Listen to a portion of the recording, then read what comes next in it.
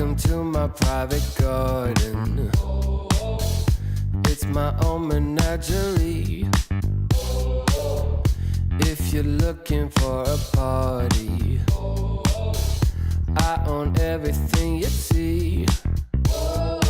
Heavy is the head, where's the crown? They said it's my time, and I'm gonna run this scene. If you don't like the way I rule my empire, you can go ahead and you can kiss my ring. All eyes on me, yeah. When I enter the scene, quit it. All eyes on me. All hail to the king, get it? If I say so, then it is so. If I say no, you better get low. On bended knee, yeah. All hail to the king, get it? Make way for the king, yeah. All hail to the king, get it? If I say so, then it is so. If I say no, you better get low. On bended knee, yeah. All hail to the king, get it? There's only room for one hustler, sitting way up on that throne. Guess I'm showing my true colors. 24 karat gold. I'm gonna wear that crown. Y'all better hit the ground. It's my time, and I can guarantee, if you don't like the way I rule my kingdom, you can go ahead and you can kiss my ring. All eyes on me, yeah. When I enter the scene, quit it. All eyes on me. All hail to the king, get it? If I say so, then it is so. If I say no, you better get low. On bended knee, yeah. All hail to the king, get it? Make way for the king, yeah. All hail to the king, get it? If I say so, then it is so. If I say no, you better get low. On bended knee, yeah. All hail to the king, get it?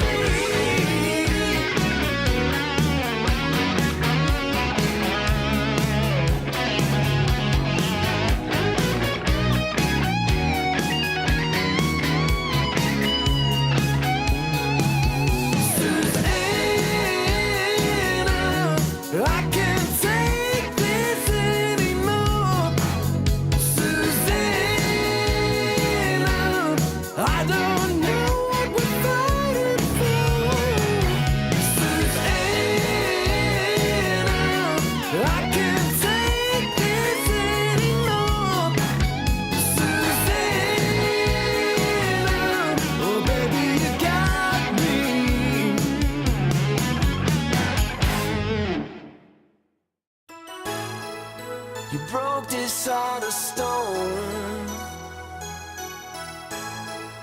I always hoped that I would find you. Now the emptiness is gone, and the winds of change have almost blown through. You're right where you belong. So grateful you're beside me, always and forever. Just you and me from the stars. Always and forever. You'll always be forever in my heart. You're the better part of me, one that I can always cling to. Was blind but now I see. You made a way for all we've been through. I'm right where I belong. So thankful you're beside me, always and forever. Just you and me from the stars. Always and forever. You'll always be forever in my heart.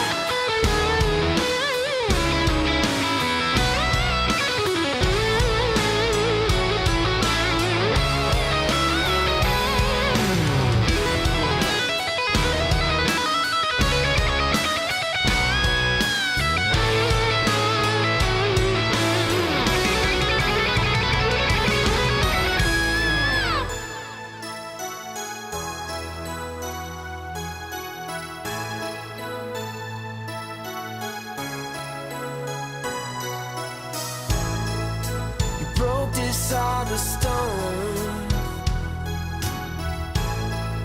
I always knew that I would find you. You're right where you belong. So grateful you're beside me, always and forever. Just you and me from the stars.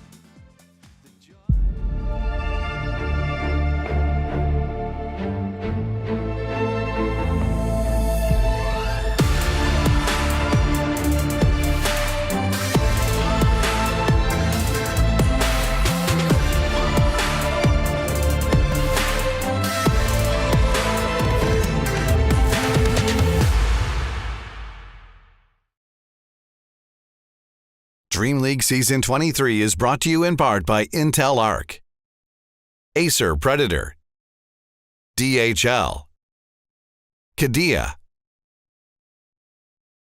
Monster Energy, 1xBet, and the United States Air Force.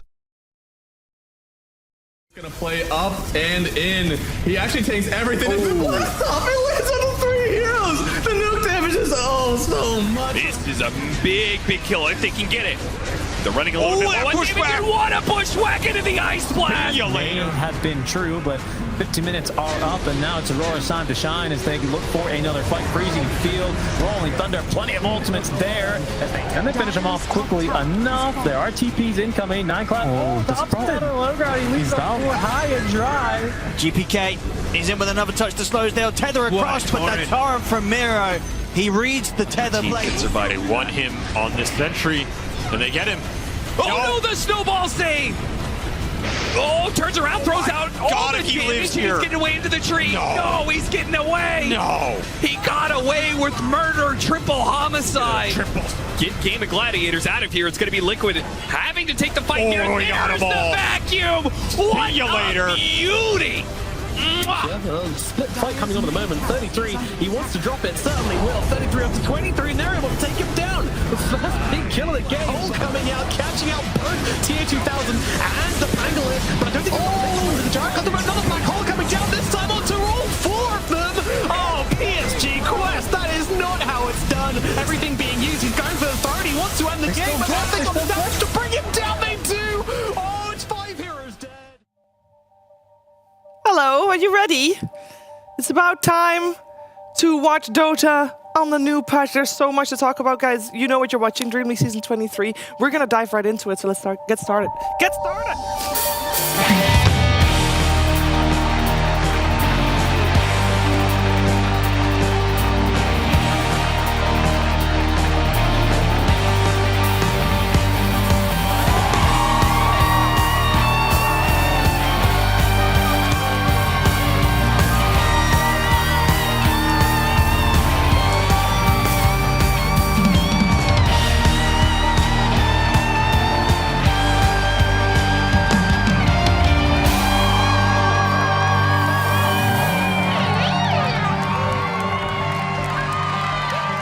We got so much to talk about, and I've got here Direction Slacks, Fogged, and ODPixel, and I know everybody's waiting to start talking about their favorite heroes and their favorite changes. Woo! Go for it. This is the greatest day of the year. Now, in esports, especially Dota esports, there's 2 very lazy people, players and casters. All right, these guys are the best people. I thought you were going to say players and Valve. Valve and casters, excuse me. This is the one day a year they got to work. These 2 guys have to cast a game where it's literally impossible for them to have any idea what they're looking at, and players had to actually do work for the first time in 9 months to figure out what the hell to do. This is a glorious day. I feel like that makes our job easier. What do you mean? I think so. Now we just get to open up the patch view on the side. We just read what's going on. You're going to see a giant 50-foot tall Shadow Shaman ward, and you don't even know what it's called. Nope. I only got the letter C. How do you know? It was Giga Ward. Giga Ward! I'm so excited, dude. This is so fun. Right. We get to see the best players in the world just have no clue what they're doing. It's gonna be fantastic. Let's get 2 base rules out of the way, so people that haven't properly been able to read the patch, there's 2 big things you need to be aware about. Innate abilities. Every single hero has basically a passive or an ability they have from the get-go that's just there. And at the start of the game, during strategy time, when you load in, you have to choose one of 2 or several, in some cases, facets. So innate abilities and facets are the things that are gonna drastically change the game that you are watching. It's and playing. It's gonna be incredible. And let's talk about a couple of things, because Fog, what's your favorite one so far? Because I know there's so many. Give me a moment. Let me read. We don't know. Yeah. Okay. No, I didn't get to everything, honestly. I got to letter D. I was testing a lot. Casual. But I woke up at 6 a.m. Quiz me. but Wait a second. Yeah, while you're doing I know it, actually, them all. I forgot one thing. Go ahead. I forgot one thing. I forgot one person. What? Oh. because there's a person that's going to help us go through it all. Because it's our tech analyst, Purge. Can we make some noise for Purge? Because he hasn't slept. He started looking at the map, and he couldn't stop staring at it until it was time. And he didn't even finish it. He just even got heroes to go. I'm on T right now. We're getting there. We're getting there.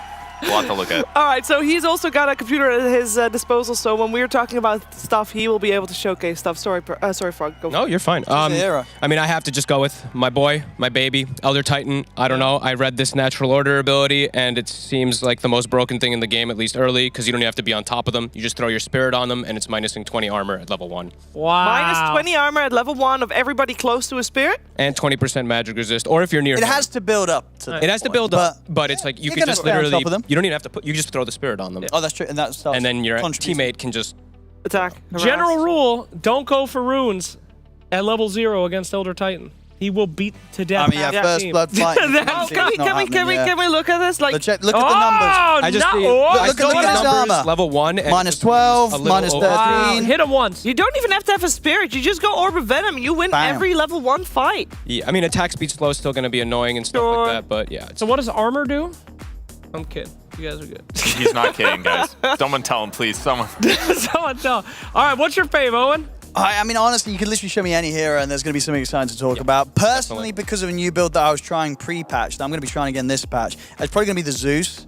The Zeus Rampage. I mean, I'm ready to start getting some early rampages on Zeus. You get this new setup with one of the facets where it now staggers the hits of the Thunder God's Wrath, and it increases the damage for the subsequent ones if you get a kill at the beginning. Oh dear. So what you do is you rush Refresher Orb, and then you sit in the fountain. Hopefully you manage to farm your Refresh about 12 minutes into the game. Double ult, you're gonna get a rampage. Oh no, that sounds busted. Pretty good. And scary. Very For people scary. that have to play with Zeus that is gonna sit in his fountain. With a blood You're seeker. seeing it hit. If you get a kill on like the first bounce, on any of the bounces, you get a kill, the rest of them are boosted by 15% spell damage, and that builds up throughout the whole of the ult if you get kill. That's crazy. So you can get Zeus, easy rampage. Zeus was already picked before the patch, so I'm thinking maybe we're gonna see some support Zeus is even better. Brown Boots Refresher Zeus makes perfect sense. I'm doing it in my pubs. Hell, oh god. Percent damage increases is always dangerous. Always dangerous. Kind of poggers. It is. For me, I am a simple person. I'm not the smartest of the bunch here. What I do, I have strat. I go to Dota Buff and I look at the changes of win rates. Who's winning? And Juggernaut is winning right now with the most increase. He's back. Like he has got like almost 9% win increase. That's insane. It's like close to 60%. But I look for the supports on the list is what I do. And it's Crystal Maiden. It has almost plus 6% increase in her win rate. And there's two facets that you choose between. Either you get the one where everybody gets mana when she uses a spell. Great. Don't choose that one. Choose the one that gives you spell cast range when your arcane aura levels up, which is great. And yeah, but that's plus 6%. Other than that, she didn't change a whole bunch. That hero's busted. They gotta delete it. Oh, actually, one of the things that I don't like that they changed. Oh, there we go. You no longer gain armor when you do your ultimate, so you're no longer like invincible for the physical. Damage, basically. Dude, talking about win rates, some heroes have suffered, and some we can celebrate. Yeah, Tinker. Hey! Yay, Where you at now, Tinker pickers? Oh my god. 50% win rate down to like 30% win rate. 17% down. Oh! Best day ever. That is insane. March of the Machines. Oh my god, that's spammers are too dumb. Translocator, if you take too much damage, he just blinks in a random direction. He literally kills himself. He blinks in a fountain. That's hype as hell. A punishment for all Tinker players. Did you guys notice the part where he lost heat-seeking missile? Yep. Yeah. Why did he do that? The core identity of the hero that players have been doing for a decade. That's why the win rate's low. It might jump up in like a couple days when people figure out some new stuff, but yeah, that's probably why it dropped so far. People have no idea what they're doing and they're trying stuff. Eureka. Yeah. Eureka. I mean, there's the Tinker has 17% loss of win rate, drop of win rate. The second lowest is only 6.5. Who is it? So that's like a massive difference. It's Timbersong. Oh, well, he deserved it, but what a heartbreaker! Yeah. All right, sorry. Is there any? Extra I know you want to highlight so many. So many memes. All right, I'll really quickly go over my favorite change. Of course, it's got to be Mr. Lion. Pow! He just comes in. You hold somebody, you get the hand of God, start slapping people. That's You turn into hilarious. a melee Fist of hero. death. This guy has become the didn't see official this. meme hero of Dota. Every single time he gets some new dumbass thing that he does. But check this out. Now when you gotta see ult, this. he turns into a melee hero and gives him the backhand like Dad used to do to me when he came home after the bar. Come on. He just, boom! Do it, Lion!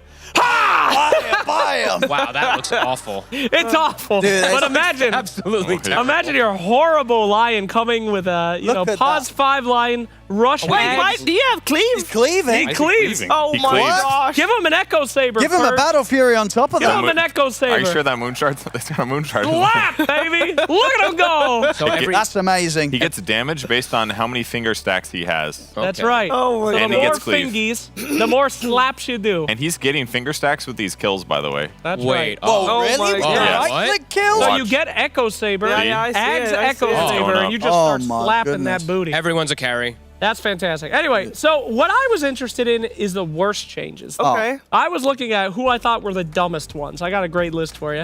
Enchantress is innate. She spawns when you go and go to a creep camp. You get a neutral item and another one. You don't get to use both of them. She just spawns the second one.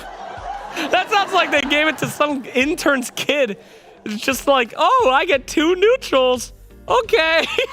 It's actually pretty, like, okay, so it's that great good? once you're having tier 5 items, you want that, Enchantress go farm. Okay. She But has other value. than that, it's just, it feels very underwhelming when you see all these cool innate abilities coming out for other heroes. There's one thing that's cool about it, that when Oh. you enchant a creep, You get it guarantees a neutral. So like Okay. right at 7 minutes, you could get 2 for your team. Wow. It's not great, but that's at least you can slightly control it. That's all.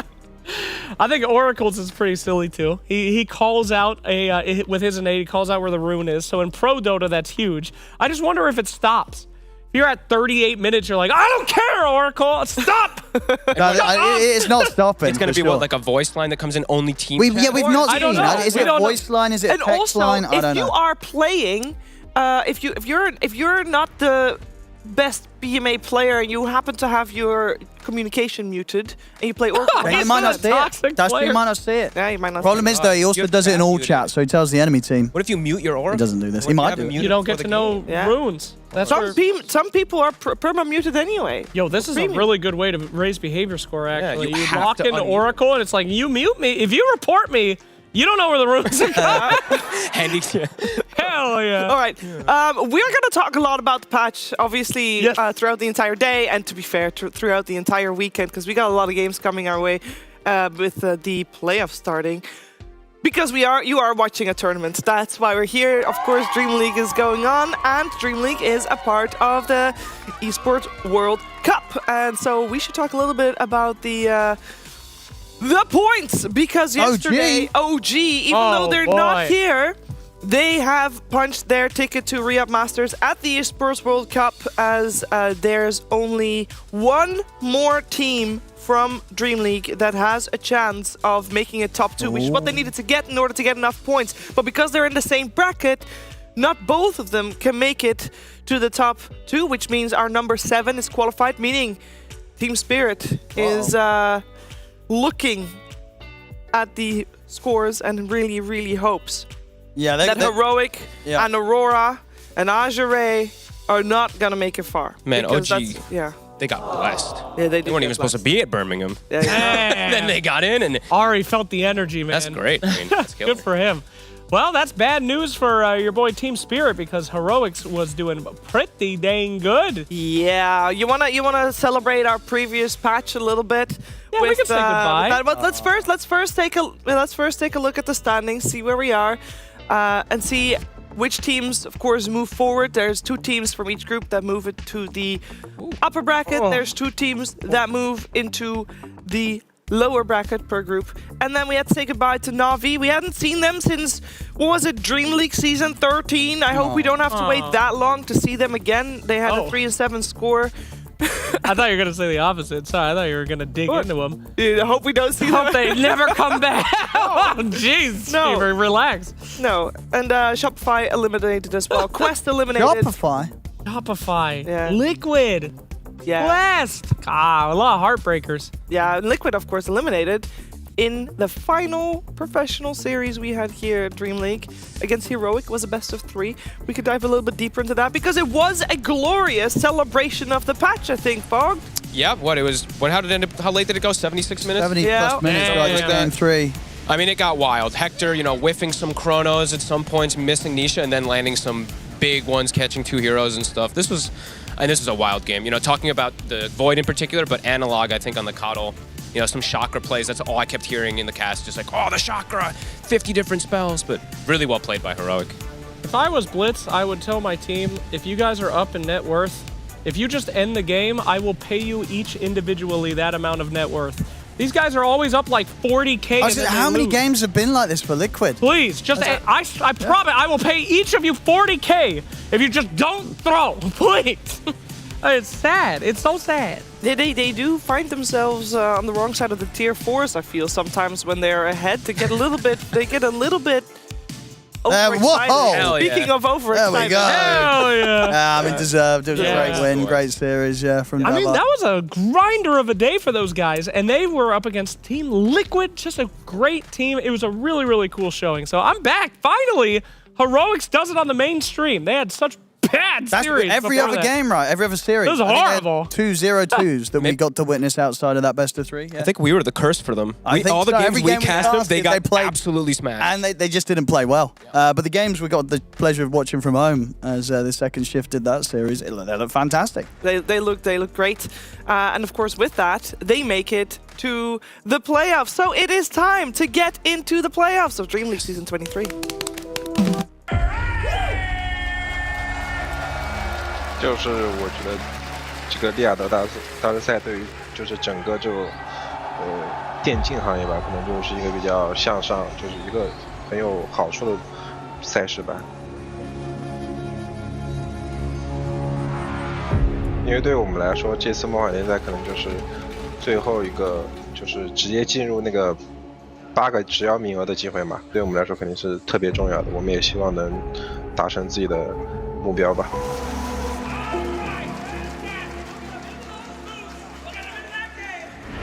Qualifying to Riyadh would be a huge win for us. Obviously, Riyadh is like the biggest tournament of the year, so it'd be a huge thing to get enough points from this tournament so we can qualify. This is a big kill if they can get it. They're running a little bit low. What a bushwhack into the ice blast! See you later. Get Game of Gladiators out of here. It's going to be Liquid having to take the fight here. There's the vacuum. What See you later. Beauty! We really want to win this tournament. We haven't won all year. Our last victory is more than I think it might be a year ago now. It feels like a long time. I almost forgot how it feels. So we really want to win.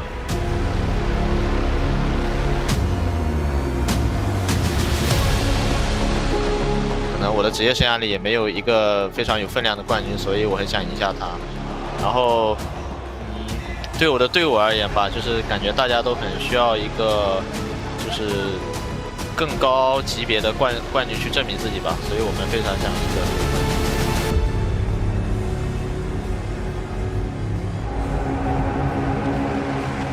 A lot of teams excited to have a shot at the grand finals there, but also, of course, excited for the road ahead as Riyadh Masters is not too far away now. Pay attention to that lower bracket because BetBoom might already be qualified for Riyadh Masters, and so are all our upper bracket teams, with Tundra securing their spot not too long ago. But Aurora, Azure, and Heroic, all three, they have to be top 2, and then they can, then they go. So that's top a big bump. Top 2 is, I mean, it's hard. That'll be quite a journey. Yeah. Very exciting lower bracket, for sure. Very excited lower bracket. With the new patch. Did you guys see Roshan's banner? No, sorry.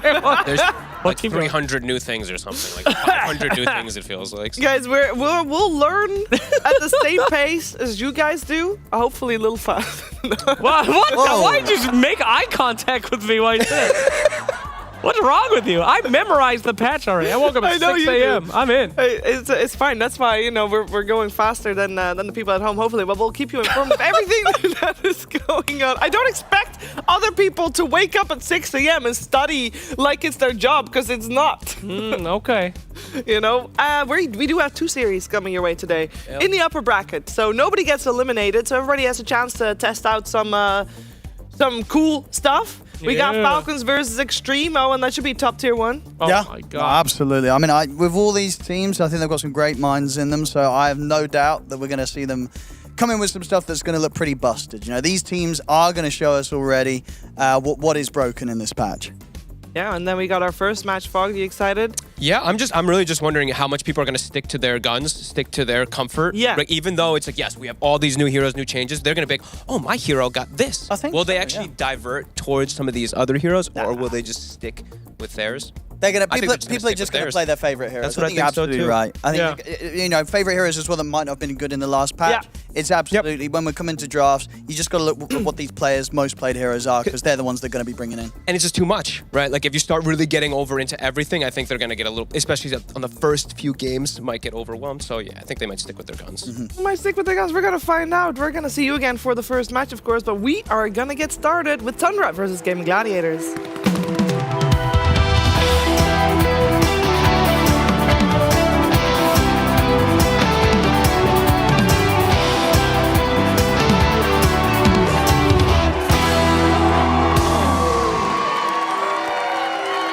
Gladiators haven't felt that scary lately. From what we played against them, they haven't had, I feel like, any that interesting ideas. Having to take the fight here. There's the vacuum. What a beauty! Mwah! They made some weird plays that didn't really make sense to me, and yeah, I feel like they're just not at their peak right now. Tundra Esports. I have no idea what to think about this team. I don't think anyone would ever expect this roster to be together, which makes it very cool, to be honest. We'll have to see how they do, because they did change the roster after Birmingham, where they did very well. And I don't think many people would take a risk like that. So it takes some courage, and they must believe in what they're doing. I can conclude that they will be very interesting. Oh, I know, Celery. It will be very interesting, regardless of which rosters, purely due to the first day of the new patch. Let's start talking about the 2 teams and continue to talk about the patch, of course. Hello, Fear. How are you doing? I'm doing great. Yeah. Which letter did you come up to? I just woke up. Right. Just like all the teams, you know? Just like all the teams. Oh, no. How did you used to do that with the new patch coming in with the pro games? Did you read all of it before you started playing, or you just dive straight in? I mean, you try. You try to read as much as you can, but you mainly skip to what you're best at, right? And see what changed within yourself as a player. Like, you skip the stuff you don't play, go to what do I play, what changed, and kind of familiarize yourself as quickly as you possibly can. That's what the players are doing right now. They did not have much time to prepare for this. Oh, they did and not. Luckily for this patch, they didn't really mess with like the formulas or the map and stuff like that. So it's still going to be the same type of game. It's just all the spells are just a little bit different. So it's going to be weird in that regard. Yeah. So there's going to be a lot of adjustment. I think, Purge, there's not a lot of players that would go the route that you took. Probably not. I think that's an AUI 2000 type job, I think, where they'll make him stay up and you're like, okay, you just put your head down to the wheel and figure that stuff out. I mean, I expect to see a lot of deaths today. That's almost always what happens when new patches come out. Shit gets weird. People are reading tooltips. Their teamwork is going to go down. They're going to make clownier plays. People are going to die to spells. They're like, oh, I didn't know that was changed. So even if they do stick to the heroes they're good at, they don't know that Jakiro does way more damage now if he gets a certain ability. And they're not going to anticipate, oh, I didn't expect that to do 300 more damage than it did. So there's going to be a lot of weird stuff. But some heroes are not that changed. I think of the entire patch that I read, and I'm only at Tiny right now, I think Shadow Demon is basically the same. Yeah. He has he has more spell amp if he attacks the guy, but it's like 2%. He's basically the same. So there's a couple of heroes that are similar, but you know, there's a lot to go through. There's so a much lot to go through. Every single hero I changed, thought, right? Yeah. Did you see this Techies one, Slacks? Yeah, that was pretty funny. Techies can use all items, even in the backpack, which is hilarious. I don't know what use it is for Techies, but whatever, sure. Well, no, you said that also later on in the game when it's minute like 37 and you have 3 neutral items. That's what I was wondering. Yeah, you can have newts. So he just gets Philosopher's Stone. He just has it at all times. That's pretty big. I think that's pretty That's big. how I think. You get all neutral items. It's not just Philosopher's Stones. Like you can... Yeah. Do they stack? Arcane Ring, you can just keep that sucker. That's Techies? Yeah, Techies just gets to use what's in his backpack. A little That seems goober. more He of like gets a more Meepo. attack speed. He Yeah, it gets doesn't make more any range. sense for Techies personally. I feel like that hero needs 2 items and then he's fully farmed, but whatever. Do you like being a 1200 range hero? No. Look at him. Yeah, he looks like he's Look at that mean. DPS. That's 150. I mean, that's pretty crazy. This is gross. I am so excited for today. Today is like Dota Christmas, you know? Yeah, it really is. Everyone's going to play nasty. We get to see the best players in the world theorycraft live in front of us and laugh at those who get it right and wrong. Ugh. And this team, too, these 2 teams going head-to-head. What a perfect first game for this as well. It is, and this is also a matchup that we see where both teams, they like fighting, and they put effort into fighting by using smokes, and we're definitely going to see the teams using smokes for this one, because the element of surprise is a big one. So for our US Air Force Wisdom Rune, we actually have some actual stats to back that up, because both of these teams are in the top 3 of kills from smoke per game, Purge. That's cool. That's cool. I know you just want to talk about the patch. Which hero did you Shiva, want I'm to not highlight? done yet with the reading. How can I analyze this game if I haven't read Treant Protector, Troll, Warlord, Tusk, Underlord, Stop it. Undying, young man. Ursa? There's so many left. I know. Like 20 heroes. Anyways, we got to see what heroes get picked, and that's when we really get to like deep dive a little bit. Yeah. Then we know what's in the game. Because we can read all the heroes, obviously, but it's about the synergies, right? Sure. So we haven't discovered the synergies yet. Maybe the players did. There's definitely some out there. I mean, Yes. There's one Silencer, I believe his last word is different now, but it's like an aura, and it does if someone is silenced, for every instance of silence they have, he does damage over time to them. Huh. So if you pair him with silences on his teammates, you could do a lot more damage because of his aura. I don't expect him to get picked probably, because it's probably weird and they're gonna need pub time to figure out, is this even worth playing? Sure. But you know, there's ups and downsides. I've seen a couple combos like that, but not a huge amount just yet. James, we were theory crafting in the ride over about Dawnbreaker and Phoenix and Luna, because she changed it today. Phoenix. can we test this? Okay, get on it, Purge. Because I mean, in the hints, it was people already figured. Yeah, yesterday, you know, when people tried to figure out the ripples in the dark, someone shows the daytime or shows the map. For what hero do I need to open and demo mode while you're talking? Dawnbreaker plus Phoenix, Luna, plus Luna, Night Stalker. Night Stalker. Yeah. Which facet do you want me to choose? What? Daytime. Facet. The day of facet. Jeez. Whichever one shows the daytime. All right. While you guys are getting ready for That's this. her turning. Oh, that's her She turns, and it has to become daytime. So Let's talk about. No. While they're getting this ready, I want to talk about things that I don't think are going to stay. Okay. All right, there's a couple of them. For one, a few heroes got some really interesting new stuff. Let's see, Witch Doctor, Warlock. These guys got innate items. I didn't make it there. That's okay. So they have innate items. Grizz. This is Are you making this up right now? I'm not making this up right now. I'm sorry to spoil you. All right, I'm gonna scroll Witch down. Doctor gets an innate item, and basically you want to feed. There's so many. The more you die, I'm so Control sorry. F it. The more you die, it puts money into your backpack, and then you can just click on this thing and get the money that you spent feeding. This is like the ultimate I suck at Dota. AKA, I can good. play Witch Doctor and run down mid, let's say 10 times in the first 3 minutes. Yeah, run that's a really standard fast to do Shiva that, I maneuver. believe. But then, You're also feeding the at enemy. minute 8, but at minute 8, I can hit my Grizz. Oh, it's right here. There it is. There Sounds it is. nasty. Oh, this guy's out there. He's hitting the Grizz. And then I have my shard. Or something. Or I have my item, whatever. Right. So it's this weird thing where you get an item, it's automatically in your inventory, and then you can just pop it and it gives you an ability. Warlock has the same thing, except instead of gold is experience.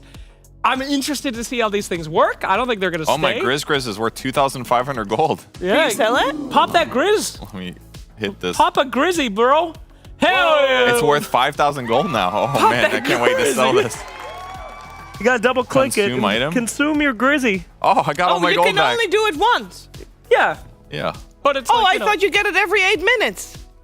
Maybe it comes or back. is that's the 8 minutes is the Undying. That's Undying yeah, my insta bad. respawn. So I haven't read that one either. I'm sorry, guys. I'm sorry, Purge. But yeah, okay. I think that's really interesting. There's also XP modifiers too. Those are usually. I actually think for this series, Topson Invoker gets Holy 15% experience on the Knives again, Fear. On the Knives. Nice. And that used to be, for a while, that used to be a thing, and then it was removed.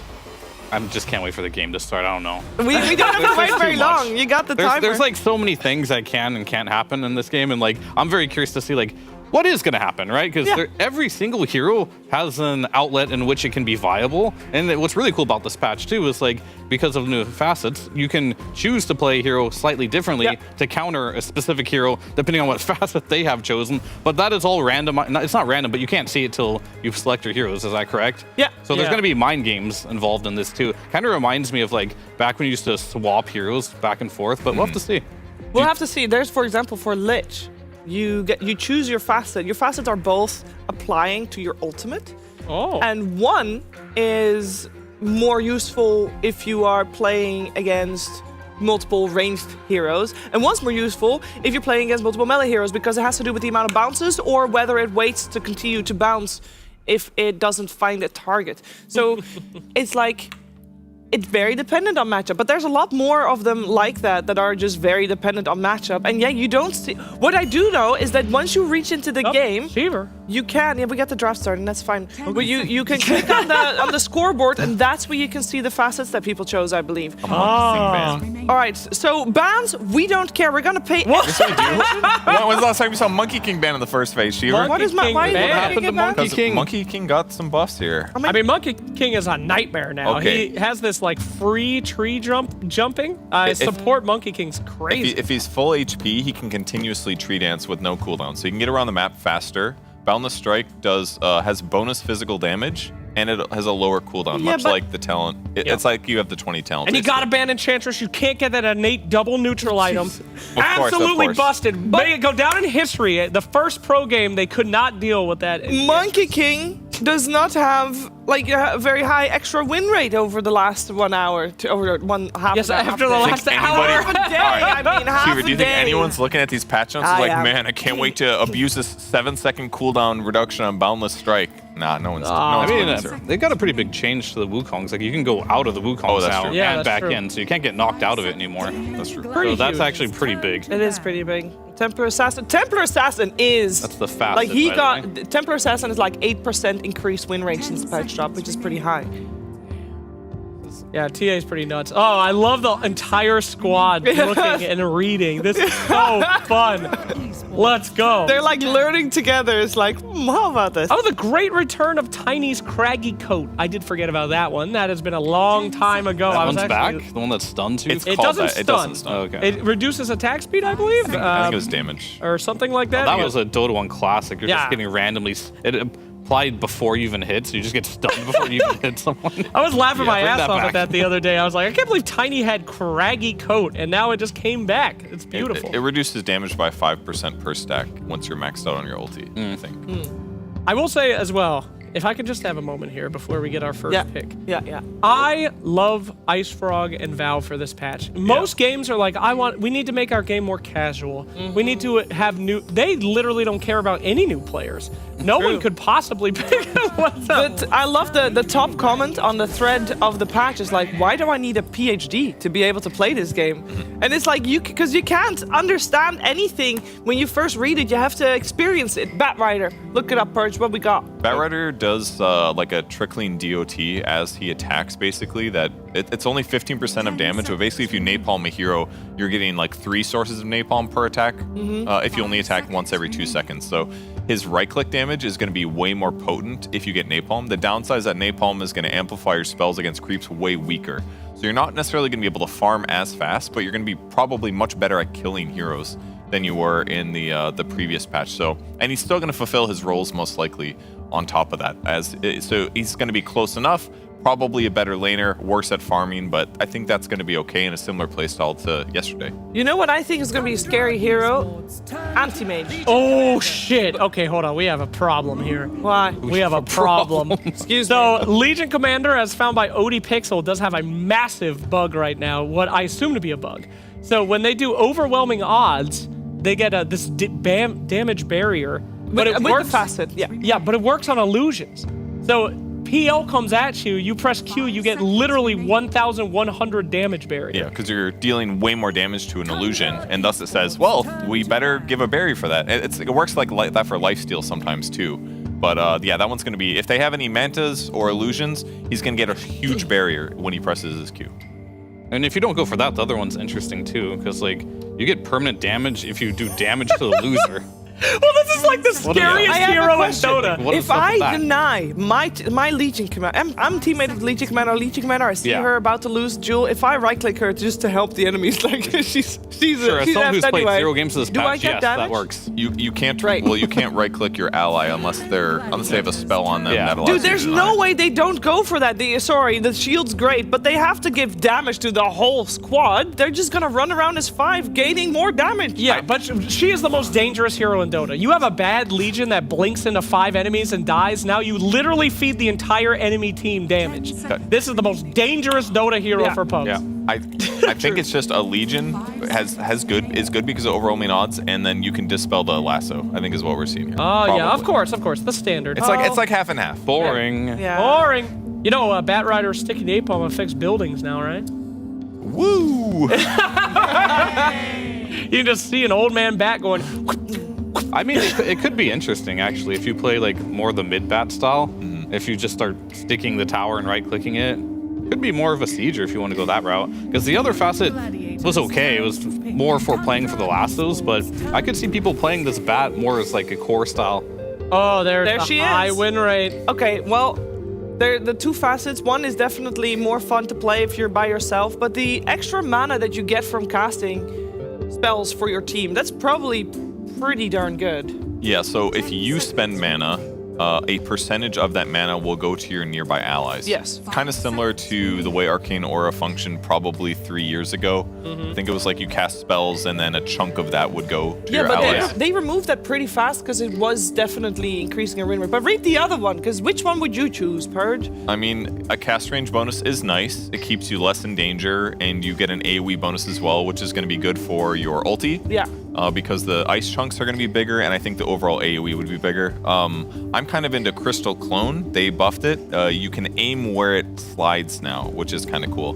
So instead of having to like, oh, I'm running away from this TA, I have to turn around and cast it, you can just cast it while you're facing forward kind of a thing. Okay. But you do need to cast Freezing Field before she throws the Meld Strike at you. Otherwise, you're going to die, because it doesn't give you armor anymore. It just slows attack speed a little bit more than it did before. So it's probably better. The win rate doesn't lie. Oh! Mami Muerta return and Slardar. Muerta's got some really cool ones.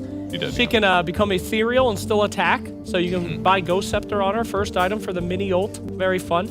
She can also do the Ofrenda, where she can spawn anywhere on the map after she dies. I don't know what use that has, but there you go. Very sneaky.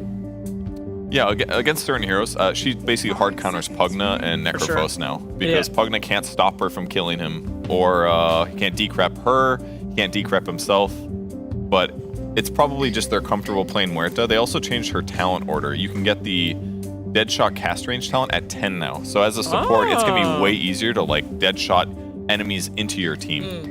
So I assume this is just a support, especially because they moved that Gunslinger talent at 20 up to 25. So almost no chance this is Muerta carry. I mean, some of the more boring things that I think it might be a carry that are overlooked. Her BAT was increased, and her base attack time was also increased. Good point. And these things are also very, very big in the world of Dota, right? Like being able to attack more and faster. This helps as a support as well, but it also helps a lot as a core as well. Did you guys think that Slardar changed that much? I really didn't. I'm not surprised we're seeing him. I'm just, he's down the screen. Okay, yeah. Slardar is the One only hero at a time hero here. of all the heroes that are picked so far that is not having an increased win rate. Yeah. Like Templar Assassin and Legion Commander and Juggernaut and are all on the top there, but Slardar's kind of just the same. He's very, and there's the Juggernaut. Nice call, Shaver. I was expecting into Slardar, huh? And Slardar has like lost 2% since Does he still bash? I mean, he's still Slardar. They didn't really change him. They just made him. Yeah.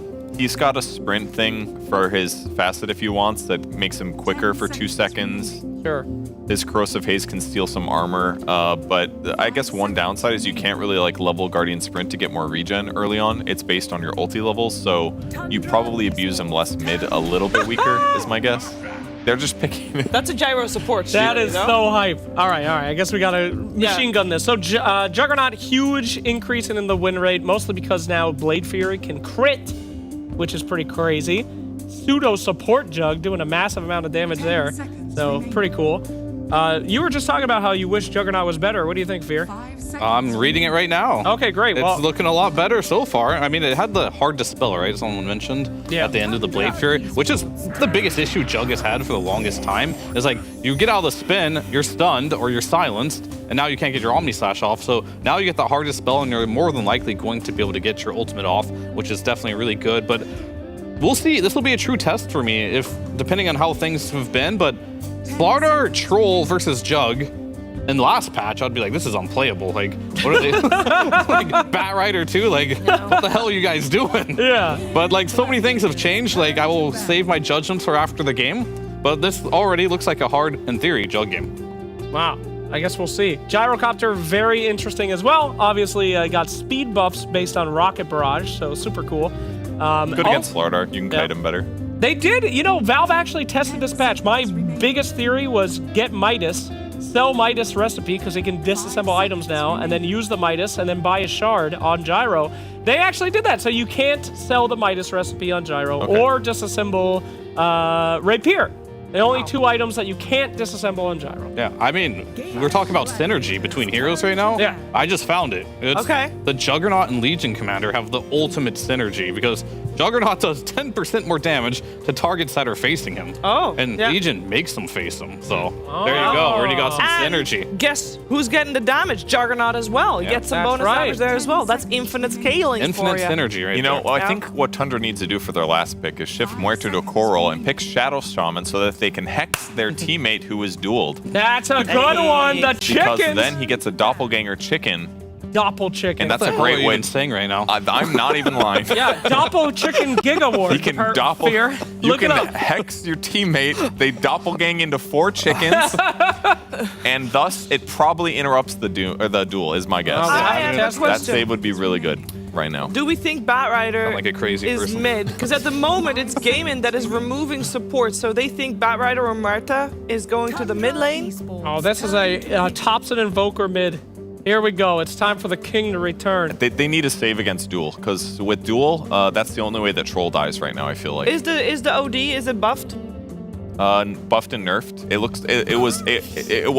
There were some things about him that were buffed, but clearly he was wrecking the beta games. Okay. Because they nerfed other things about him. Okay, So fair enough. You guess he. It's good against spellcasty heroes, and they don't have them on They game, have so. 3 seconds left. No bonus time remaining. Just random. Who cares? Red Ranger. Would you prefer to random there? Yeah. You guys probably should have randomed Red on that Ranger one. didn't get that much change, right, Slacks? Yeah, because she's worthless. You can't fix her. She got no changes except for innate ability where she can't be slowed. It's called She's easy breezy. easy breezied. She has her minimum move speed. She will always be 240 move speed or faster. Oh my god, that's crazy. Well, it's really good against Crystal Main, who just slows you. Leshrac. Can we talk about Leshrac? Leshrac gets more AoE damage on his spells. Also, one of his facets is that he just gets more mana every time he gets last hits and We things. talk about it's a new patch. There could be so many things you can play for fun, and Quinn is still picking Leshrac. I was just about to say, last pick Quinn Come on, Leshrac. What a sicko, dude. That hero kind of got consistently nerfed across the board. His facets are like 2 different versions of Diabolic Edict. One of them does 40. One does 40 damage over 10 seconds. The other one does 40 damage over 7 seconds. but Which will you choose? Well, I don't know. But no, one doesn't do damage to buildings That's true. anymore, and that is bad. So you choose the right one. But I do think his innate ability is very cool. That you get AoE for int points.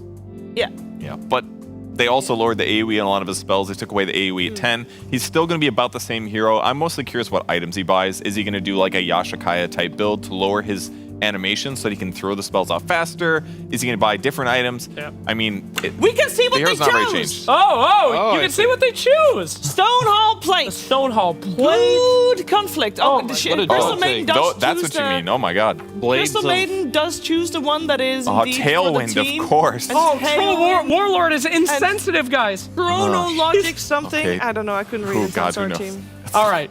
We don't know, That's a lot. obviously, what's going to happen in this match, but I'll make a quick prediction here. Jug CM classic combo. Can't get more classic I'm than going that. for Game, and they got Jug CM, which Jug are CM. literally some of the highest winners of the last 8 hours of gameplay. Correct, though. There's Doug some, is going to lose. there's some wild shit over there, but Tundra picked a lot more normal heroes, I think, that were not massively nerfed at all. They were like middle, and they were good in the last patch, so I have more faith in their lineup because things are going to make more sense to them. It's just going to be straightforward. I think Tundra is going to win it. Nah. Duracho's gonna be like, new patch, I gotta play Juggernaut. He's gonna get slammed down and be like, new patch can't save Juggernaut, unfortunately. No. Not into a bad Jug game. I believe in Jug. No. All right, Yeah. anyway. I'm also disappointed we don't get Thompson Invoker, but who knows? Maybe like it's game 2. It's a best of 3 today, by the way. First game though. Who's gonna take this first game on the new patch? We're gonna find out. It's gonna be Odie Pixel and Fog.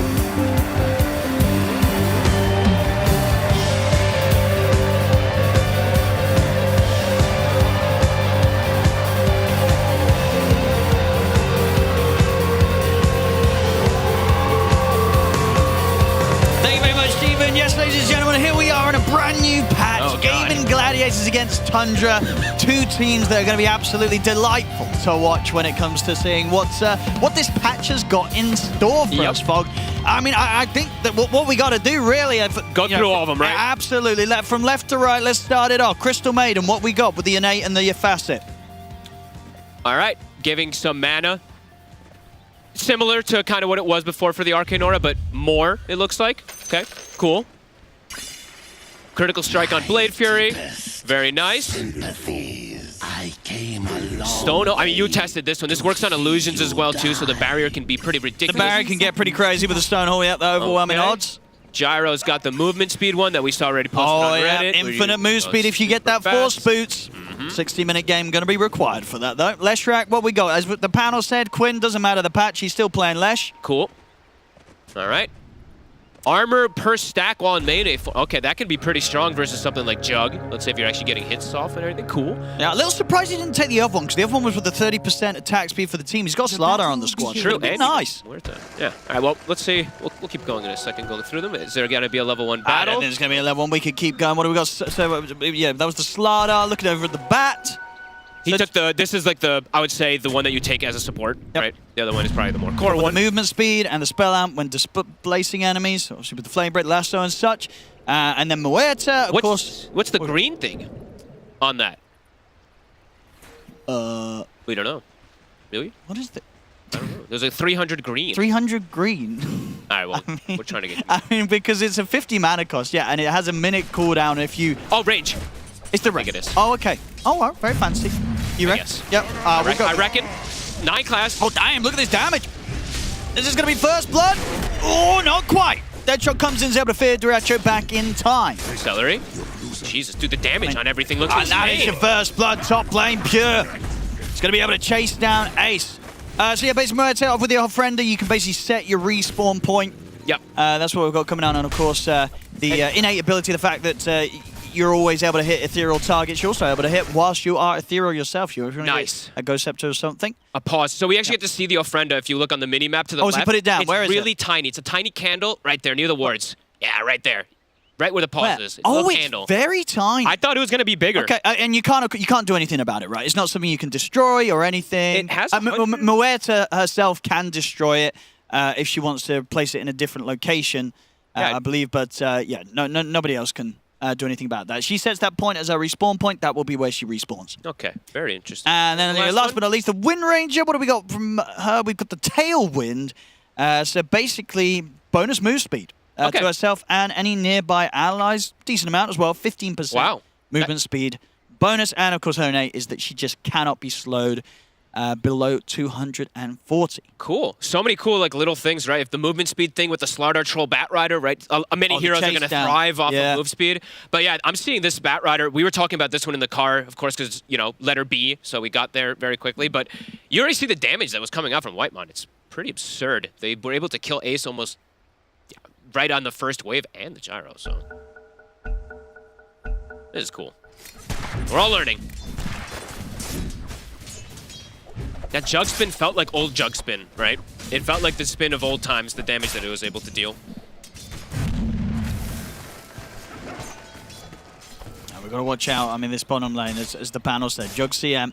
These two win rates have been great since the update and during this morning's games in the pubs.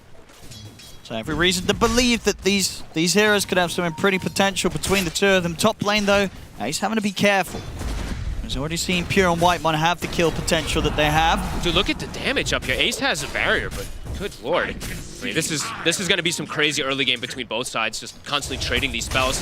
Dyrachyo now has the crit, so sorry, but the spin was actually the same before that. Now it's dealing a little bit more, but he is playing into a bit of a tough matchup. It could, in theory, right? Slardar always has been good versus Jug, so we'll see if that still stays as it used to be. But now, of course, that Blade Dance does. So other things we have to talk about, of course, too, is changes besides just those passives. Top lane. Tofu. Tofu.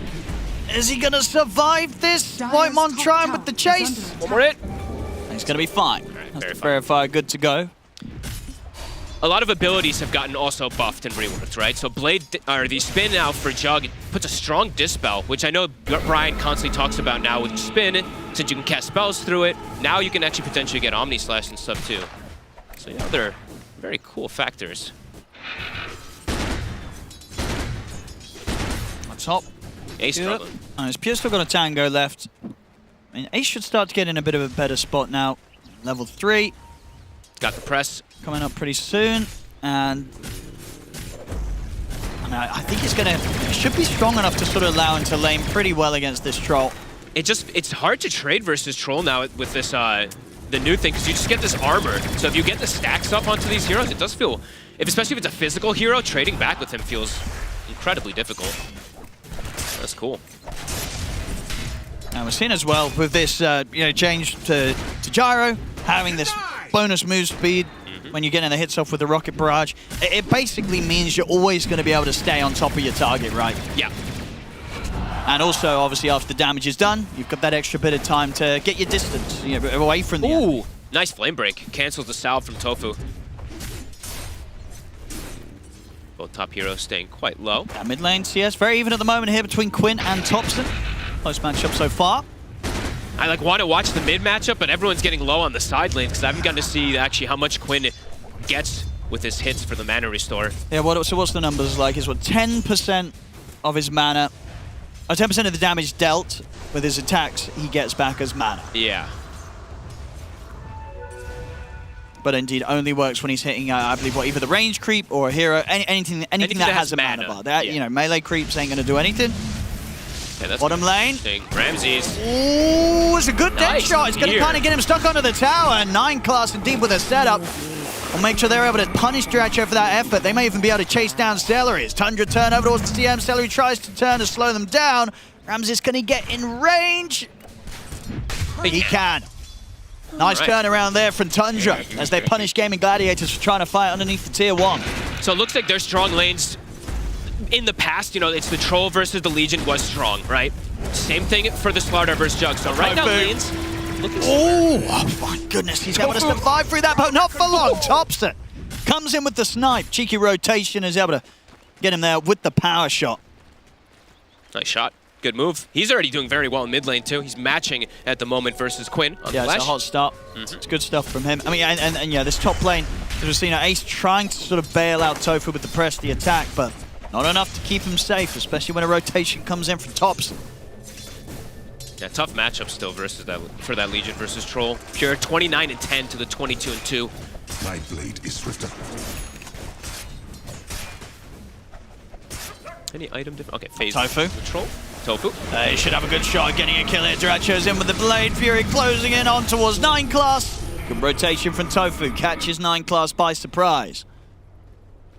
Gonna look to play for the power rune as well too. That's why we see him rotate this early on. Does mean that Ace is just left on an island, but maybe they're accepting the fact that that top lane is just too damn difficult. Honestly, this seems like such a crazy lane with the Bat and the Troll, especially versus physical. Power rune. Tofu setting up for it. Radiant are scanning. And he'll get it. And he should be out of that. Oh! Maybe not with a dead shot like that. Very nicely done by 9class. Pushes Tofu back past Thompson. Can Thompson get it? Doesn't even try. Yeah, the Salve's already been popped. Bottom lane, attempt to chase down Ramses with the Blade Fury, but the Crusher's there at the end. Ramses will escape. These moves by Tofu are actually having a nice effect. We're seeing Duracho getting easier farm and even threatening Ramses a little more. Celery. Top lane Ace has got to press the attack. But the root comes in after, doesn't matter. They won't be able to dive under the tower. So Ace will continue to survive up here, but very much having a tougher time and not able to put any pressure onto the Troll. Complete free farm here for Ace. Pure. He's going down this time, it looks like. Has Press the attack in a second. The Stonehall plate off the overwhelming odds, giving him some level of protection to get out. They kill the missile. Wisdom Rune. I mean, Quinn's here as well. I want to try and fight this, but Tofu's low. See if Quinn's able to disrupt them. Strong. I mean, he is indeed. Whitemon's going to try and stand his ground. Will be able to steal the Wisdom Rune, but should die for this. I mean, getting a kill on the way out, it's worth every time. Getting a kill, getting a Wisdom Rune, and forcing the enemy mid to rotate all the way over there. This hero's damage is absolutely insane. He did 450 damage there. I mean, Sticky Napalm, of course, getting all the buffs and everything, but yeah, this innate ability. Look at that top damage so far this game. Holy, I mean, 8% spell amp is ridiculous this early on a hero that does still probably the highest magic damage early game, just like he used to. Holy crap. And move speed's definitely very good. He's 400 MS. How do you get away from him? Whitemon showcasing Batrider at least here in the early game. We'll be able to get the D ward. Big money. Let's see if he can set something up here with 9class to two of them. Stella is in position on the high ground. Wait, Lasso does 200 damage level 1? Oh god, okay. Quinn. Got Duracho. Duracho's going to charge through the remnants here with the Blade Fury, getting on top of 9class, but there's 3 heroes. Good knockback with the Flame Break. Whitemon's trying to get in as Duracho falls low. They'll be able to turn, hold back Whitemon with the Frostbite. Same time, Ace actually gets the kill onto Pure up top. With the help of Tofu, they're able to go in and get that duel to lock him down, take him out. Meanwhile, back down bottom, Duracho's gone. Thompson falls in return, though. Quinn, he's getting quite the clean up here, and he's not done yet. Looks over towards Ramses. It's going to be another. And it's a team wipe. Everybody dead across the map on Tundra. So much mana. Honestly, I'm just watching Quinn. He actually just has such an insane amount of mana. Check this out again. I mean, we're still at the same time up top. They're able to go for Pure. I think he didn't quite get the successful duel win, but it's a kill nonetheless. All right, super cool stuff. I mean, even 8-6, less than 1k lead right now. Quinn, the winner of it all, but Case salvaging his top lane after it was a bit difficult. Isn't that what it's looking fine? And again, Quinn, he's top. I mean, Ace sort of baiting Pure in there. Pure's gone again. I mean, a couple of painful deaths now for Pure. Back to back there on that top lane. They're able to knock him out twice. Absolutely. And Quinn is off to a fantastic start on his favorite hero. Dire's top tower is under attack. No, Whitemon. Celery's already 6. He's actually got it before Whitemon does. Oh, bottom Ramses and 9class go straight in onto Tofu. Celery also going down to Whitemon and Thompson. Duracho, he's got the backup of Ace. Celery indeed will be dealt with. They've got the duel to lock down. 9class, that should be a duel win. It is indeed. I love new patches, Owen. You know, we get to a point in Dota a lot of times where it's like, you know, the game can stagnate. Things can be like people are farming. Whenever we get a new patch, everyone is just running at each other. That's true. We didn't get this much action in a lot of the games at the end of the last patch. That's absolutely sure. I mean, at 10 minutes in, that's only going to continue here. We had 30-minute games with less kills as Thompson. He is looking very, very dead unless that knockback from Whitemon stage, and there's going to be a missile heading over in his direction. It's not enough damage. He'll live for now. They'll die 4 from Tofu, will allow him to get Whitemon, but 9class can turn and take down Tofu. Shackle, it connects, power shot onto the 2 of them. Thompson's going to try and go in onto Quinn a little bit with a focus fire, but the Frostbite's up for Celery. He's got the ult as well. Thompson immediately punished there for trying to go in on Quinn. 21 kills. Quinn 5-0-3. That's a painful death there for Thompson. And yeah, Pure, after the phenomenal start, Ace has higher net worth than him. Those 2 deaths really chunking him down. Blade Mail soon to come for the Legion. So similar items, not seeing any type of changes really. As expected. And let's see if things do slow down at all. after this laning phase. I mean, Quinn and Tofu, they're ready to just charge up towards this top lane, look towards Pure. Quinn's level 10 already. He's super strong right now.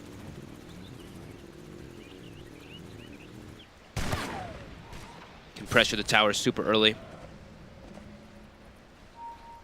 Set up on here. Pure. Just be cautious how he shows himself.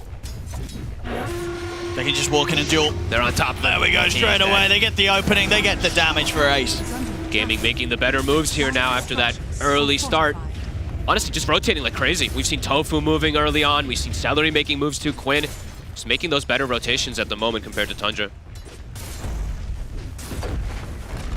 So far, we've not seen the Ofrenda used either, by the way. So, I mean, it's been placed down a few times. It has been, but I didn't actually. Never mind. I didn't see. He must have been respawning them. Have. He's died 3 times 9 class. Yeah, true. My bad. I guess we didn't get to see it. 9 class. Hey, you'll get to see it now. Yep. The 9 class is dead. You can watch him on the respawn in 25 seconds. He should be popping up near that mid lane. Yep, near mid. Okay, cool. Gee, this is so hard to keep track of. Another kill for Gaiman. Top 3 net worths. And the support's doing very well. Radiant's middle tower. I'm looking forward to see Tofu's movement speed. I mean, look at this. Oh, here we go. Look, watch the Ofrenda. He's 550 move speed. Look at the Ofrenda. We're going to see it. Okay, let's look at it. Does it have like a cool animation? No. Oh, it doesn't. Oh, It kind of explodes. Okay. Yeah, it does. Actually got actual animation there. And then it goes on cooldown right when you do respawn. Yes, you have a minute until you can place down another one. So if you die again with this in this minute, you're respawning old school style back in the fountain. Cool, because you'll be able to always have your TP to be able to help out lanes, right? Because you're never really going to use TP early. He has 4 right now. That's true. Between sort of the Ofrendas and the TPs, you're always going to have something that gets you back on the map. Yeah. Definitely some cool potential for it, just to be able to always be on the map early. But so far, 9 class with those 4 deaths. And you can make the most of it if you're feeding. That's the truth. Great for us pub players out there. And Slacks. Or Ace. Ace. They get the jump. Ramses is in. They've got the silence. He's pretty tanky. Wait, what? But the lasso, he's still living. Oh, they did the fear plus lasso. There's only a few spells that it breaks lasso. There's hypnotizes and some other stuff. You can look it all up. There's very specific spells that break lasso, but that's one of them. They get the job done, though. They get it anyway. They get the job done. I haven't seen one of those interactions actually in a long time. I feel I saw it recently with Mars Arena. We had some teams doing that, messing it up. You get the lasso, try and drag them through the wall. That arena bumps them out of it. I think the last one that I saw was with like a, maybe it was like a Void Spirit taunt or something. I don't know. There's quite a few of them. Don't remember all of them at this time. Still seeing Kobold Taskmasters, Kobolds being used from the shovels to block camps. So seeing Celery, some similar mechanics that we saw from at least last patch. He has one blocking the Dire Ancients. Very pesky. Dire's middle tower. So Stack's still going to be very relevant in this patch. Yeah. Gotcha. That's a lot of damage. He's gone. Oh, good. Whoa, he did not respect just the quick and easy setup for 9 class to allow Thompson to just tear into him. Great check. That's a dead Juggernaut.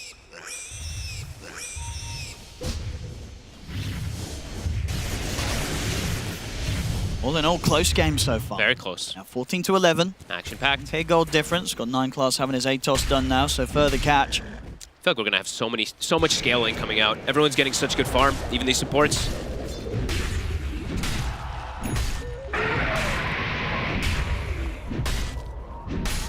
So he wants to make the move next. Smoke to see it picked up by Whitemon. He's still, only 800 gold, of course, into the dagger. That's a long way away. After such a good start, right? He did get slowed down a lot from those rotations. Ace? Does he want to try and go for a straight-up duel there? We'll see if he feels he's got the damage. Yeah, with the blade mail out.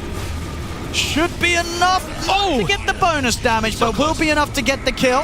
TP's coming in. Tundra, they want to try and punish this. Tofu, he'll offer himself up. As they'll get Tofu, but they won't get Ace. Ace gets the distance to be able to back off. Just missing out on that duel. Dobson still looking to try to go in, but there's lots of Gaming Gladiators in the area. They're smoked up. Yeah, Quinn's super powerful. Basically, the big thing to take away from this sort of CM and less Dura right now, especially with the facets they've both got. Yeah, Quinn's never going to run out of mana. It really does feel like he's never going to run out of mana in these fights. He's boosting his own mana up himself for everything he kills, and yeah, CM of course just giving the mana every time Celery casts spells. And it only gets stronger and stronger. Yeah. So as the game infinite progresses. mana basically for Quinn in these team fights. Yep.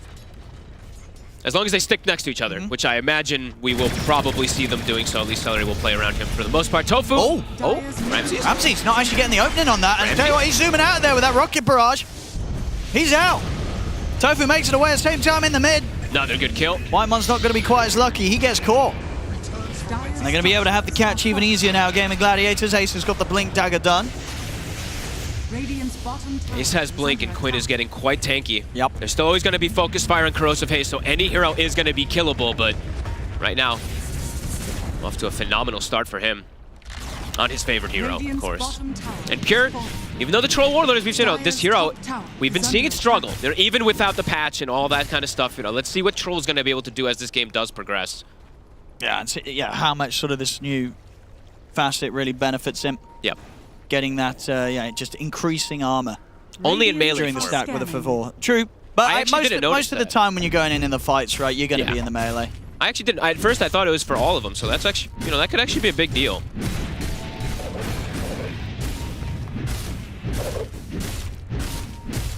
Gaming still looking to play fast. Quinn very close to Bloodstone, as you said. Blink Blade Mail on Ace.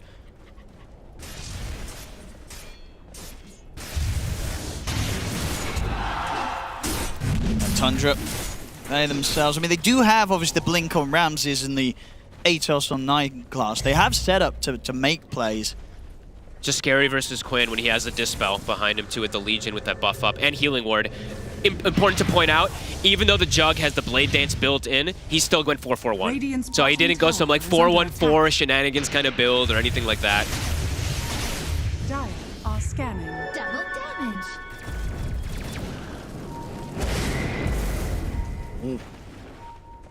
Tofu's out. And there's the Bloodstone done. Tier 2 neutral. They're going to try for the jump on Ace, see if the three of them can take him down. Push back with a dead shot. He's able to get the press the attack off. The lasso's there. They drag him back over towards Tops and they kill off Ace. Gaming Gladiators, though, they go straight over towards the Slaughter. Ramses to fall. Tundra, they've still got the 4 of them here. 9 class is going to TP out. Pure's watching from the side of the fight, maybe considering him getting involved. He's going to go straight up for Stellary. Stellary's going to pop the ult. Pure, he's backing off. He doesn't want to commit for this fight. Quinn, he's healing up. Holy moly! He's healing up, he doesn't go down. Double kill for Quinn. Whitemon also chased out here by Tofu with the chase down provided from the movement speed of this rocket barrage. It's 4 heroes dead. Dude, this gyro looks so fun. You're just zooming around. It's so much, you can't run away from the gyrocopter. And looking at the bait, Ace, he dies, but Quinn comes in, massive cleanup, Bloodstone heal. Looks like what he dropped to 10% HP. Yep. Boom, big heal comes in. They got close. Oh, he got the Vampire Fangs right before the fight, too. I'll tell you what. He literally just turned it on. That absolutely might have That might have saved him. I think it did indeed. That comboed with Bloodstone. Quinn survives. Oh my god. I literally saw him holding the token and right before the fight kicked off, he got it. Look, Quinn, he's loving it. He's playing his Lesh, and I tell you what, feels better than ever here. It really does. At 10-0-3, I think, regardless of the patch, the Lesh has probably got to go if you're playing against Gaming Gladiators. Agreed. 5k lead at the moment. Whitemon gets caught by the stun. Can he get away? He does have that speediness from his new passive. Yeah, indeed with a bonus 10% movement speed anytime he displaces an enemy. Yep. So Flame Break will do that. It will trigger that. God, this is hard to keep track of. Okay. Thompson, BKB is finished. Blink on Batrider. Sure. They've got a lot of ways to jump. They can maybe even punish Quinn if he gets too far out of position. And they will, the burst damage, if they have the Corrosive Haze with the Focus Fire, heroes will die. It's just, will they be able to actually get that set up? Now with BKB, a little easier for Thompson since he doesn't have to worry about the Lesh damage as much. Arcane Rune. Thompson's going to grab it, but he just gets caught by the stun. Tofu. He's going in on this, but Thompson's just going to put the BKB turn with the focus fire over towards Tofu, but I tell you what, it's not even enough damage to kill Tofu. Tofu's fine. Jump forward with the duel, but the lasso's there to lock down Ace. Quinn looks to finish off 9 class, and with the AoE damage kicked out from the Lesh rack, he will. Gaming just ready for the moves every time. Feels like they always have the numbers, even though that jump comes from Tundra. Yep, they're getting ahead now. Yep. 6k lead. And a BKB was used there from Thompson to try to commit for a kill. We are still yet to sort of see a fight where Pure's able to get stuck in, so that may be the difference maker. He's just got the BKB finished, so now Tundra, they can potentially try for a 5v5.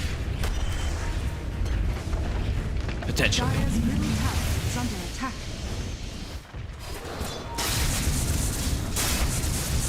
Thompson.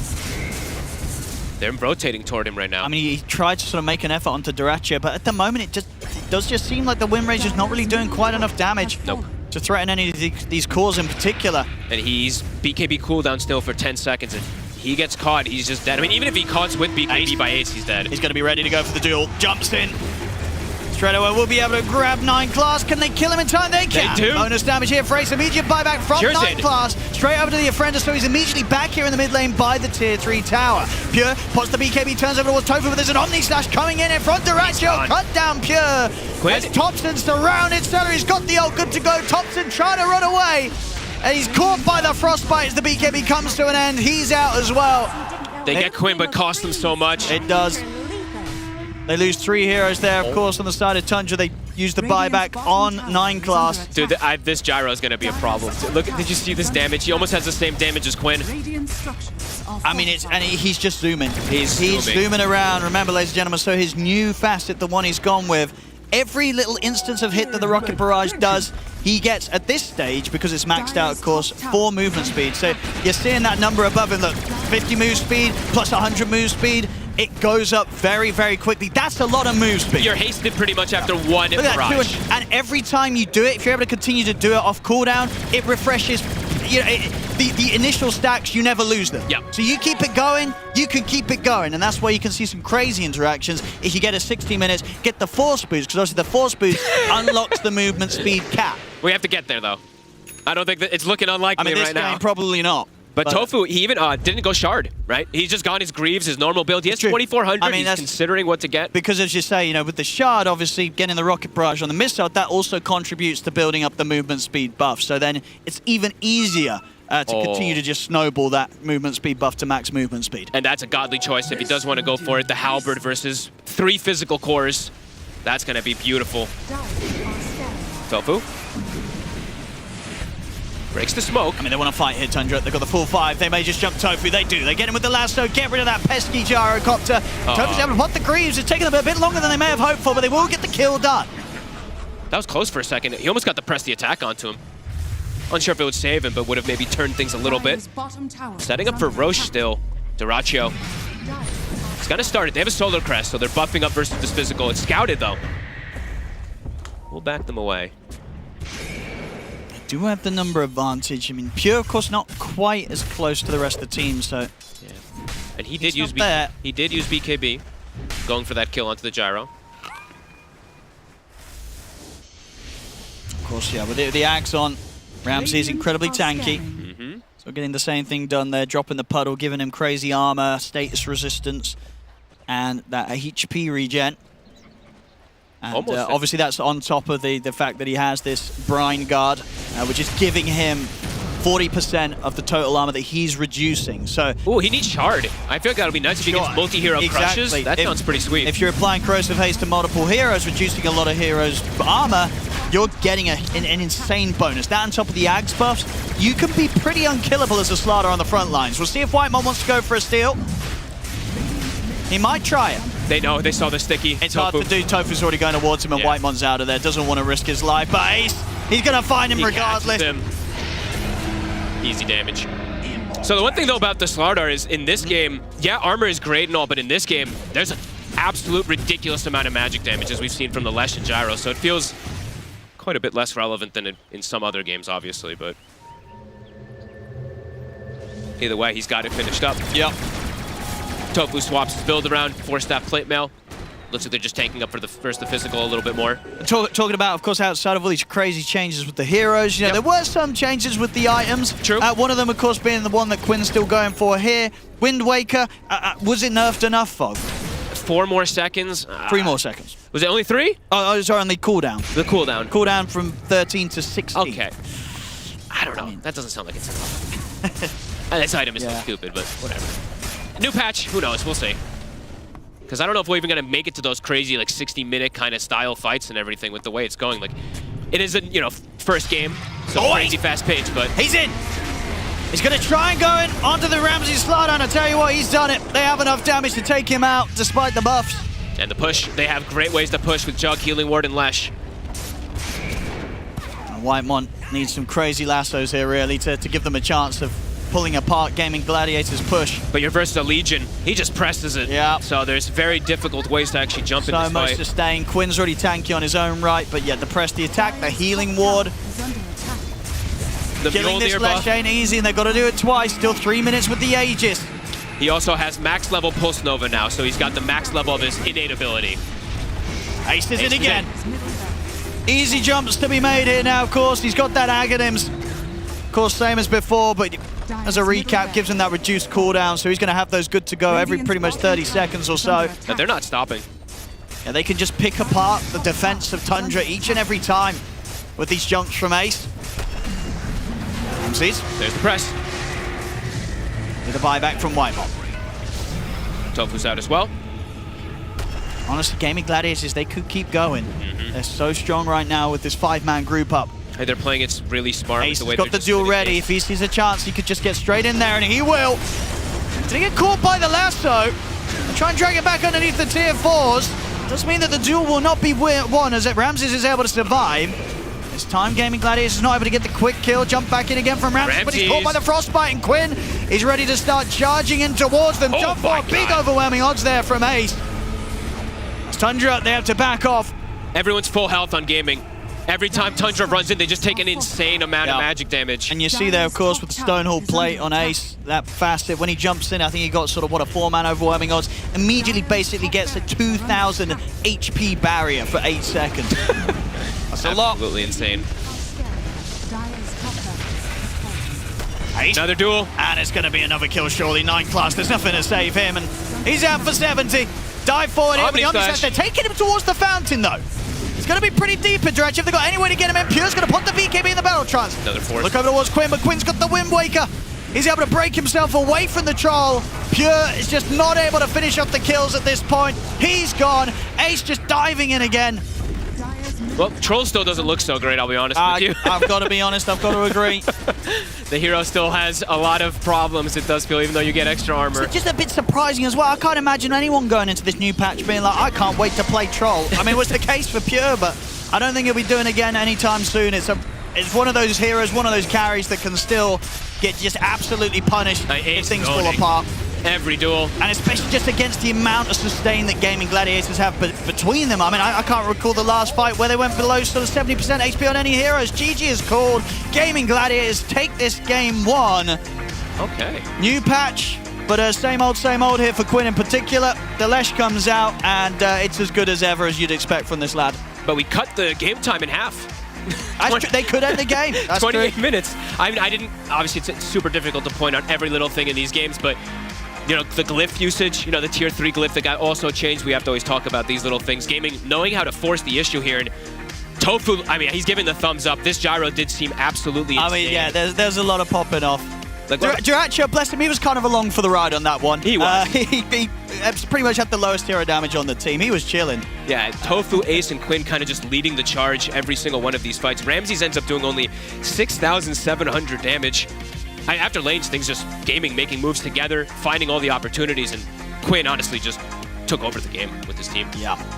Lesh, it's got to go, or if they let it in, they've got to get something in their lineup that's going to provide more of an answer to it on Tundra. Some Nyx Assassin or something, who knows, because there's crazy stuff right now. Get that hero in here. What is it? He's got that facet. Every spell takes away sort of like 30% of the max mana. That would be a pretty good solution. We'll see. We'll see if Lesh gets through again. Either way, no questions about it. This game 1, very much a very easy victory here for Gaming Gladiators. Gaming Gladiators take game 1, and we learned a lot about some of the heroes. For example, I'm thinking Gyrocopter probably gonna get banned. Ryan, hello also. Yeah, I was doing the math off screen, so since Gyro's Q like compounds the damage or the move speed, if he's at theoretically 1,000 move speed and gets slowed, he'll still be hasted because it's based on what your move speed should be. So basically, Gyro's unslowable for the duration of Rocket Barrage as long as he's casting it. So pretty stupid, Chiefs. Yeah, this shit ain't making it past this series, I don't think. I think somebody about definitely just watched this and said, oh, that's not good.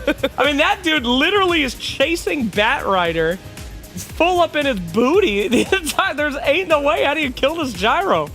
Yeah, I mean, I think this definitely showcased how ridiculous Gyrocopter is. I'm not sure if Lesh is broke or anything, but Quinn's playing it. he just played his standard Quinn Lesh game, and it was good. This game was all about the Lesh track, all about the gyrocopter for me. I still need some more data, even though the Jug did win. I'm not sure how much he contributed to this particular game. But yeah, and then Troll as well didn't really look any better from the last patch. So a lot of usual suspects still not looking great, but Gyro definitely a standout in this one. Yeah, maybe Lesh also. I mean, just Quinn Lesh. Yeah, Quinn's a legitimate psychopath, and he literally just picks his favorite hero and just does literally the exact same thing. Guy's a sick freak. I love it. What I love about this new patch is that in theory, Tundra's lineup was like really good against Gaiman's lineup, but I think in a new patch like this, with all the how many factors got added, you got to care way more about how individually good your heroes are, and maybe the synergies of like the CM Lesh rather than the actual lineups of the two teams. So I think my takeaway would be Tundra, don't worry about what the other team picked. Come in with like your own strategy of heroes you think are good. So maybe pick the ones that have broken shit, basically. Yeah, just go for the heroes that you think are like that are the biggest winners of the patch. Yeah, they don't know. You know, maybe they just woke up. Maybe they thought these were. That's unfortunate. Do you have time to find these heroes? If you don't know by now, when will you? Gaiman clearly had some ideas, like the CM Lesh plus Gyro alone. Like for me, I'm like, okay, they thought of that. Yeah, they did think of that. So what was Tundra, do we thinking? Was it just to counter what was happening, or? Yeah, I think so. They were just like counterpicking what they saw, right, one at a time, and it didn't really work out that way. No, it's not really the right way of dealing with the new patch, I feel like, Fear. No, I would agree. I think in general, like, this is what you do if you aren't prepared, in my opinion, right? Like, you're just going to play the old patch, but if you're prepared, you're, on your calculator, testing all the numbers, like, seeing what's broken, then you come up with shit like this gyrocopter, and then you get something like a free game 1 win, I want to say. This gyro looked insane. I would like to know what the average sleep amount for each of these teams are, because it looks like Tundra had a nice sleep. They rested, they woke up an hour ago, ready to play, while Gaiman just spent the 7 hours they're supposed to be sleeping, reading the patch notes with Purge. So I know someone else who did not end up getting any sleep. It's our tech analyst, Purge, who has our Acer Predator head-to-head. Thank you, Shiver. My eyes are so dry. This is our Acer Predator head-to-head, and I wanted to talk about the gyrocopter as we have. That was crazy busted. Take a look at these KDAs. Tofu 11, 6, and 12. 9 class 5, 9, and 5. And 9 class honestly had a good early game. The Muerta had 15 more attack speed. It felt like they were winning the laning stage. Look at the hero damage. It's pretty comparable, but the juice is really in the clips, honestly, because it's gyrocopter just constantly having high movement speed. Totally agree that the Rocket Barrage is giving him too much movement speed, because when things go bad or when they're going good, he gets just all this movement speed, and it's abusable. This one's actually a haste rune, but it's a little hard to tell. But the fact that Rocket Barrage just stacks up your movement speed that quickly, up to like 100 for a full barrage, is bonkers. The fact that you can get that on neutral creeps, on lane creeps. So half the time, Tofu was just jungling a neutral creep and breaking like a smoke gank. But as soon as he sees them, he's like, oh, by the way, I've got 200 movement speed extra, and he just runs away from them. Okay. I wanted to look at the damage that he took, because it was like he was just interrupting these ganks. He was running away, and then he was like, oh, I completely just outran them, and now I can just go back and run back in like in this fight. Like, it was crazy. Okay, what do you think is the best route? I'm gonna play pubs when I'm done. Obviously, I'm gonna play probably a lot of Crystal Maiden, buffed and all. Mm-hmm. What's my strategy? Because obviously I can't force stuff away from it. What do I do? What do people do to run away? Because before it gets nerfed. Shiver, on my page I have 0 bans, much to Slacks' chagrin. I'm putting that gyrocopter there before I play a single pub. That's what I'm doing. It's not worth it. It's not worth playing against it. Disables, roots would be good. Yeah. If you can dispel it, a Yule Scepter would be solid too. Yeah. But definitely stuns. Draining his mana so you can't cast Rocket Barrage. It's not easy. No. He's gonna abuse you, because when you are like 150 movement speed faster than all heroes, you can choose when to leave, and you can choose when to go in, and it does like 600 damage per Rocket Barrage. So it's the perfect equation from a support. You can't play against, but you definitely ban it here. Definitely ban. We'll probably see the teams ban it as well. Thank you for that, Purge. Yeah. I'm also going to check out what Brian has cooked up for this one, because new patch, Brian, what you got? Is it new patch related? Yeah, absolutely. As I feel every person in the community, every pro player is going to have a different reaction. I also think it says a lot about the person what their reaction is to a patch. So this is a ton of new stuff, and we've got a few pro players tweets that came out right as the patch, their immediate reaction. So let's go ahead and pull up the first one. We got Arteezy saying, Dota's evolution is wild over the years. Glad to be a part of it. I feel like that's just a very wholesome, very positive. Yeah, very, very just like rolling with the punches, saying, you know what? should all be grateful for what has come. And the next one, also relatively wholesome player, but a very different reaction, is from Talfly saying, pinging items of enemies that can't be seen currently no longer reveals information on whether those items were consumed or not. Nice. So that's a support play right there. Absolutely. He knows when his wards were placed. And there were a ton of changes in the patch for heroes, but there were also a lot of quality of life things that they fixed and a lot of little bugs that were happening over time. So they also did a bit of spring cleaning. So then for the next one, we have from Moo Dota saying, Coddle's max mana has the same bug as the Granite Golem Ancient with Chin. Please fix before mass abuse. Thank you. So we actually have a video showing this one, which if you remember in the old days of Chin, you could move the golem in and out of range of people and it would effectively heal them. So for this video, I'm just using mana on Axe. And what's going to happen is Coddle's going to walk out of range and it's a little bit of a lingering effect, but you're going to see in just a second here, Axe is going to gain mana. See that? So if you do that over time during a push, Coddle can give his teammates 15% mana every 5 seconds is effectively what he can do. So it's an absolutely abusable bug right now, which like for sustained pushing and all of that. But is it as broken as something like Gyrocopter that's not bugged? Not bugged. It just is what it is. Perhaps not. But then we have one last set of tweets where these are the types of fiends, the tryhards. You got this one. Broken and not intended changes. If you know any, thank you. And then Quinn's like, DM me too. Oh my gosh. So these are the players saying, we don't care about what all the changes are. We care which ones were not intended. Please, let's abuse them to win the tournament at hand. And that's a shout out to you guys at home. We want to hear from you if you discover any broken, unintended changes or things that maybe were intended that are just crazy some interactions. So you can email that at dreamleague@efg.gg. Love to hear from you guys. And that's all I got for my social segment. Yeah, I mean, that's pretty good. I think that that's a good strat to go about it because there's always going to be some busted stuff. And I think the gyro maybe is the one that is the most obvious one, especially after a game that we just watched as well. So I'm thinking gyrocops are probably banned. We'll see, though. Game 2 coming at you after a break.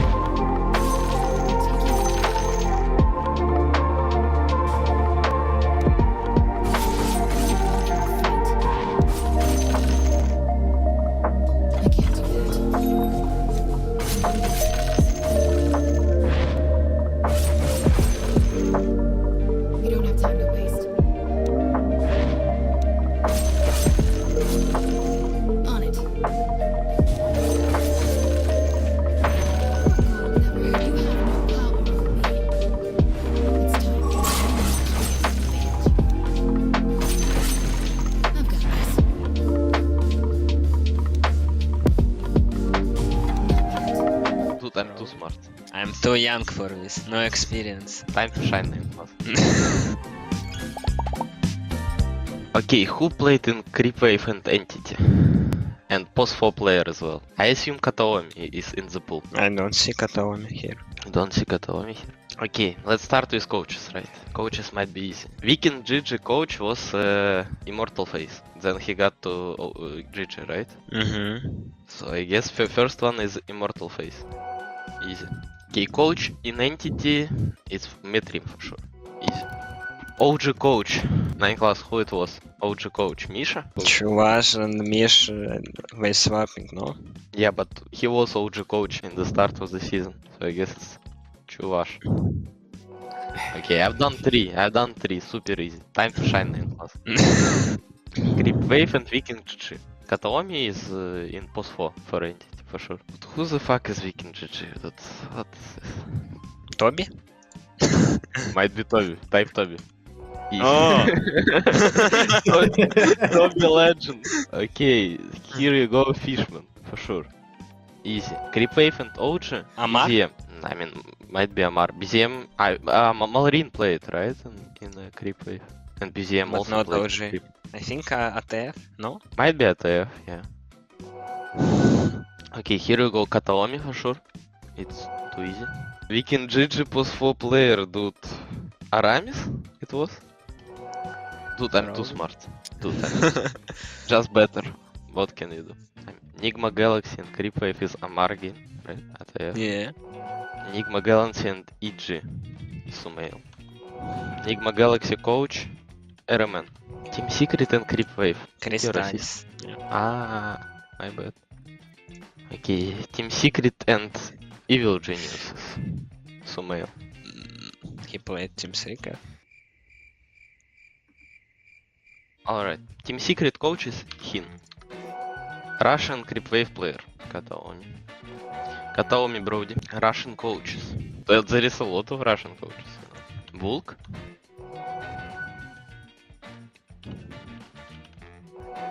Easy. It's fire alert, dude. You need to get out of the building or what? Just close the door. Final square, that's the hardest. Has mid one ever played for each? I think no. Okay, final questions, final answers. 9 class. No idea, actually. C4.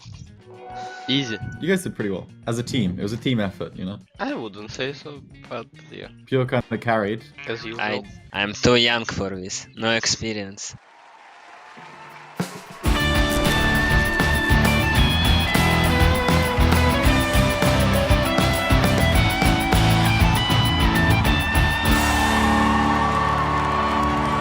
Watching Dreamleague Season 23, we're in the playoffs. On a fresh patch, we are 1 game down in our first best of 3 between Tundra and Gaming Gladiators, and it's Gaming Gladiators that took game 1, and we're learning, and the pros are definitely learning as well, and I hope that Tundra have learned to either first pick Gyro or ban it out. We'll see as we're heading into the draft for game number 2. I'm joined by No Sleep Purge, Slacks, and Fear. And yeah, let's see what we've got coming our way. We do not have the gyrocopter band, but Tundra do think that Legion Commander was a problem.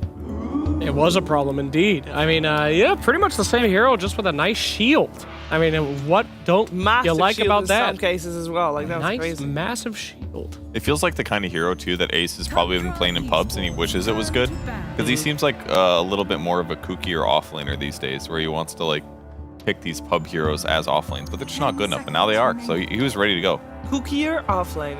I like it. Like those, like, you can carry a pub game, a crappy pub game with that offlaner. Yeah. You cook Stack more. your damage. A cookie. Or Kooky, like yeah. you're crazy. Oh, or silly. crazier offlaners. Yeah. I like cookier. It's like what? Like a cookie. You Like eat Beaver a wants cookie. a cookie. they do. I do it want sounds a very cookie. similar. That's Cookies are great. not relevant though. Bane banned out. I'm very interested about that Nightmare ability. Anything in Dota that either gives vision or force movement is pretty interesting. Bane, I think, is sleepwalking now, so that's gotta be strong, right? You can choose which direction too, right? Yeah. They can literally sleepwalk into your base. Yeah, exactly. Which is like your very. tower. It sounds theoretically pretty broken, but they're not gonna ban I think the two heroes to look at are going to be Batrider. It actually looked really strong last game, but it was laning versus a Legion, right? And that's a pretty hard counter. Yeah. So maybe with that being banned, you can pick it up, or the Gyro. We saw the Gyro, so 2 routes you can go here. I want to see this Bat more, not against a Legion, not against an Abaddon, and see if it actually will just be an unplayable matchup for a lot of players. We got the Shadow Demon still banned out at the end of the day. And, ooh. Yeah, baby! All right, bring up the page. I know the page by heart. Don't worry. Axe is super, super interesting now. He gets a armor stack, a coal stack, if he just kills someone. If you dunk somebody, you get 2. And when he calls, he increases attack speed. So this hero is now super, super good on glass cannon carries, of course, increasing their attack speed for them. Very, very interesting. Yeah, if you get a Blade Mail, then giving them more attack speed is good because it's going to just kill them faster. If you don't want that facet, you can get the one-man army. Then you get strength based on a percentage of his armor. I assume that one's a little bit weaker because it's not going to pay off until... I mean, I guess you'll get a little armor early on, and thus you'll have a little bit of strength. But yeah, I think they both have potential personally. Sure. If you get like, 20 kills and you have a crap load of armor, then free strength is good too. I feel like pro teams, good players will definitely do one-man army. You're not going to see that in pubs, though. You'll constantly be screaming, "Get away from me! Get back!" I think we will see it in pubs because you're going to get more so? kills in pubs on average. That's one of the hard things about Legion and Axe sometimes. That against good players, they don't give you those opportunities to just get kill after kill after kill. I mean, in the last game, this was kind of like a similar opening, but it was the Legion versus the Bat. Yeah. I feel like this time around, you should have a worse lane if you are Ace, right? Assuming this is an off-lane Axe, which it probably should be, because Axe likes to cut waves. He doesn't have a way of taking off the sticky, and Bat is one of those heroes that if you go creep cut by yourself, he can punish you really hard by stacking those stickies. So already for Tundra, I feel like this is looks better theoretically than just having the Legion against the Bat. Let me tell you about Axe 4. Now, if you just shut up and listen to me, Fair, for 1 second. Okay, listen. It can be okay. You can try. That's it. It's possible. I used to enjoy playing Axe 4 like 5 years ago, so. 5 years ago? Yeah, it's the same thing. Yeah, it hasn't changed at all. Not really. This patch is pretty much the same. All right, so Phoenix banned out. Very interesting hero. A lot more damage when low HP, I believe, was one of the big things about Phoenix. I think the other is that if you Sunray with them with just the tip, it does more damage as well. Just the tip. And there's lots of ways to apply Mischance. All of your abilities apply Mischance instead of just Sunray now.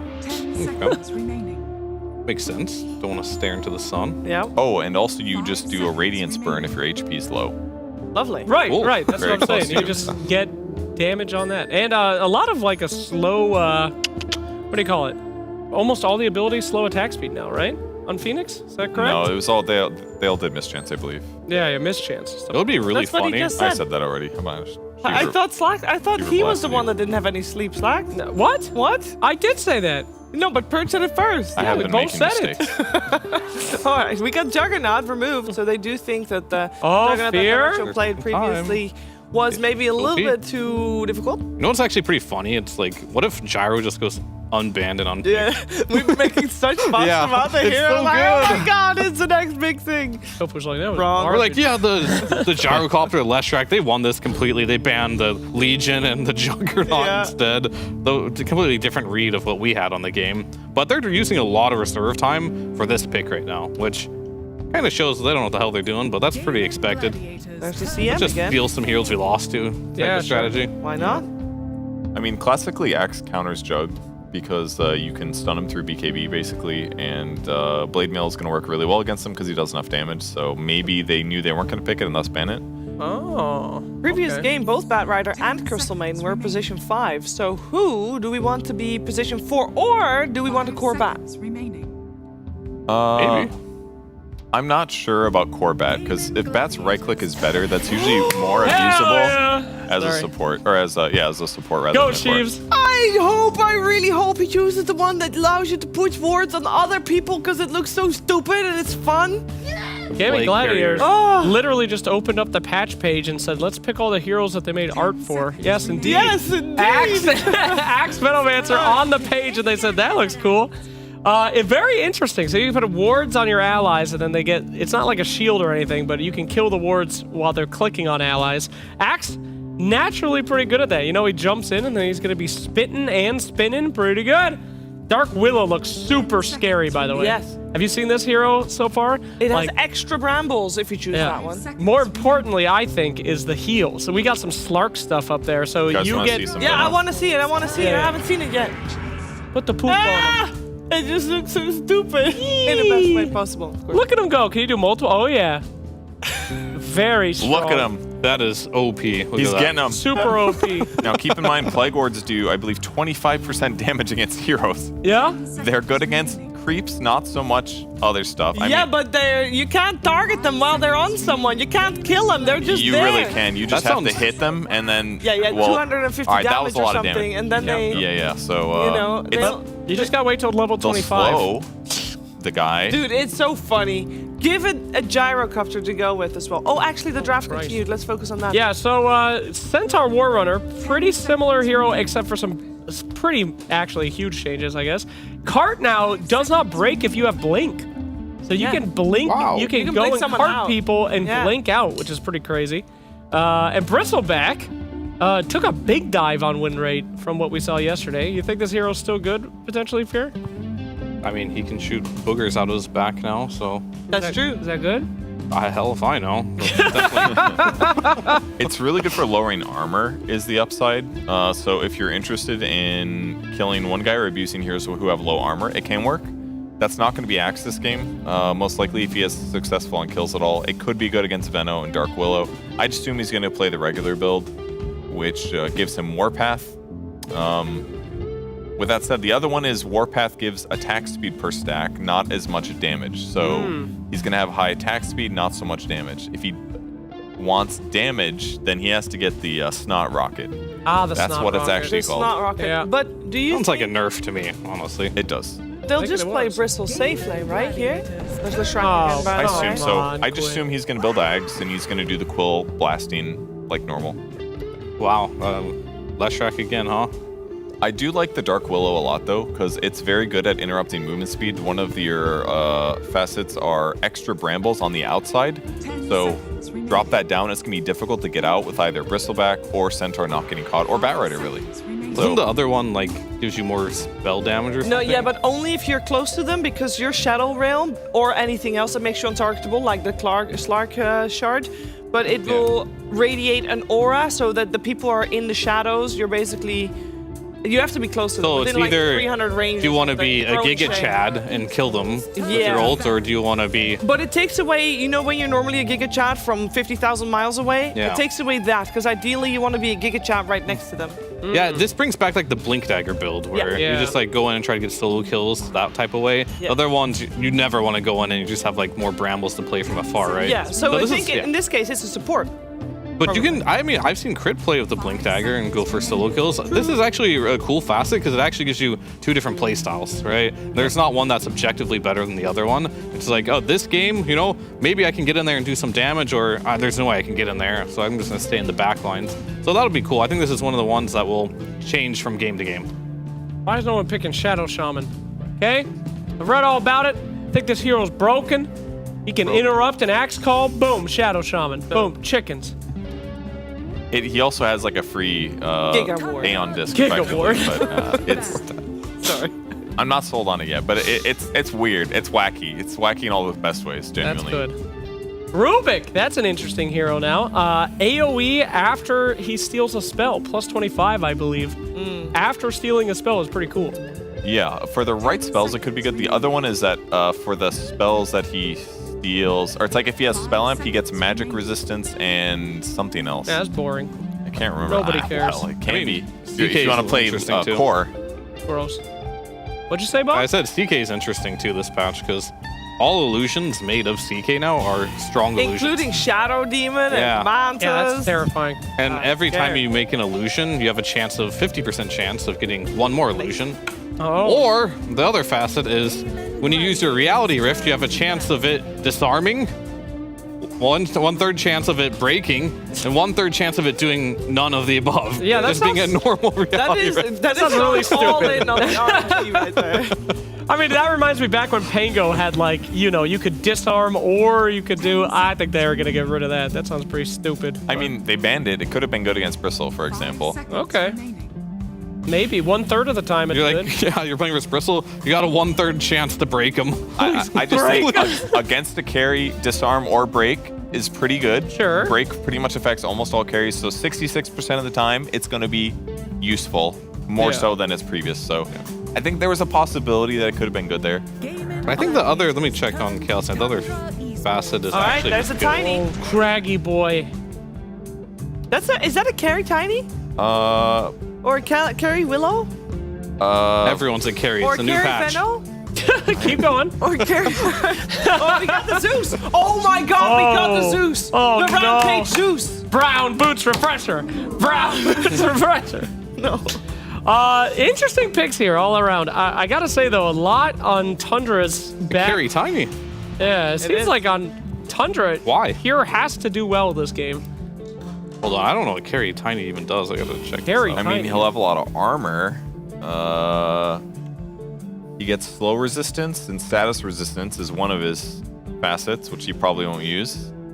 The other one's about toss. Tree grab was buffed. Oh, interesting to know. What? Crystal Maiden did not go for the same facet as we saw previously. Crystal Maiden went for the cast range facet. And we got Bristleback going for the facet that is not the goo snot, it is the other one. It's not makes rocket sense. snot, whatever. It's the attack speed. It's You're doing great. boogerback fever. I mean, level 15 talent on Tiny is minus 10% grow attack speed reduction. Oh, I saw Venno, it he's too. my patient 0 on Yeah, Venno. What Venno a- went for the other facet, which is Patient 0, which means that your Noxious Play can actually bounce multiple times. And Boo! it's just not as exciting to look at, guys. That's I hope just he the way it loses. is. No, all right. So, going into game 2, I think everybody here is rooting, and everybody watching as well is rooting that there will be a game 3. Yes. So, for Tundra, Bristle, Zeus, Centaur, Core with Batrider, Crystal Main Fear, can they do it? Does it sound good? I have no idea. I'm really just looking at the Tiny here. I just want to see. I'm trying to scout new builds here as a carry player. I want to see what this tech is around the Tiny. The tree grab was buffed. The grow was changed. You get movement speed now instead of slow resist. It does more damage. You have a talent that gives you grow attack speed reduction. Maybe it can work. Maybe. I like it because he's got a lot of armor, and on the Tundra side, Pure is a Bristleback. He's doing all physical damage minus armor. There is a Zeus that's going to be the wild card potentially, but 2 of the Gladiator cores, tons of armor. So I feel like Gladiators have this personally. Boring Quinn will win again with his Lesh. He might. He might. Fingers crossed we got Tundra popping off with their maybe double Rampage Zeus coming out from Thompson, but we'll find out game number 2 coming your way right now with OD Pixel and Fog.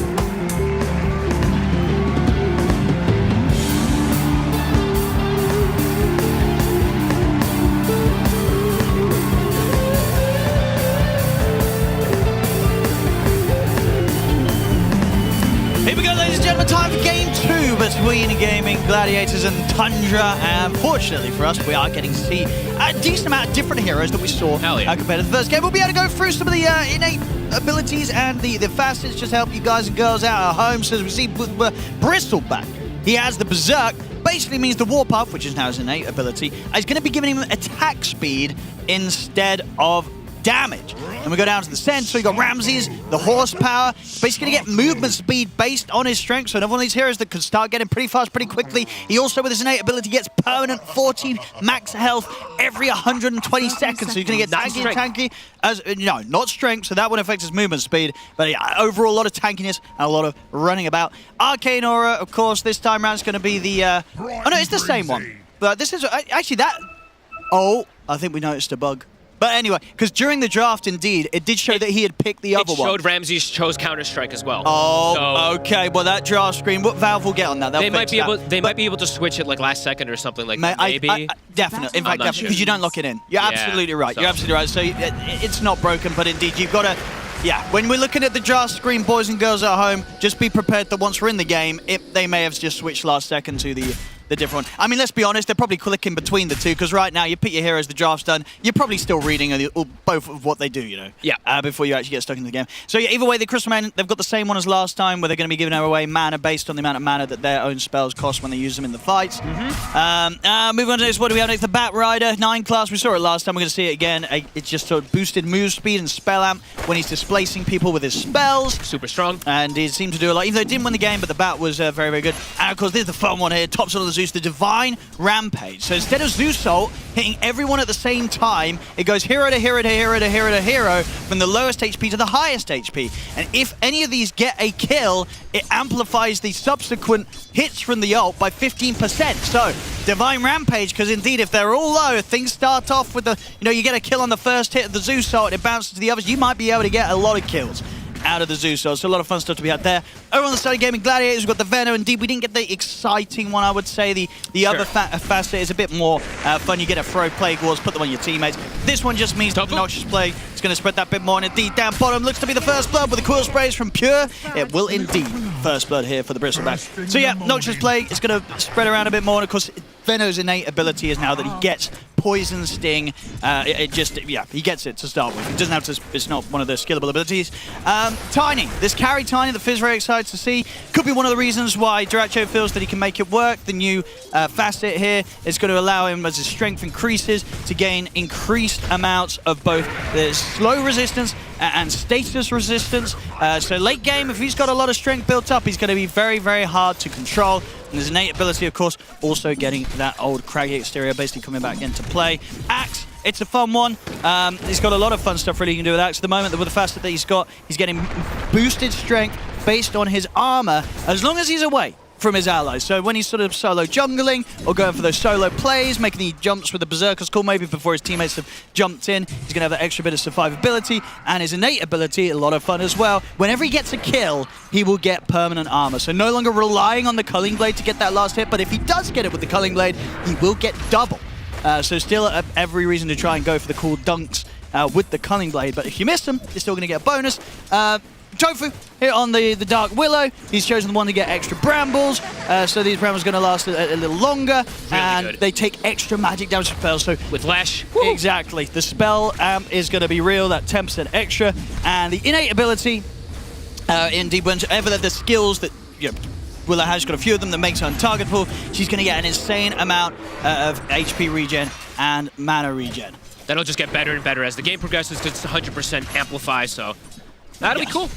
And then Quinn, same thing that we saw before. The last one, I mean, yes, last but not least, same old from Quinn, same hero, and the same stuff as last game. So, again, just going to have a lot of mana to play with every time that he's doing damage to any creeps, any heroes that have mana. So that's basically the rundown of what we got going on in this game. And the question is, Fog, from what you've read on these heroes, what would you say? I mean, last game we had Gaming Gladiators being able to take it around Quinn's Lesh. This time, have Tundra got a bit of a better approach? Do you see some stuff here that could maybe stop Quinn from running away with another game with his mid-Lesh? I mean, perhaps things to stall the game, right, with the Zeus. My concern is, though, that they picked Bristleback at the Axe. He's going to be able to make you face him every single time. They have massive amount of damage and everything, too, so we'll see. But Duracho playing a different kind of carry, right? Tiny. Carry Tiny, who has that 15 talent, giving move speed, bottom. Whitemon's dead. Indeed, as you say, with the cool as well. And Pure's just gone. This looks pretty rough. I mean, the bottom lane looks rough. That's not going to get any easier, really, between these two. These two can really snowball away with the lane. Axe and Willow. The top Centaur, we see Ramses. He is absolutely crushing it, at least here at the start. And this hero, just look at the HP already. He's got 1,200 HP at 4 minutes. That's only going to keep building up. Yeah. Every 2 minutes, that plus 40 max health here for the Centaur Warrunner. And talking about the scaling, obviously that in as well on that bottom lane. The fact that it's the innate ability, you get armor straight away from any kills. You don't have to wait until you're 6 already. Little +1 armor, things like that adding up though, especially against a hero like Bristleback. That early points in armor, it's going to make the difference. But they do have a ton of magic damage on their draft at the least, besides the Bristol, so they will be able to maybe pierce through him at least with that. But we'll have to see how that all kicks off. But yeah, really, I mean, Duracho, the one struggling the most out of everything. He's got 17 last hit. Good rotation from Thompson. He's able to come across, make sure they can shut down Ace. Saw him do it last game with his Wind Ranger. He knows when to head over to these side lanes nice and early on, pre-level 6, to help out and you know, turn around things where stuff was getting a bit too tough. So cool little combos we're already seeing that Tofu's doing. I was wondering what we're going to see, what he itemizes. Yep. Clarities are going to go super up in value for Willow. You pop the clarity, and you pop go the into shadow your form, you get a ton of mana regen. Oh, absolutely. Just saw him do that already. Looks massive value from that. Duracho. So yeah, talking more about sort of the carry Tiny for Duracho. We have seen safe lane Tiny in the past. What kind of made it not work for a long time, like people didn't want to do it, and what maybe is making it work here? He just has all these built-in buffs, right? He's going to be getting status resist and slow resistance, which is one of the things that Tiny used to suffer from a lot. Is once you get kited, you can get kind of infinitely kited, even though you do so much damage. So maybe that'll make it better. And he's got his 15 talent that Fear pointed out. We'll be able to get some extra attack speed. Sometimes the grow can prevent you from being able to do a lot of that. So yeah, we'll see if that all ends up working out. It's definitely a very different approach, right? Super different style that we're seeing, which I think we're all super happy about, because these patches always make things so excited. Lesh, he's got an arcane. Playing on the prowl. The Brambles and the Lesh. We'll be watching out for how much deeps those will be doing as well, too, with that spell amp. Up here. So it took you about 3.5 minutes to go through all of the paths. There's a lot of changes. A lot of changes, but we got through them. And of course, I'm sure you, ladies and gentlemen, will be able to follow along at home. If we see anything significant happen, you know, due to some of these changes, we'll be sure to point it out time and time again this game. Yep, Ramses, I'm already like, he's got double bracer and all this HP. He's got 327 move speed already without the boots. Of course, not because of his HP buff thing from the timer, but because it's just the from strength that he has straight up. Yep. He's going to be pretty unbelievably tanky. I'm looking forward to see how much work he's going to be able to do. And let's see if he does change the items and stuff like that, because as they said, you know, Workhorse, the Aghanims got changed. I don't think we'll see it anyway, but some cool potential. But what's the change on the Workhorse? They said you can blink with it now, I think. Wait, what? Yeah, that's what they were saying. I don't know. I'll double check it. You can blink with it? Yes, no longer ends when blinking / teleporting. Oh, that's amazing. All right, I want to see that. And it now grants invulnerability to the mounted target.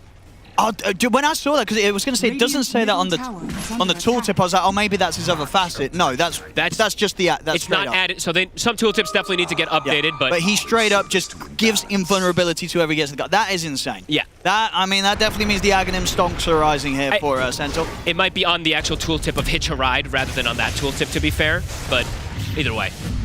Oh, true. What was it? The ones they're actually if he gets it. When the spell's active, yeah. Yeah, so we'll see. A little bit of awkward movements here. Top, he showed up. Should be pretty good for Tundra. I mean, Quinn could be in a bit of trouble as well. They get the Who Stomp in onto it. Quinn's got to keep his distance. 9 class. I mean, they're trying to chase towards him, but with the Firefly up, it's not easy for them to close the gap on towards the bat. 9 class is fine. A courier just appeared through the teleporter as well here for Whitemon. Poking and prodding. No heroes dropping. Ooh, I mean, if he gets them low, of course, Thompson's ready to go with that Thunder God's Wrath. I really want to see it. I want to see when it gets buffs as well. He unfortunately doesn't have any buff up heroes on his team. Like, I want to see someone like throw some like amp up on him. Well, something like get the Bloodseeker. Yeah, right? He still does a bit of spell amp, right? I think so. I mean, I don't know. I'd have to actually look. But Ramses, Stampede ready. He's out. Oh, actually, Ramses has Veil, so at least there's one buff up for the Zeus. So, okay, good to point that one out. Does have the mana for it if he wants to kill the Vano, but I think he wants more value. Quinn in the mid. Thompson will be able to jump away.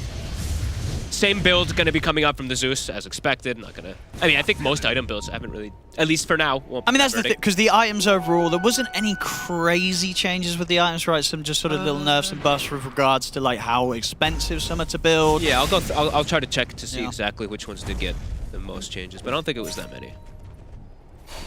And I think definitely, even though obviously there's been significant changes with a lot of heroes and their abilities, when it comes to finding out the certain item builds that really work with the new change-ups of the heroes, that's going to take a bit more time than just on day one. Weird. Should be fine. Tofu here to help out.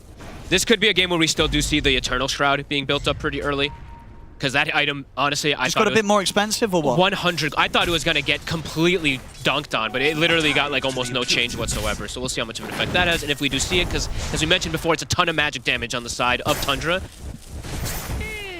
I mean, a lot of magic damage on the side of Gladiators too, so maybe you could see one on the Bristle as well eventually or something, but we'll have to see. Oh, there we go. Fairy's Trinket for Topson. Okay. A little bit of spell up. More buff. Radiant's bottom tower is under attack. Ooh, and a haste rune. Can Whitemon secure it? Well, I don't think so. Tofu's going to be able to stop that from going into the hands of Topson. In fact, Tofu's able to grab it himself. Going to start leading in onto Whitemon. They'll kill the CM. Topson gets clipped. Should be fine. It's actually turning. Can't go for it. And so you were saying Ooh, he actually got the jelly as well on the Willow. I'm just going to point out all these stupid things, obviously, but that's going to be great for Shadow Realm usage. Yeah, that's pretty crazy. That's going to be very, very, very impactful. Actually. Again, to remind you boys and girls, the innate ability of Dark Willow, when they're untargetable, they get the 100% HP regen and mana regen increase. So anything that's giving you a little bit of a boost, you're going to get double the benefit. I'll be trying to point out all these stupid things that I can find throughout the game, because I do think this stuff can be very relevant, as everybody about efficiency is huge. Look at 2,000 HP Centaur. Holy crap. Every 2 minutes, getting that plus 40 HP. Oh my god. Eternal Shroud Centaur.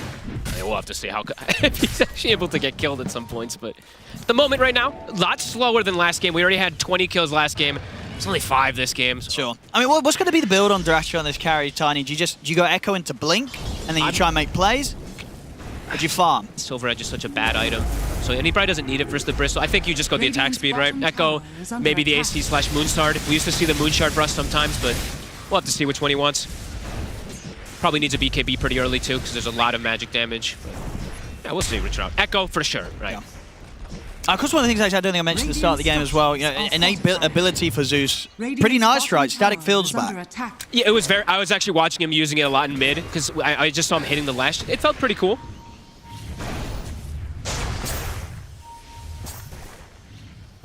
And he's got the phylactery done. Back to farming stacks. Stacks were not changed, so we're still going to see teams obviously play a lot around those. Quinn already has a massive one at the ready. Same thing for the side of Tundra. They've got these 2 quad stacks or so on their Ancients as well. Quinn having that good start. Yep. Team's going back to a bit of just chilling out. At least just for this game. I'm sure other games will still have some crazy kills per minute. How's Ace doing? Blade Mail's done, on his way to Blink, halfway there. That's probably when they accelerate more than anything on the side of Gaming Gladiators, besides just playing around Quinn. While on the side of Tundra, maybe needing the Blink on Ramses or on the Bat also to accelerate things. They probably need some form of initiation to jump through, and they're very close. I mean, Ramses, pretty much absolute free farm up here, and there it is. Will we see him go boots is the other question too. Will Centaurs buy boots? I don't know. I mean, what's he sitting at the moment, move speed wise? 3-3-4? Not bad. Bottom tower has fallen. I mean, if he's going to get them, he certainly doesn't need to get them anytime soon. Yeah.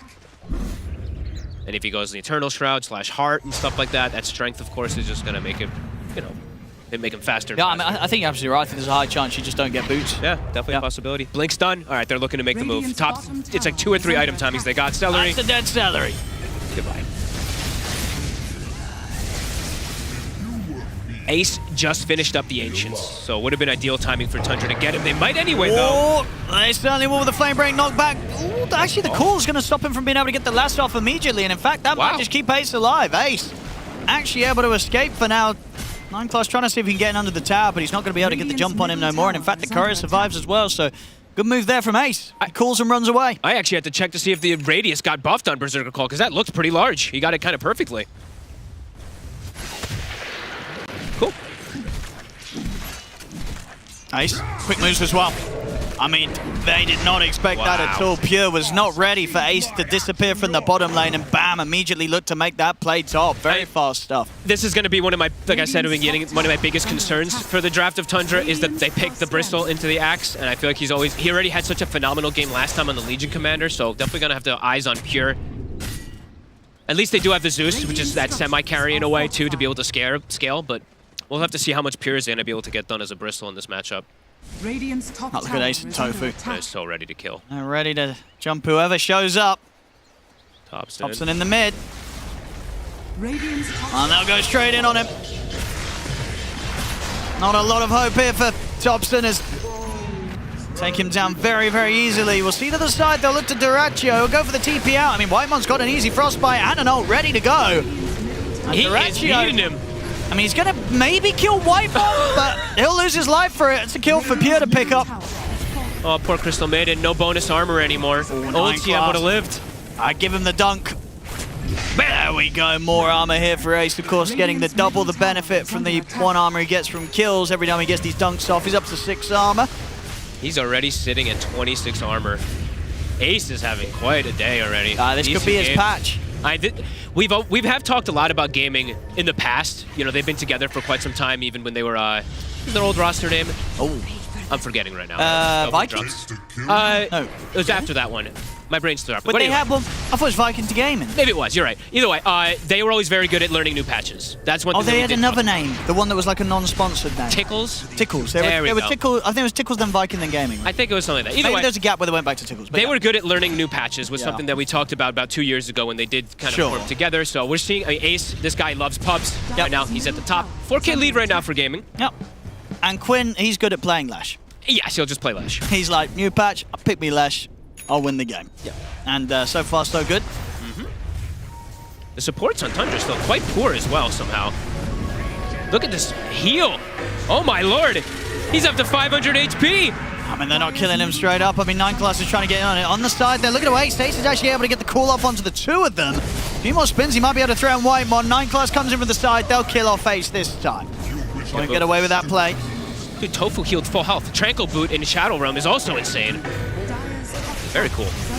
Duracho. I mean, they're going to try and jump and burst Quinn. If they can burst through the Leshrac, Thompson's coming in from the side with the damage. They've got it. Double kill for Thompson. Ramses. Well, that Noxious Plague is going to spread. Thompson, he's going to try and get out, and he will. Good Frostbite to hold back Duracho. Whitemon. Pure is sitting on the side. I mean, Pure could get in there and try and clean up some kills, and indeed he will. The Quill Sprays come firing out, and Tofu's gone. Still the power of the Bristle. And somehow Pure, still top net worth, still getting very good farm, even though he has been slowed down a little bit. Yeah, we'll see it again here. I mean, a big kill there, of course, taking down Quinn, someone that they really struggled to do in the last game. This time round, they'll get a kill on him nice and early. Pre-Bloodstone, very important that they're able to get it there. And Duracho, we did see what build he's going to start going for. It is going to be, I think it is going to be the Silver Edge. Okay. He's at least got the Shadow Blade, the Shadow Blade queued up at the moment. So not too much diversion of builds, at least for the Tiny either, when we used to see it as carry. Good slowdown there from Tundra. Needing to slow down Quinn a little bit here, and we see neutral items start to get picked up as well, tier 2s. Quinn does not get the Vampire Fang this time, he got Pupil Gift. And a Blink now on 9 Class, so starting to get the momentum going here now for Tundra. Having 2 different forms of initiation. Looking for Tofu. Dire's structures are fortified. Ace is here ready to help him. No, but he's hugging him. The one-man army. What's the radius on the one-man army? I think it was how close? What was it? Oh, this doesn't say. I thought it was like 700. 600. You gotta click Alt. The Alt actually does work on it, so very nice. Wait, does it? Yep. When you mouse over and you click Alt, it shows the extra little it doesn't seem to be for us. Unless am I missing it? Look on the screen. It shows it. It's 600 radius. Oh, I was expecting it to show the actual circle around the hero. No. No, it doesn't. We're not quite there. Not quite there. Maybe next pack. Hey, that circle. Very nice. There we go. Thank you. Of course, at the least you do see that nice animation around him, though, to indicate when he's got the buff. Radiant's bottom tower is under attack. Celery going straight down pipe. Anybody going Greaves on his side? No. Thought maybe he would do that, but it's more magic damage, as we mentioned. You know, playing versus Zeus Batrider and CM. Pipe's going to be very valuable if he's able to get it, even on a Veno when they group up with the Lesh. And Duracho also, you know, his net worth is getting better and better. Lasso deep. Oh, it's a lot of burst. Oh, good kill here. They're catching out Quinn, and Thompson's starting to pick up the action. 6 kills now for this Zeus. He's got the Ags done. That's going to be beautiful. I love the combo, too. The Stampede with the Lasso. Don't need the Force Staff. Brings him all the way back. No help to be had. And, of course, still doesn't need the boots. Nope. I don't think we'll be seeing boots at all there on this Stentor. Just not necessary. They're looking to keep that pace going, too. This would be huge if they find Ace. They have a good deep ward as well, too. Is that right? That's right outside the Sentry ward. Tofu. He'll be the one to likely go down. I mean, Ace is going to consider maybe getting in on this. They're going to turn towards Whitemon with the fear, and Ace is a 2-man call. Can he do enough damage on his own though to threaten any kills? I don't think so. The Hoostorm's going to hold him back. He's going to get caught underneath the Nimbus. 9 class will continue to chase down Tofu. Tofu falls. Quinn in return catches the stun onto 9 class. They'll get the support trade. But at the same time, Pure in on top of Celery. He'll kill off the Venom. I think he got the call during the terrorize, right? So they weren't hitting him. There was that as well. Dyrachyo. I mean, he's probably not going to be able to do this on his own. Pure is a bit too tanky. He might have him. It's going to be close. I mean, Pure's got a Yules as well, so he can also hold him back if he feels threatened. So yeah, not quite enough burst yet from Dyrachyo to threaten Pure like that. I heard Twin Gates though. Ace, he's down here with Quinn. Can't find the pick. Dyrachyo not quite having that Silver Edge. Of course, if he does have it there, he'll get the kill. But he did hit 15, so that attack speed talent is going to start ramping up his farm and his potential also. Gossamer Cape, a good pick up here for the CM versus this Tiny, of course. Nice, we have a much closer game this time around. 20 minutes in, things are very, very even.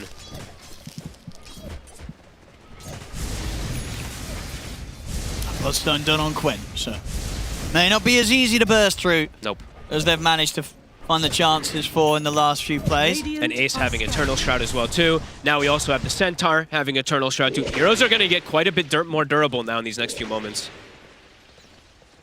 Tormentor time.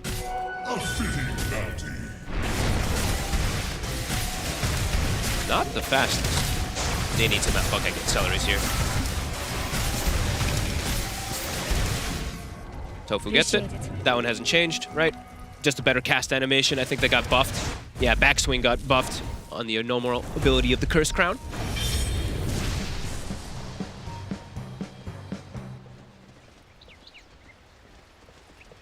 Bit of a slowdown here. Pure. Oh my god, he's sitting at 300 HP. Right, he'll show top, he'll clear the wave quick and get out. And we'll see how much of a difference it really does make now. As we're getting game slowed down quite a bit, Pure got a lot of extra farm. How much the axe differential is going to make for us and making him face. And also, Dyrachyo getting closer and closer to Silver Edge if he wants to go for it. And they are going to have answers for him. Yeah. Does obviously require these two heroes to be able to get the jump onto the Bristol, which Absolutely. If Tundra can set the fights up for, especially with sort of the vision the Zeus can provide. Tops, if he pops an early ult, might be able to stop them from getting in on top of Pure. Yeah, if they can start the fight, ideally, finding the axe or finding pretty much anybody, just not allowing Pure to get caught on first. Dyrachyo. They're going to try go for him here, but he's got the toss. We'll make sure that 9 class doesn't get the chance to lasso it. That Zeus ult looks so weird. Ace hit him with a jump. Oh my god, so much damage. The Zeus ult looks so strange because of the delay. Like, he popped it and I was like, wait. Okay, there we go. Ramses. Is he gonna wait for the camp? Is Dyrachyo gonna know? The sentry spots him. He is tanky. He has got Stampede if he feels threatened, and he'll pop it. Ooh, Ace. Ramses on the retreat. I mean, at the side, Whitemon pots the ult, but Quinn's able to put a stop to it straight away with a split up. Moving in over towards the CM. Pure's in on top of Dyrachyo. They'll try and stand them back with the fear. Won't catch on to them. As Thompson's able to finish off Dyrachyo. Ace will have another jump in a second. There it is. There's Dunk. Still coming out on top of these fights, Gaming Gladiators. 5k lead now. Charging forward, getting some good setup, and now they have Pipe also on the Veno, so quite a bit tanky around them. Dyrachyo does run in and die, but baits some 2 good kills. And Quinn and Ace getting very, very tricky to kill now. Quinn is, as we've seen, you know, even though there is a carry Tiny, Quinn is always the carry on this team when he's playing the Lash. How much armor is he at now? 9. Okay, so 29 also on Ace. Jeez. Tofu. Waiting in the wings. He's got the whole team here with him. Yeah, Ace running over instantly once they show the Bat Rider.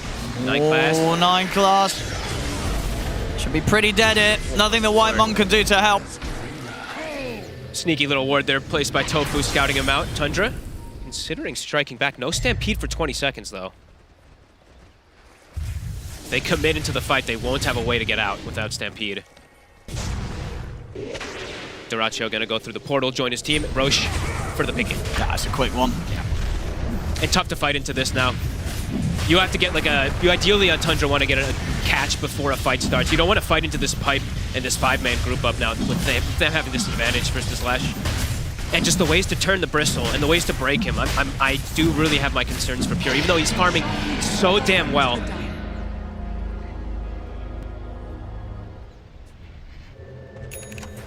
Time for Gaming Gladiators to see how much they can get done with this Aegis on Quinn. He's got the Eternal Shroud now also, so very, very tanky, him and Axe. Thompson. Be careful. He's stepping up. Radiant's bottom Good lord, dangerous position to go in. Tundra. They bring everybody.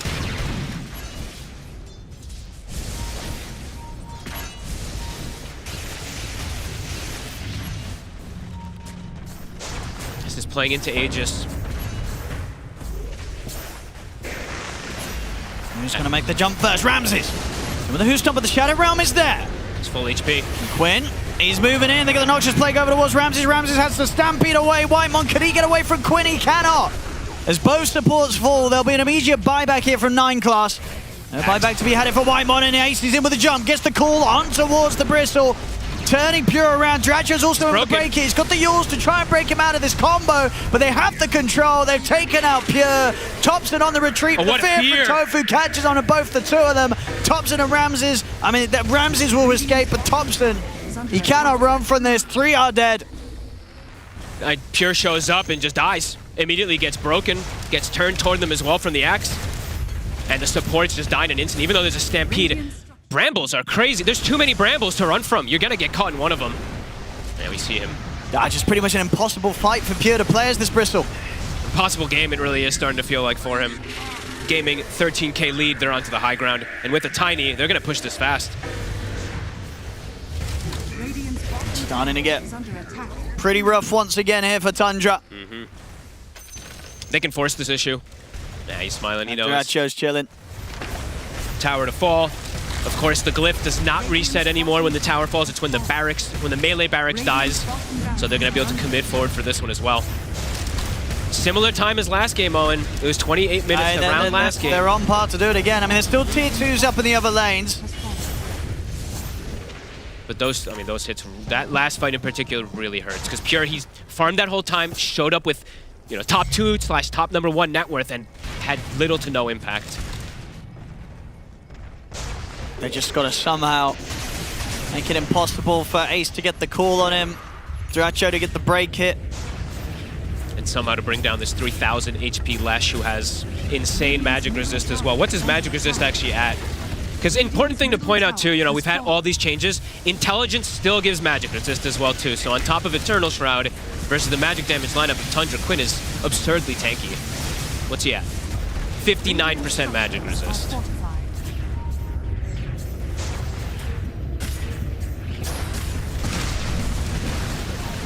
See how good of a defense they can put up here. They want to try to go for these lasso and pull back into towers with Stampede ideally, but as you said, they're not easy, especially when Ace is just waiting on the side. Quinn's got that Aegis. He's forcing it. So not a lot to fear. I mean, Ace won't quite be able to get the jump in. The Zeus style. 9 class is going to go for the lasso. Yules. And they're trying to drag back Duracho. So a fair bit of damage from Pure. Will be able to bring down Quinn. The box, but the fear comes in, pushing them all back. Ace is in with the control and the dunk onto Thompson. As Thompson's gone, Ramses to fall. As this game, it looks to be said and done here.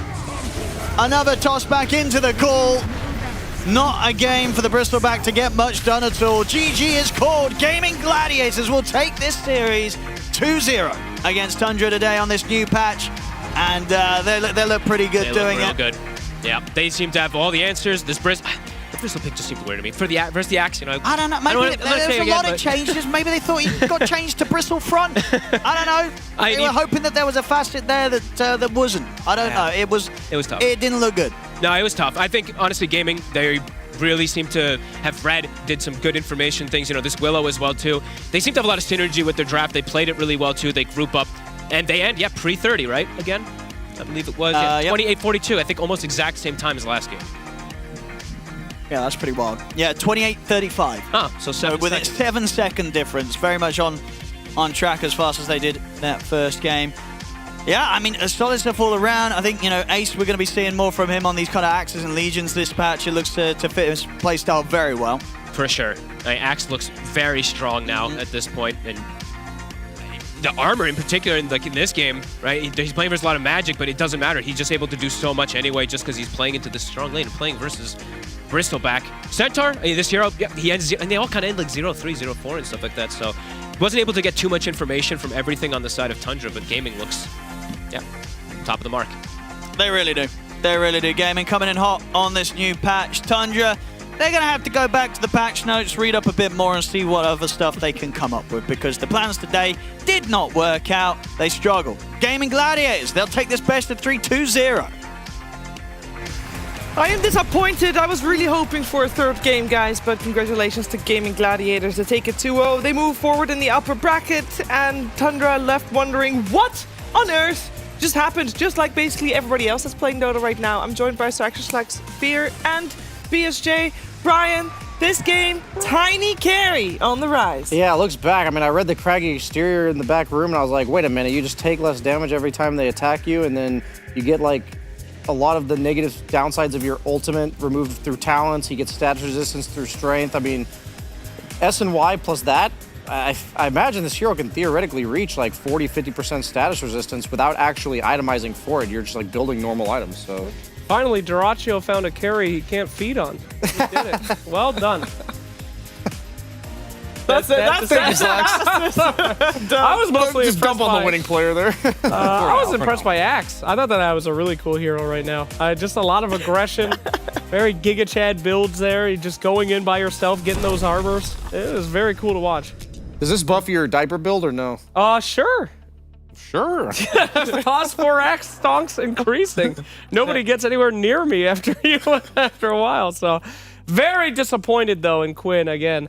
I mean, he's tryharding. Disgusting. It's playing the same hero two times in a row. His hero. I mean, gross. And sorry, Fear, what did you think about this game? I mean, like all these games are very interesting. I think more than anything, they just got outplayed, and Gaming Gladiators is just like a better team. Feels like Dyrachyo is the one having fun. Like he's like, oh, I get to play Juggernaut, I get to play Carry Tiny, and it's like, for every one person that's having fun, you got to have the try hard, and that's Quinn. I'll play Leshrac. You can have fun, Dyrachyo. I'll play the Leshrac every single game. You know, Celery, he's no stranger to playing Venomancer. Also pretty good last patch as well. Looks like it's still pretty good too. And I think outside of that, all these heroes look kind of similar, but with a new unique little spin to them so far, and they're really fun to like kind of look at all the intricacies of what these heroes can and can't do, I suppose. So you don't think this was a homework problem? You think Tundra, they didn't just pick the broken heroes, they just played a little worse?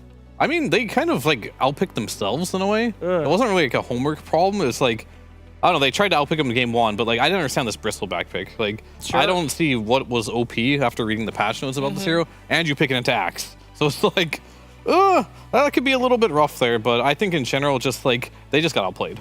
Okay. Usually, I've actually been looking up the psychology on this. When you're overwhelmed, it shows that the most likely thing you are to forget is the basics, the simple things. Wow. So like on a new patch, we are watching Pure just like show on creep waves when he's like 30% HP, Axe has had a blink already, it's been revealed. Yeah. This is the kind of stuff that you can tell he's kind of out of his element, and it's just interesting to see that all these players are obviously very good, but certain players handle this type of curveball, I feel like, much better than others. So I feel like for somebody like Pyrrha, that was immediately noticeable. So something for him to think about for each You matches. also know, psychology, the more you're thinking and invested in something, your empathy sensors turn off. Oh, I think all the time. So the more, the harder Dota is for you, the more likely that you'll have less empathy for others, which explains so much. Basically my entire career playing this game. Wow. Extremely toxic. The stupider you are, the less you care about others' emotions. And they didn't care at all about Tundra in this game. So I guess they're... That was deep. Dumb. Yeah. Wow. Definitely lesson learned. This is very, very good. No, I want to hear reviews, because we heard top tier things about Zeus being able to get double rampages and stuff, but why did that never come online, Fear? I mean, all I'm hearing right now is so much theory craft in this room. I'm like, oh my, this is going to be so good, and then gets in the game, you're like, that was just really underwhelming. You know, and that's just how it goes. Like, you think things are going to be super good and like a bubble, but then all of a sudden it gets like played out, and you're like, oh, you could do that to counter that. Yeah. This actually isn't really good, and all this will be hashed out through the next couple weeks, I would imagine, maybe even months rather, but we'll see. Well, I'm more curious to see what the truly broken things are in this patch, because I don't think we've seen them yet. Gyrocopter, ignored. They didn't even care. No. We'll see though. I mean, obviously we have one more series later today as well. We'll see, because this is basically the games that we just watched. That's the benchmark, you know. Yeah. We'll see. We'll see how that goes later on. Before we do anything else, though, we're first gonna check in with No Sleep Purge, wondering what the wards have seen. Thanks, Shiva. Yeah, the Gaming Gladiators had a really nice gold advantage, and we got to see part of the reason they picked their heroes. The Venomancer is good for creating vision for your team. Yeah, sure, his whatever it's called, those new thingies, they didn't pay off, but look at this. We have Tundra playing on the high ground, trying to defend, and they're just dealing with Plague Wards this whole time. While on the bot lane, right below him, Gaming Gladiators just looking for their opportunity to grab enemy heroes. So then they just, this is one reason the Zeus ulti is really bad now. The second it hits a single hero on your team, you press Pipe, which protects the other 4 heroes that are about to be zapped from that zap that's about to come. So there's no element to surprise anymore. You can't even get damage out of it, and it doesn't do percentage. Or does it do percentage? It does. It's only like 4% though. So anyways, they used their overwhelming net worth once they got vision control from that cliff spot, and that's why it's the Kadia ward of the game. It was Plague Wards, it was Bramble Mazes, it was their heroes blinking in aggressively. They had a lot of good ways to get vision, and that opened up the team fight. And that was basically the end of the game, them winning that fight. And then it was just overwhelming net worth and tower hitting. So, big vision moment. Do you guys want to clap this time? Or? Oh, thank you. Thank you. I really appreciate even that. More impressive knowing that you did not sleep, but I feel like I do have to give the disclaimer because you forget words. So you call them thingies. Yeah. What do you think the percentage chance of him remembering any part of that segment is tomorrow? I think if I show him the VOD and I'm like, you did this, he'd go, huh? I'm going to ask him 10 minutes from now, what was the Kadia award of the game? I didn't go to work yesterday. What are you talking about? Where am I? No, but yeah, he chose the wrong talent for sure. Uh-oh. Please don't ask about Gyrocopter. No, You're gonna make I'll it sound ask about stupid. everything. Don't ask about Gyrocopter. Spill all the beans. Hey, Daracho, how you doing? Hello, I'm good. Feels nice to be in top 3 again. Yes, congratulations. Well, obviously you need to ask you everything you know about the patch, which, you know, are these 2 games you just played. First of all, Tiny carry, yay or nay? Are we going to see it more? Is this the big hot thing? Maybe it's hard to say. We just pull out it randomly, kind of, because my Klonks and Weaver is not good in this game, so we just have to pull out some hero on it. Tiny. I didn't play a single game on it, and it works out really well in this game. So we'll see in the future. Did you get to play any games on the patch before your match? Did you manage to get a couple of pubs in?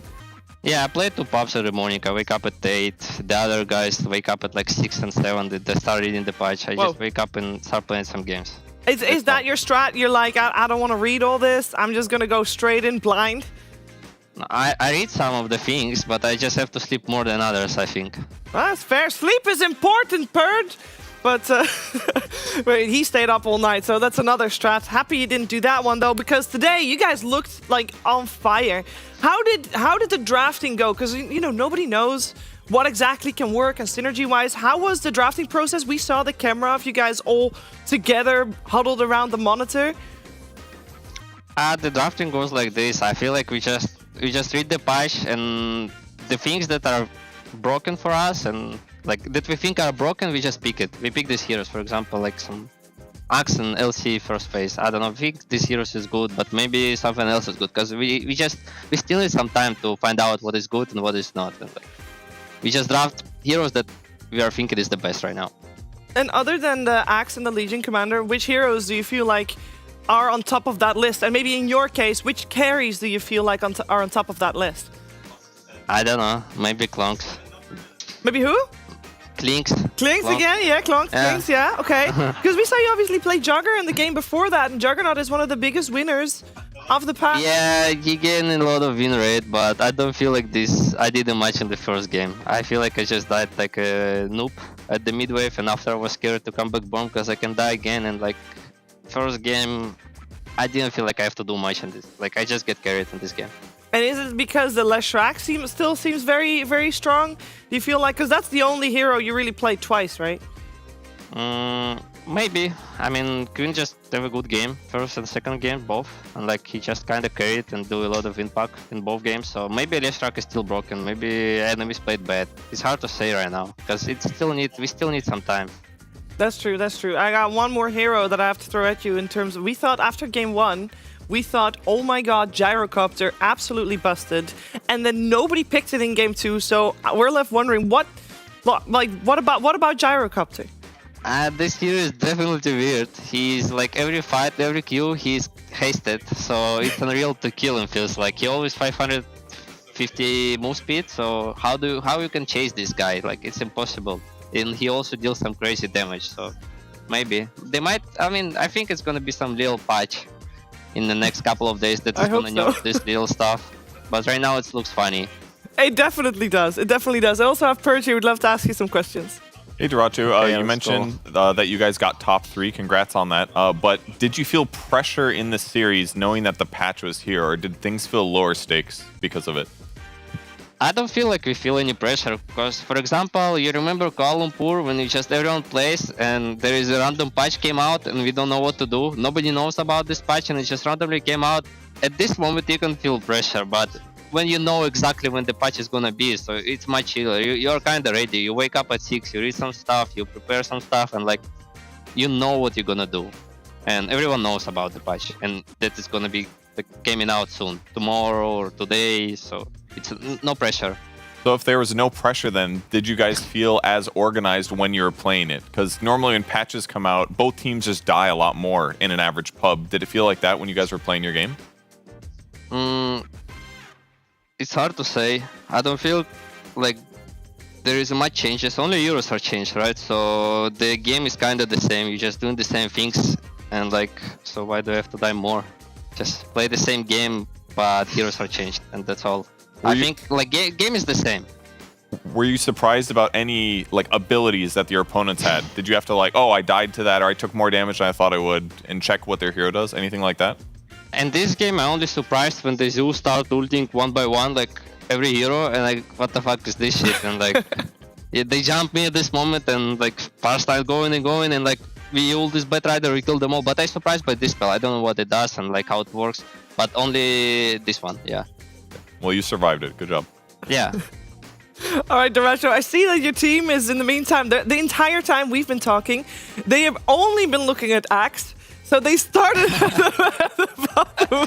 They're definitely trying to cook some stuff and thinking about the item build, so I didn't hear them at all. Okay. I might ask. I'm wondering if they're going to do this with every single hero. You know, they're only at A right now. So it looks like you're in for... Yeah? Yeah, they're probably going to cook a lot like this day and tomorrow and these days after the nerfs and everything. So, yeah. Do you consider it... Look at the heroes non-stop. Do you think that for yourself and for your team, it's a good thing? Because obviously top 3 means your next match is on Saturday. I mean, you have tomorrow no matches, right? Do you think it's a good thing? Or would you rather have grinded out more games on the new patch? Me personally prefer to play tomorrow, but we have a free day tomorrow, so I'm just gonna spam poops and we're gonna talk and maybe we're gonna play Scream. So it's like, it's nice and bad at the same time for me. That's fair enough. That's fair enough. Well, at least you get to grind the pubs. That's for sure very enjoyable. So enjoy that. Obviously, enjoy the theory crafting with your team as well. And see you again on Saturday. Thank you. Thank you. See you guys. Thank you.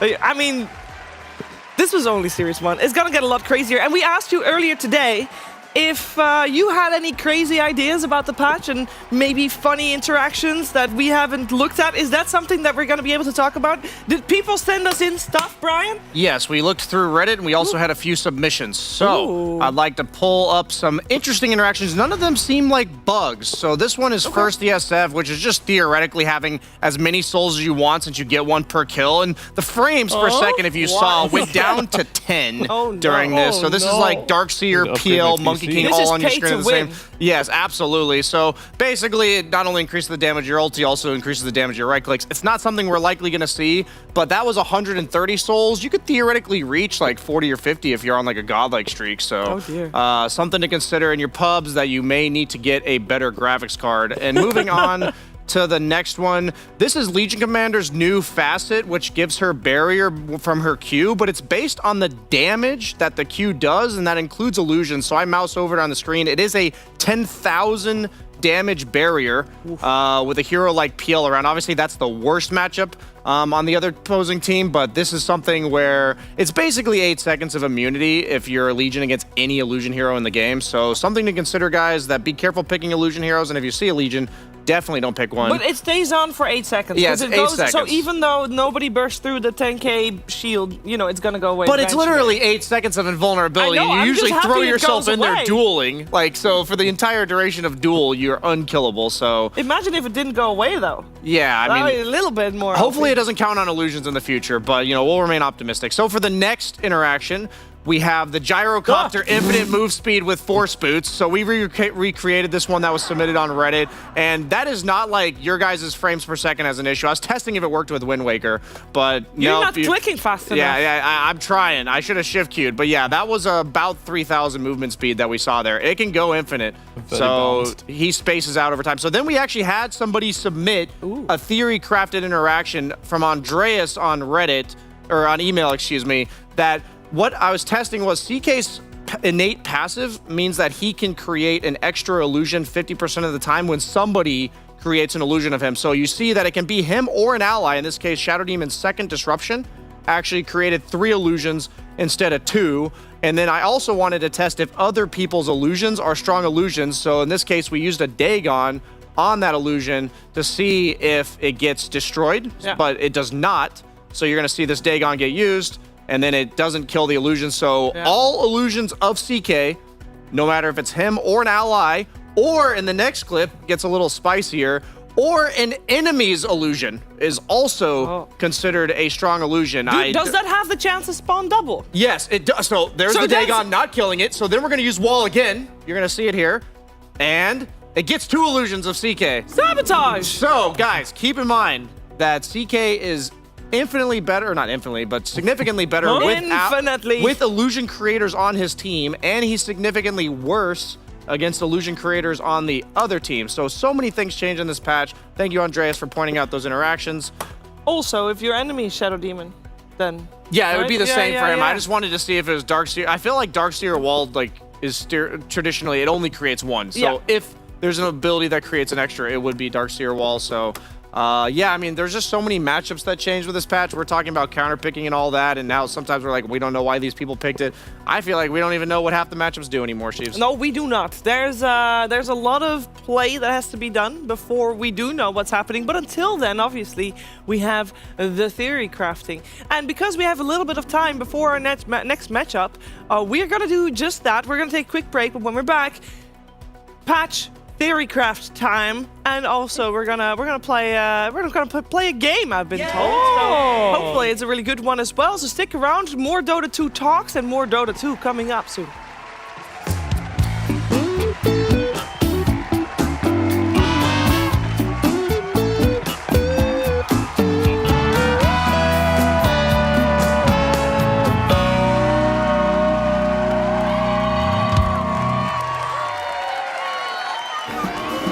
DHL, we utilize the most contemporary technology like virtual reality to keep our warehouses organized.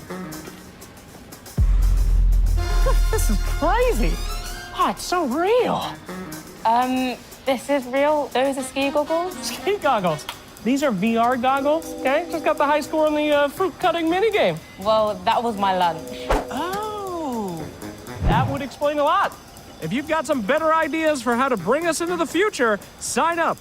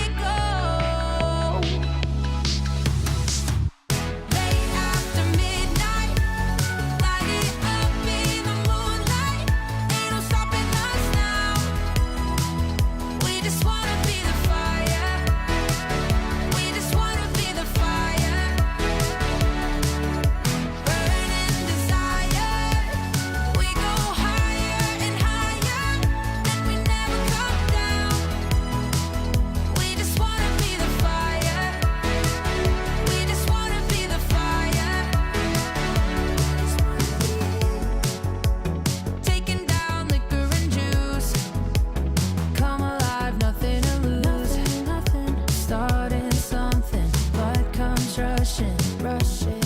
And the feeling's right to set the tone. Oh, wanna light the spark and let it go. Yeah, just let it go. Wanna let it out, wanna shake it out.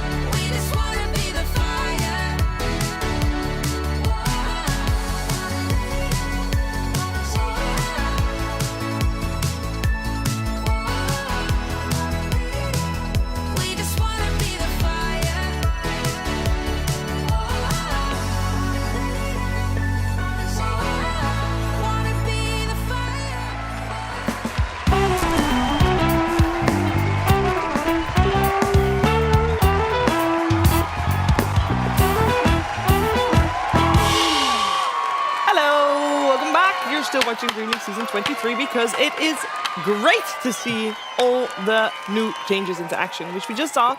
Gaming Gladiators 2-0ing Tundra, meaning we have a little bit of time because 2-0s, that's just what happens to the schedule, you know? We're waiting for the next series, which is going to be Falcon Extreme, which is very cool too. But before we get there, we figured we're not done talking about the patch just yet.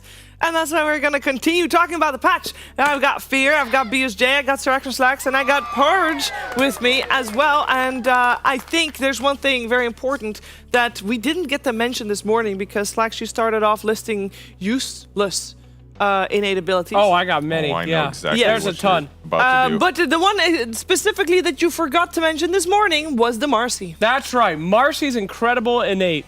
Couriers can fly. That's hype. Very cool. All right, let's show what really matters. Here we go. You can curve your abilities. What? Really? Wait, what? You really? Yeah, exactly. Are you drunk? I said Marcy. Yeah, I said that shit's not cool. Who cares? Well, yeah, we're saying the worthless ones. Check this shit out. Okay. It's not even on the screen. It's behind you. Guys, I'm not gonna lie. There Purge it was is, on it is. here trying to draw a penis for like 15 minutes today. True. He did manage He did do it. I remember how. Don't do it on the screen, Purge, you sleepy man.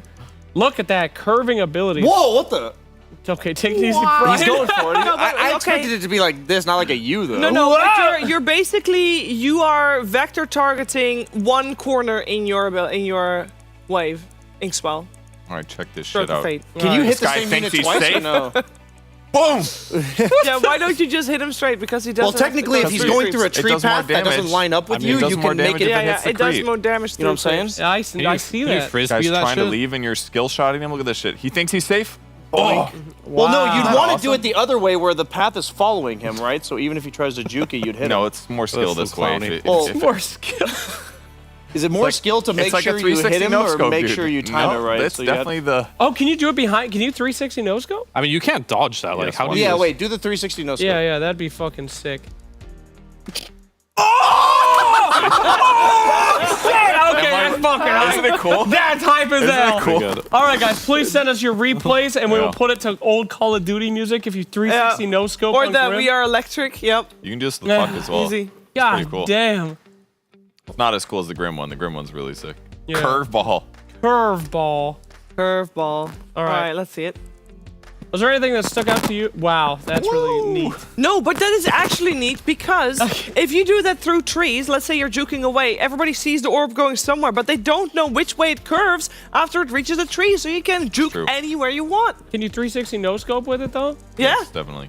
Show me. Well, not that long, like you missed. Show me. Check out this. He missed. All right, I'm checking. All right, reset. Go. I might have been slow. Nope, made it. See, look at that shit. Oh, Wow, neato. Ignore, I can go ignore into the fountain death. and die. Ignore the death. That's hype. It's You can definitely TP not back to looking heal. Wait, so as what, cool. what about the facet makes it last longer or whatever? I think that one, I don't know if it's bugged, but if you go all the way there and back, it gets really slow right at the end. It sounds funny too. Oh. I'll have to trust you on the sound, but the rest of it makes sense. Yeah. Neato. But why does it not go back? It is Oh, slower. because it's trying. I see it. It's slower projectile speed than the Grimstroke one. I see it. I see Beautiful. it. Well, that's cool. Can we talk about commercials? Like, can you make it go right in front of you, like right in front of your hero, and come back? Or is there for sure? Yeah. Whoa! That's actually useful. Yeah, it is. Yeah, can you Super orb the useful, wave and set it actually. behind you? Yeah. Somebody blinks forward where they think you're going. Damn, puck is That's very pretty cool, hard. actually. Oops. Oh, OMG. Well, how often is this actually going to grief you, as opposed like you're going to accidentally mess it up? Probably at least for a while. Yeah. I think the bigger question is, what's the other facet that you would have to... Who cares? Who cares? No, yeah, everybody Waning cares. Rift pushes enemies away. Ooh. Yeah, nobody cares about that. Nobody what is the other one cares for about that. Grimstroke? Ooh. You do this, and you're like, whoa. What's the other one for By Grimstroke? refresher, and you do it 3 times. 3 times and he might get Grimstroke? Yeah, the other that, facet. auto-activate your ink swell. It's the Oh, old the old wing swell they had. So really boring. Really boring. It's pretty boring, but also pretty good. Probably just a lot better, too. I like the name, though. Inkstagate. It's pretty good. Inkstagate. That's a pretty good one. pretty- There's a lot of good names. Yeah, I there. mean, whoever came up with the names for these, big thumbs up. My to them. favorite name was They're really Exposure good. Therapy for Yeah. Timbersaw. That's by far my favorite name. It's when he kills a tree, he gets mana back, and Exposure Therapy because he's paranoid about trees. I thought it was funny. Maybe It's people at very home give it a funny. kick. Someone we at home please is very see- happy that you thought it was funny Thank as you. well. Yes. Can we see Witch Doctor hitting a Grizzy? Show the Grizzy. I want to see him hitting a fat Grizzy. I want to see. I actually haven't This seen is what this is actually- spelled like. Why is he calling it a Grizzy? Because it's Grizz or something. Grizz. It doesn't matter which one I pick, right? No, it's his innate ability. His innate ability is Grizz. Oh, the Grizz. It's right there. Please show him hitting the Grizzy. The Grizzy. Hitting the Grizzly would be dying. No. We showed this earlier. I want to see. You gotta tell people what the Grizz is. You know? All right. So one more time, when Witch Doctor dies, he gets the money that he loses in a little neutral item that he starts with, and then it builds up until you click on it, you eat it, what some professionals would call hitting the hitting the Grizzy. Now, this is a very powerful item because if you are winning as Witch Doctor, it's bad. So what you want to do is to just start feeding down mid. This is a great item for griefers because your team might think that you're not griefing, or that you're griefing. You say, guys, I'm just feeding the Grizz. I'm about to hit the Grizz. I'm about to hit that second neutral item. You can only sell it once. I just want people just to know once. this. Just once. So look, this works. Once you fed the Grizz, once you ate the Grizz, Hit the No, no, Grizz. no, once don't you get hit to the me yet. Grizz, you should stop feeding. Important question though, Yeah. because it says in the wording, when the owner dies, can you give this to an ally? Can you give the Grizz? No, you can't. It's a give the separate Grizz. slot, no? Well, no, like try to give it to an ally. Only Witch Doctor can hit the Grizz. But it's like, why wouldn't it say when Witch Doctor? Ah, not droppable. damn it. So it's most effective on Witch Doctor to continuously kill Wait, others. can you hack it as well? Because sometimes it says not droppable, but you can still put it on your courier, and courier can still put it on someone else. Yeah. You can't drop it in any way. I don't it wouldn't let you understand how remove this it is at all. hard to understand that only Witch Doctor You has the can't power to move hit the Grizzy. The Grizzy. Anyway, Dab I'll on be the like Grizz. 14,000 gold because I'm very high net worth in this game. But Some nerd kept telling me the right way to say it on Twitter, and I said, it's Grizzy, no matter what happens. What would be the correct? It says Grizz. No, Purge knows. Are we French? yeah, probably something like that. Yeah. It's probably a cultural. Exactly. That's Example. it. Well, the noise you guys just heard is the noise you have to do every time you cash it in. Thank you so I'm much. sure you will be using that. I on will mic. be using that often. What other hero? What's your favorite hero, Sheaves? My favorite hero is Lich, AA, and Willow. Oh yeah, Lich got. You feel like that's bad or good? I think it is interesting. I think actually it's that to me feels like a very noob friendly facet because it's very easy to see, oh, am I up against ranged carries or ranged heroes, or am I up against melee heroes? I feel like this is an easy one to choose. You can't choose wrong. And that's what my biggest fear. I do not like choosing things. That's why I normally am a hero spammer. I choose the same hero over and over again, so I don't have to choose.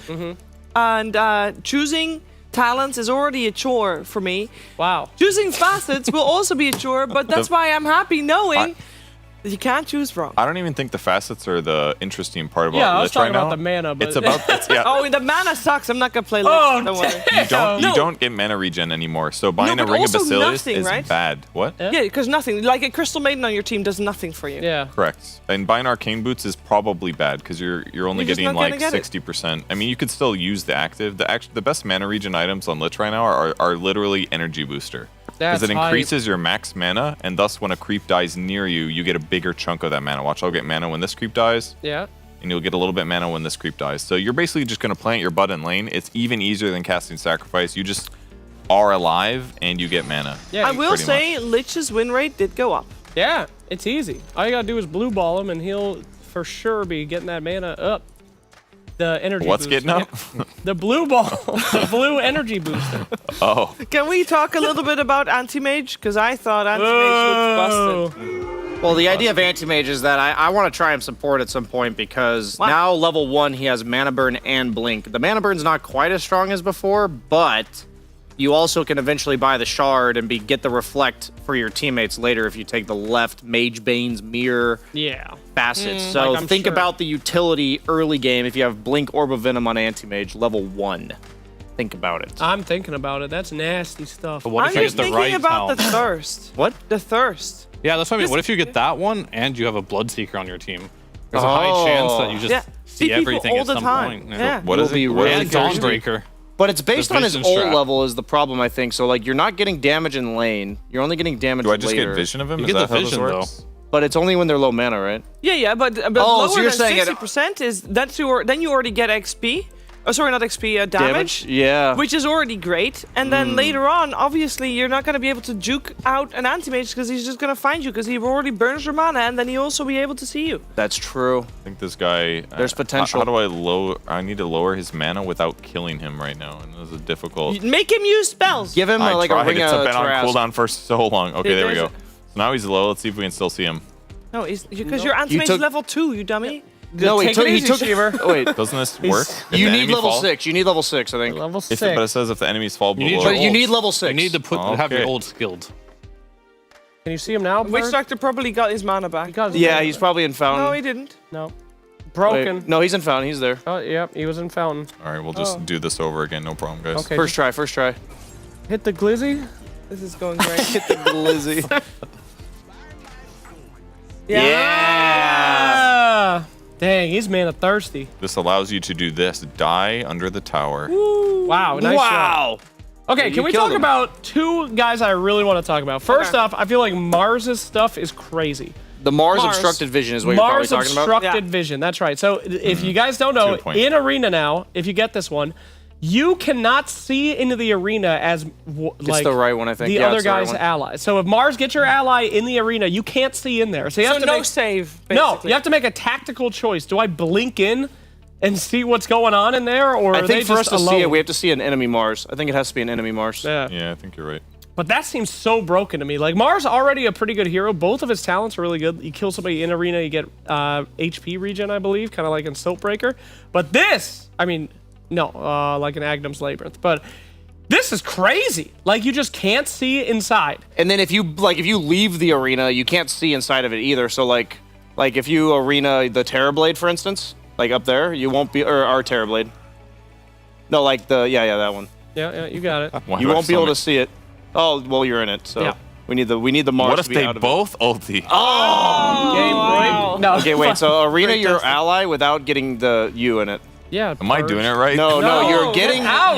You need the green Mars to not be in the red Mars's arena. Leave the arena. Leave. Mars. Yeah, and then do it. Yeah, perfect. Now you can't see Oh, shit. That's crazy. You can't target anybody or anything. So what I was thinking about with this is Yeah. that Mars has always been more popular in competitive Dota than he's been in pubs. Yeah. So in competitive, at least even though you don't share vision, you can at least say like, "Come in the arena. It's a good fight to take. Come in here." But like in a pub, think about it. Like the discombobulation, the I'm not going in discoordination. there. You're not going in there. You're No, like, hell you're no. on your own, bud. Suck it. You know. So this is a serious buff to Mars's pub win rate in comparison to pro. So I think also in comparison to pros because there's just no saving. It's because now if you're a Shadow Demon and you want to save your carry that's getting jumped in an arena, you can't because you Actually, can't jump even in. if you know he should be saved, you can't can't. make yeah. vision though, so the pros will drop a ward in there. Can you show me Can one you thing? drop Wait, how does a ward that in there work? yourself? Yeah, Like a actually, Sapphire? Use a ward on Do Mars. we see the projectiles going into the arena? Give Mars a ward. So like Ven should be able to get vision by screaming into the arena. Yeah. So if you drop, pros will just drop a ward in there. No. What I'm curious about Make is, an enemy does it matter Snapfire whose and ward then it have is? Mars. Oh. Make an Think arena about it. enemy Mars and see if you can see the Snapfire going into the arena. Like, can you see him walking through? Is that what you mean? I just No, like the Snapfire's Snapfire ult. Oh. Oh, like something Yeah, I like wanna once see it crosses the barrier. I want to Yeah. see like if you can see projectiles like going into the arena or not. Okay, so You want enemy? use Yes, his Mars, arena red- on Witch red Doctor. Mars. Yeah. Yeah, So arena basically, Witch Doctor. don't arena is 0 heroes of ours. No, yeah, right? arena. Yeah. Make Just sure don't there's no arena heroes your in it, Mars. and then Snapfire ult into it from like the fog. From the fog. Oh, you can see it. Okay, You okay. can try that again. Huh? You can't see anything. No, he can see the. There you go. Oh, Yeah, no, I can't see it. Only These when you damn- see no, you see Snapfire. it. Oh. You only okay. saw it when you saw Snapfire. Yeah. Huh. Yeah, interesting. So you really are kind of blind to what's going on in that arena. Yeah, yes. It's completely. Wait, can when he does that, can you plop a ward in there? Yeah, pop a ward. Buy a You ward, guys are Purge. asking me to do a lot of shit at the same time. Select the green Mars I like and how he place a elected ward. the only person that shouldn't be doing this on fan. He's literally You talking about you? delirious. Yeah, give him a ward and then place arena. He's been awake for like Okay. 25 hours. Now use the Terror Blade and place a ward. No, the green Terror Blade. The green Purge Terror Blade. faster. This is actually serious. Okay, so use a ward on This is him. serious. But place it a ward away from the other one. Yeah, away, Purge. No, the arena needs to be only on the main ward. On the main That's ward, really obvious. Right there. Yeah. Okay, so you can see it. So wards give vision. Wards do. So That's important. I was wondering. Snapfire It is to extremely buy a important. ward. No, just No, the counter to Mars is to place a ward in the arena. That's what I said. Okay. You're all catching up now. Well done. So may seem demanding, but I it was thought this important. was really interesting. And then the most interesting one that no one's talked about yet is Spirit Breaker. I think is a really cool. Oh, yeah. So Spirit Breaker's innate is that he gives like 30% X.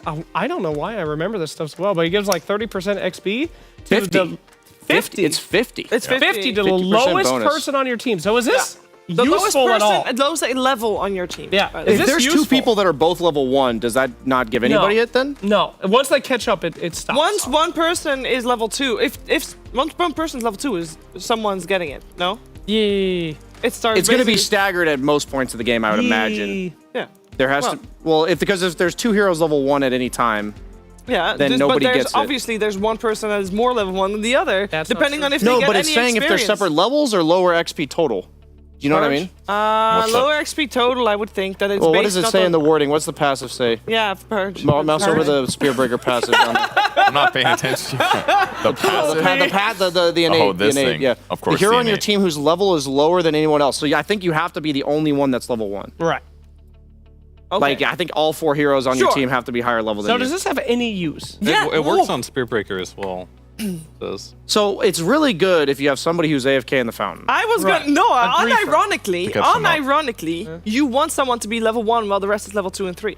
There Because actually could be because it strategy means behind this. If I'm a position 5 and I'm not in my lane, so I'm staying level 1, but my carry is just getting more experience. That is good for my carry, and I'll be able to catch up anyway because we got a Spirit Breaker on my team.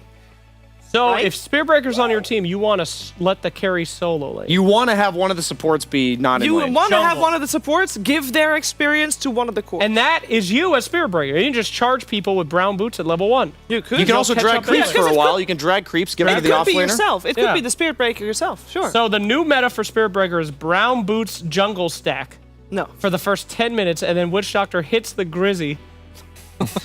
But He's stacking while Witch Doctor's feeding. Witch Doctor's feeding. I've been meta thinking about this. Like, Your core's gonna why like that, don't yeah. mids? If I play mid, I'm gonna say if no one picks Oracle, what's the other one? Spirit Breaker and Alchemist, I will start feeding. Because Alchemist can buy you a bottle, he gets 250 gold. Oracle will tell you where the runes are. Yeah. And then after you lose mid, because you're bad, it doesn't matter because Spirit Breaker will keep you up. So think about it. Wait, you lose No. mid so I don't badly want that to. you're the lowest level on your team. After someone being gives you given a bottle. No. I don't want to spend the brain power to try to figure out what you just said. The theory crafting behind it, if you're the Oracle team and you know the enemy has 3 people mid, do you act like you're going for the correct rune, or do you actually go for the correct well, rune? okay, how does it work? Because we still haven't seen what it does. Does it like do an all chat?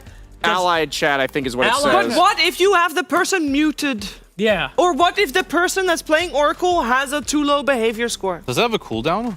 No. every it 2 tells you. minutes. It tells you every rune. Oh, just automatically. Yeah. Okay. It also Yeah. just says bounty runes too. So it says bounty rune.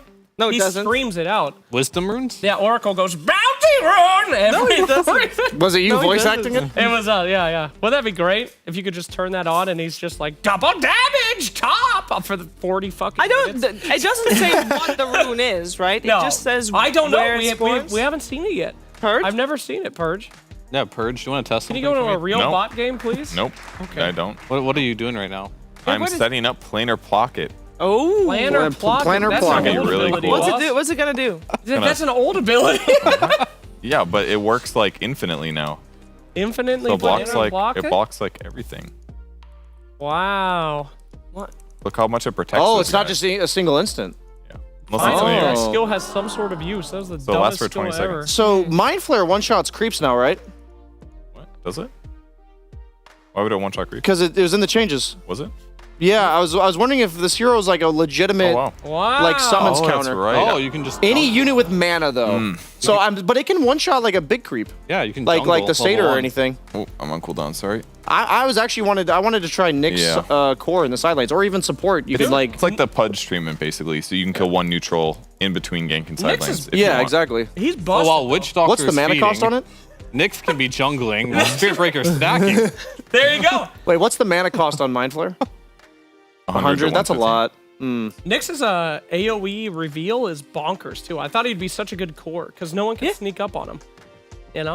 All right, You just since because you're you there, get Purge. basically when you Sure. sneak around, you get troops Lone out Druid. around you. What about? Lone Druid. I didn't even read I his just want to changes. see Are they what big? the do the right. Well, it's not what it's called. Lone. Facet. Yeah, facet. Use the right one. Unbearable. Yeah. That's a good name. Unbearable. So the left one's like the old one. This is like the new one. I want to see. You have to make your bear.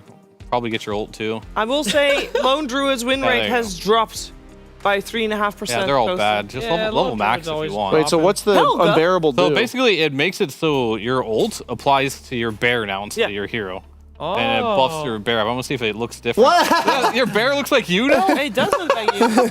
Oh, wait. That's confusing. Does the enemy see you as two similar entities? Well, there's this and there's this. I So you assume should be able to see. it says bear next to it as like what he's See this circling. little icon? Yeah, Little nobody bear looks at icon. that. Nobody looks at that.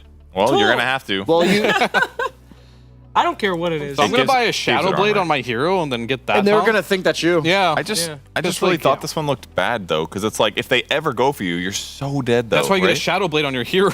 Yeah, it's the Shadow only way. Blade. But then they have a Nyx assassin and they can find you anyway. Or you have to get an Ags, right? Yeah. Is that the one that makes you global, or is that yeah, still I mean, there? the Ags means that the bear can like be off Oh, the it's leash. this one. So the Ags would have to be on the bear. Yeah, it looks like. Correct. Yeah. And then you can sit in your fountain with your hero, and then this one makes sense because you could actually utilize your ulti with your bear. Pretty on much, them. yeah. Well, the bear with me, you didn't used to heal your bear with your attacks, did you? No, you didn't. So that's actually just better than the Yeah, old one, it and I is. feel like that's just strictly better than this. Oh, one. for sure. I mean, this one, the very high risk, high reward. Yeah, too, you're though. just like a what? That's so weird. But if you get Ags with the Unbearable, I think that could be pretty OP. Oops.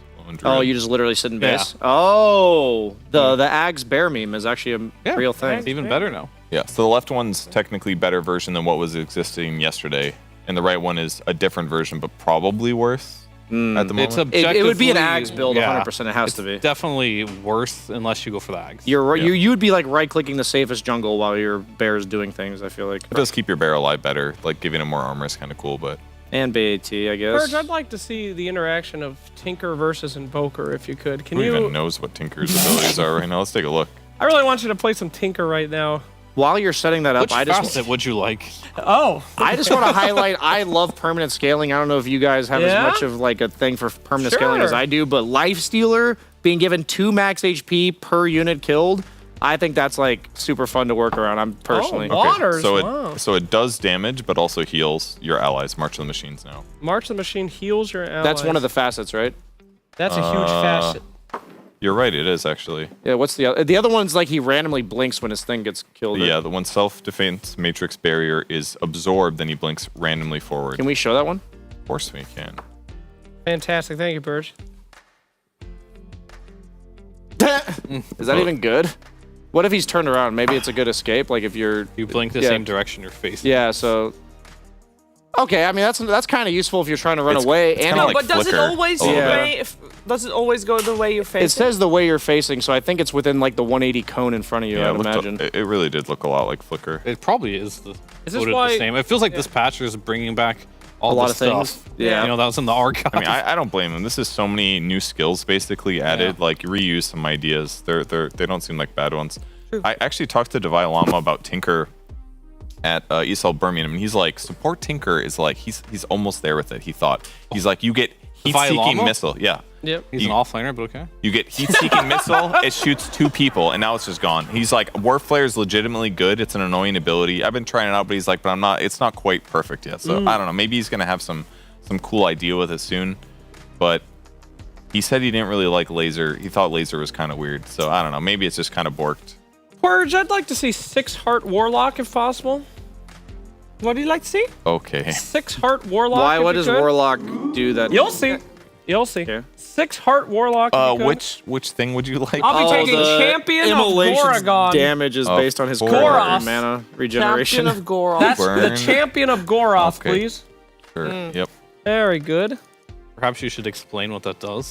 Champion of Goroth turns his regen into immolation damage, so you can heal yourself and stack Heart of Tarash to make what I call the Omega Poop Boy.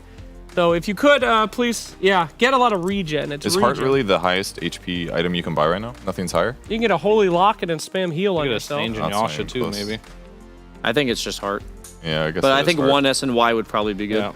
Yeah. Oh yeah, because when we're min-maxing this build, we definitely You're gonna one S and Y. We do want a little bit. Wait, do we want the Holy Locket too? Is that Holy Locket for heal, and then heal yourself, and then unleash the Giga Poop Boy. Does the heal do anything? Yeah, it's regen. No, it's health regen. It's not heal.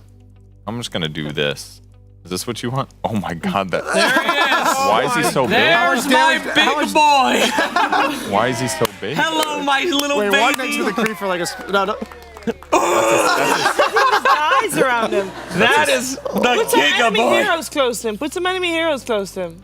Oh my 722 damage per second. You guys know Attack on Titan? Chat Pandas? You guys know Attack on Titan? What type of damage? Is that pure damage or is that magic? It's his burn. It's his yeah, aura, yeah, right? it's the aura around it. Is it magic or pure damage? It should be magic, right? The cleave was pure. Okay, the cleave's pure, but that's magic. Okay. Oh, Lord, incoming! I'm telling you guys, 6-heart Warlock. You get a Midas on Warlock, you're fully farmed, and then it's heart. There is no way your team would not have reported you. What do you mean? Before you get to heart number 2. Watching this just walk over creeps. Can we have that versus like a bloodlusted DK with Giant's Ring? Oh, hell yeah. Yeah, the battle of the Goliaths or what? Godzilla versus Kong. Which dragon would you like? Oh, never mind. We'll wait for the dragon setup I'm first. sorry. No, we it's want to okay. do King Kong versus Godzilla real quick. Yeah, they just want to He's check a out. Giant's Ring. Oh, no. Oh, no. You got to bloodlust him too, and BKB, I think. Oh my. Is heart good on Warlock, though? Question. No. Poor Warlock. The thing is, that thing might do a lot of damage, but any sniper will kill it very fast. Yeah, it doesn't have any health changes, really. No, it does not, so... Yeah, but if you get Darkseer to, surge... You got to BKB that boy, too. Yeah. Yeah, pop the BKB and then have the 2 Titans go to battle. All right, where's the golem at? Shit, we should be charging for this! Oh, shit! Turn off the BKB. I need to know how fast he dies. Who's winning? The dragon is winning, though. But he was BKB. Why is he still BKB? I pressed it twice. Oh. But yeah, the BKB did it. That's for sure. Dota now. Yeah, this is definitely what you'll see in your pub games, 100%. In Slack's stream, you will see that. Hell yeah. Obviously, the patch coming out is great, and I think this is a lot different from what people were expecting. But let's find out what the pros wanted for this patch and what they maybe have gotten. It's hard to say if it would be a good thing if the patch comes right before tournament or mid-tournament, but I think it would make it more exciting at least. I hope they include the gameplay patch on the next update, because it's been like 2 or 3 months already. It's kind of boring, so want some change. I want more fling aspect. It could drop during Dreamleague. That would honestly be fine with me, because I'm really looking forward to this patch. And we've actually had this before during Dreamleague, during the first season. What's on my patch wish list is the fact that there's going to be some map changes and a lot of different hero balance changes. It's going to be a lot of changes. It's going to be chaotic. 然后我的希望是结束游戏不要那么困难嘛，就那个感觉大家都在高地上龟缩着，太影响游戏体验了。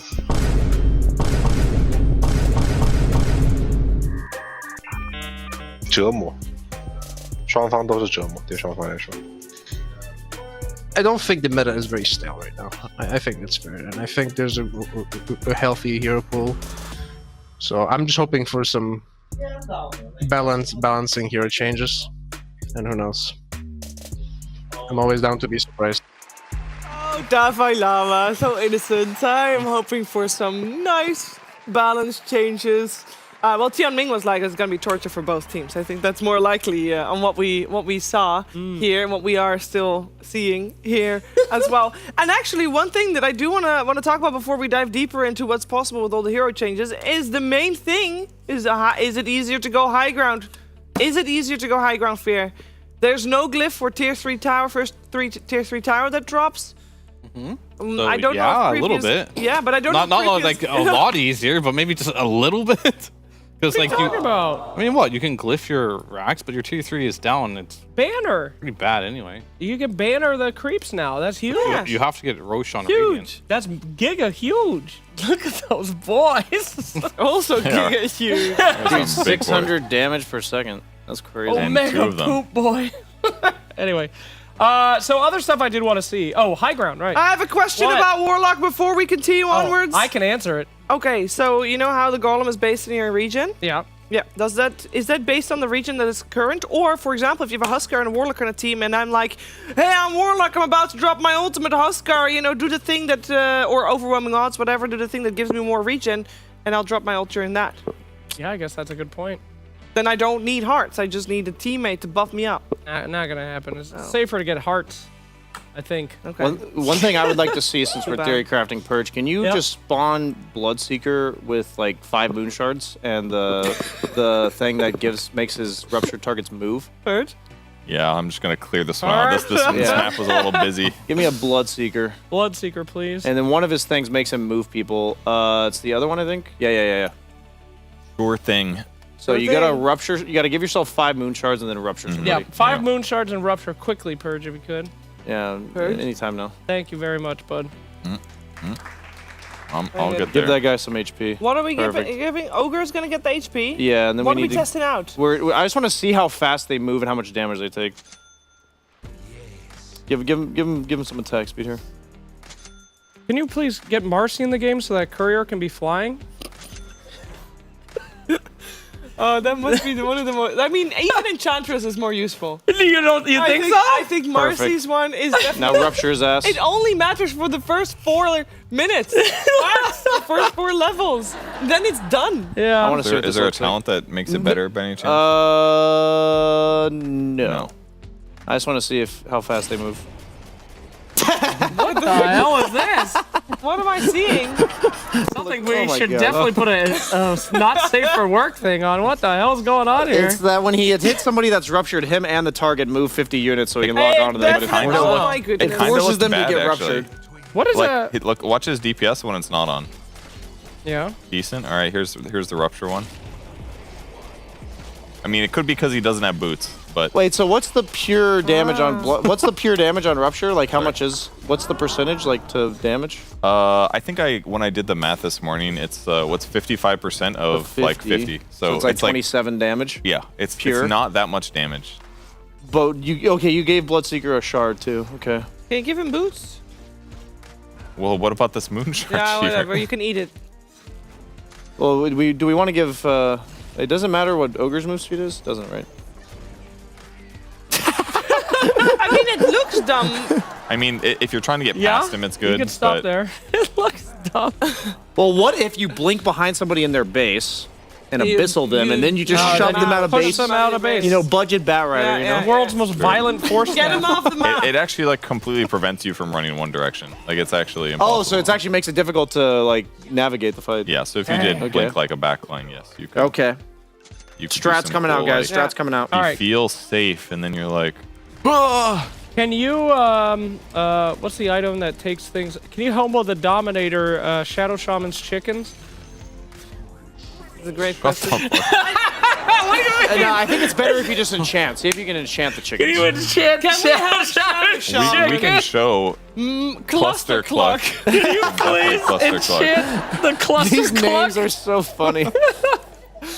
So we need Big Shadow Cluster Shaman to Cluck. die. Yeah, we need him to Cluster Cluck. Oh, wait, when you... Oh! You can do it to allies. So if someone gets dueled, you can Cluster Cluck them before Witch Doctor hits the Grizzly. It's when they die, too. It's when he dies, too, right? Yeah. But what's the advantage of doing this to your ally? So You don't know who's the real one. You can interrupt duel. So I need you to Cluster Cluck and then use the Helm of the Dominator. What do you mean you can interrupt the duel?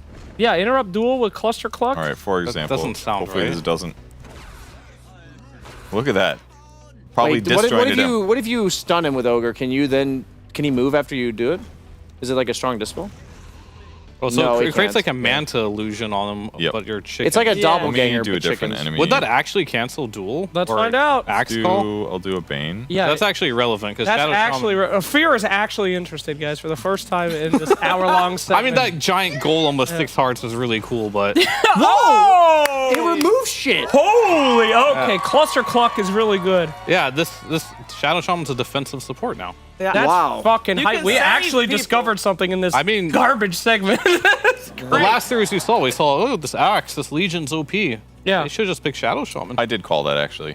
Remember? That was when Someone I talked should have about called that. Because Somebody should have. Someone should have. Why didn't anybody think of that? Why didn't you just tell the enemy team that? Can you make a oh, you did make a Legion. Come on. Okay, yeah, so duel them, and then Cluster Cluck them, and then drop the Giga Ward. Oh, dual stayed. A dual stayed. Dual stayed, but it's a single instance Oh, of... but it bugs his animation. Look at him flay. All right, all right. That's really good. Flail? Now, Okay. activate the Giga Ward while we're here, please. You're not dueling that guy. Oh, yeah, that's right. You need to like reuse your thing. You have to redo him. You gotta re-go in, please. Can you do it by clicking down there or no? Yeah, I have to do it up here. It has to be like your primary hero. Yeah, That's there you annoying. go. Yeah. Giga Ward, What's Ags this one do? Refresher. It's basically Mega Meepoing your ultimate. Oh! Big one. What the? It's 10x damage. We got we got Fear to laugh. This is God tier. Okay, I've Man. got a nomination for the worst facet in the entire game. There's no way. It has to be Mars. Oh no, it's an innate talent. Continue on. No, it's Gotta be enchant. it's snipers. Snipers innate. One of his facet. Ghillie suit. His right one, the scatter shot. Just use shrapnel like max level in a lobby. Just use it. Shrapnel. 1 second? Slow and damage. It goes from increased, 10 seconds. but duration is decreased. It goes from 10 seconds to 1 second. This is the literal worst Wait, what? facet in the entire game. Watch it like watch summon a creep wave. Yeah. Watch out! They're going for the Giga Ward. Okay, just use the shrapnel now. Okay. Cool. God. The literal worst facet in the entire game. I don't know. This Treant one looks pretty bad too. Treant gains 5 base attack But damage this, I'm per saying, this level. one makes it worse. It goes from 10 seconds to 1. It does give you a good slow. Doesn't it do the damage all in But one? no, it does 280 damage Yeah. instead of like What? Oh, I see. instead of like 580 or something. You versus the sniper. She said, "Don't worry about." Dude, it." I'm telling you, this actually makes him worse. That's awful. The Treant Protector's only better because it doesn't make him worse. Yeah. Huh? Yeah, that's pretty bad. They're gonna fix that. I haven't seen all of them, but that one is pretty. God, that's awful. That is terrible. It does give you slow. So like hypothetically, How slow? I mean, Can you walk? The movement speed slow is multiplied by 2. Can I see a hero walk through the? Yeah, shrapnel, Purge. please? With the talent, there's a talent With for the it talent. too. I'd like you to have Tidehunter walk through, Purge. Do we have to talk about Tidehunter? Because he seems weird. What's the deal with him? Yeah, he's also a permanent scaling one. look at that slow. Okay, you're dumb, BSJ. That was crazy. That was really good. Yeah. I'm convinced. I'm sorry, guys. Keep your mouth shut, BSJ. Gracious. Huh. Okay. And it's gone. And it's gone. It's just 1 second. Just 1 second. I think one yeah. headshot, 2 headshots actually slow him down. Save. Yeah, probably. It's 10 definitely times more. way worse for farming, and shrapnel is like such a good farming skill. Yeah. But hypothetically, if you wanted to slow somebody a lot and do all your damage in 1 second, that part's good. So I appreciated Purge, but that is an oversight. It's bad. It's bad. You Dang. could like shrapnel ulti to do a lot of bursts in a second. All right, support sniper. Do you think it's better? No. If you're killing heroes. They have to make the recharge time, like the charges, like come back way faster because it doesn't buff that either. There's no way that's better. Because it's you get bad. vision from support sniper with shrapnel. It's gonna get buffed. Terrible. Okay. So what's up with Tidehunter? I didn't actually remember his. All right, let's. You gotta look at it on the page. It's wacky, dude. Okay, we'll whack out here. Yeah, whack out with the Tide. He literally has different base stats based on which one he takes. So That's he loses. strange. If he takes Kraken Shell, Yeah. he gets 5 more strength, but he Level gains 1. slightly less. Okay. And then if he gets Anchor Smash kills similar to the talent, you get more damage block. The other one, you get less strength, more gain. So you start with 5 less strength at the start of the game. Huh? You attack at a shorter range, and your Anchor Smash is lower range. But as the game continues, you get more attack range, and your Anchor Smash has bigger AoE. I'm confused. I don't care. So it's like the stats are just a weird choice, and you can Okay. potentially attack from farther away in the future. Doesn't that sound kind of nice? That's the only difference. But he gets a thing. Can you where- show like a max level Tide how far he's attacking from with that? Like just give us an idea visual here. max level Tide, All right. please, Purge? Here's a dummy target. Oh, that's his kid. Oh no. Okay, That's, so that's like regular attack. Okay, that's regular. Wait, does he get bigger when you level it? He does kind of look like a little boy. Yeah, doesn't okay, he? wait, level. Oh my god, he literally grows in size. Okay, here's What the level hell? 10. So this is normal attack range. Okay, You okay. need level 10. That looks normal, yeah. He could eat a walrus, you guys. Oh, He's I can't big. hear it, but I believe it. He's a big boy. I mean, it's not that Okay, big no, a no, level difference. 30 though. We gotta see the level 30 Tide Hunter. Shit, Daddy's getting stronger Oh and he's my God, coming Daddy. home. All right, Look out! Oh, I daddy. know exactly what we need to do. All right, here's his big boy. This is Oh like yeah. Oh shit, have him I fight mean- a Warlock golem. Wait, how big is Anchor Smash now? Can Like, we? it also buffs that. Oh, we're getting a giant swing. Have him fight a Warlock golem Giants ring. give Give him a Warlock... BKB and an ogre. Bloodlust. Yeah, Bloodlust of Ogre, and then give Warlock a regen rune. Hey, why war?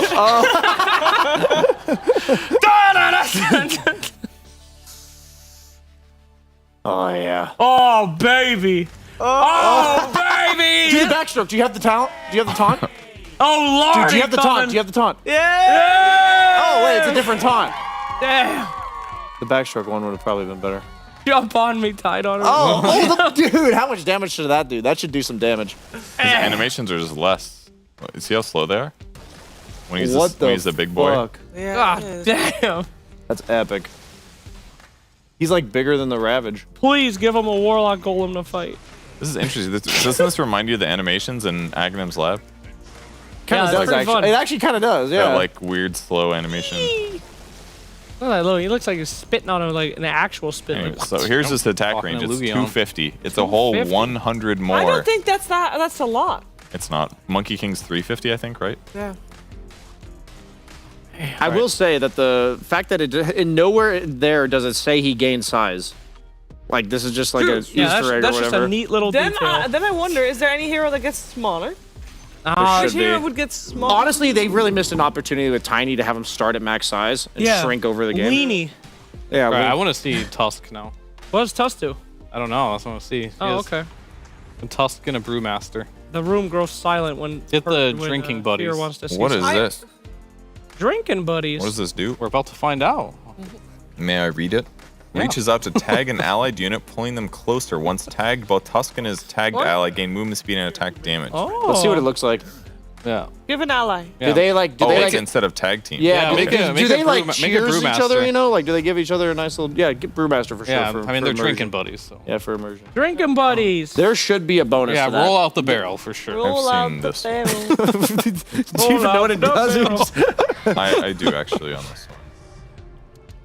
They're drinking buddies. Of course, they got that roll out the barrel. This is your new Cinder Brew, basically. With Oh, like this, like, longer a range. line, and it does physical damage, but it doesn't proc itself. You should be able to jump over it like Mario. All right, can you make them drinking buddies? What the Yeah, hell is drinking buddies. Cheers! Cheers! this? Then throw the barrel at them. Yeah.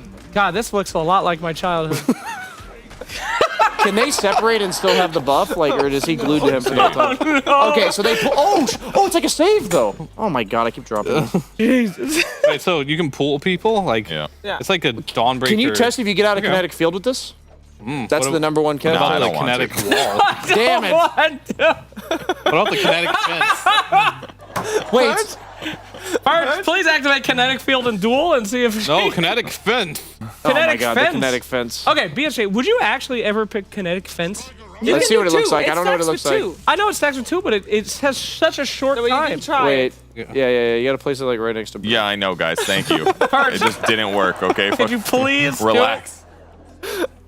Thanks. And pass him through the kinetic fence. Oh! Wow. It works. Can you pull him out of arena by clicking on the portrait? Can you pull him out of a black hole? It's not going to pull him out of arena. Can you oh my god, the black hole. Faceless Void Chrono. Can you pull him out of Chrono? No, you can't. Show me. Prove it. How do you know? Black hole. Razor Shard literally pulled people out of black hole. Black hole. Black hole might work. But oh wait, I picked the wrong one. That's fine. Sorry, I picked time zone or whatever the fuck that was. For people that have just joined us, welcome. We're waiting for the next game, and Purge hasn't slept yet, so he's struggling a little bit. What hour are we on? No, you guys just suck ass. That's all. It's not about the sleep. You're just asking a bunch of annoying questions. Place the blue on the edge of the chrono. Perfect. Wait, same team. This is the best day of my life. It doesn't matter. It's freezing. Oh, you're right. It's freezing. Oh, drinking buddies. Wow, it didn't work. Wasted my time. Can you pull him out of the arena via portrait? Yeah.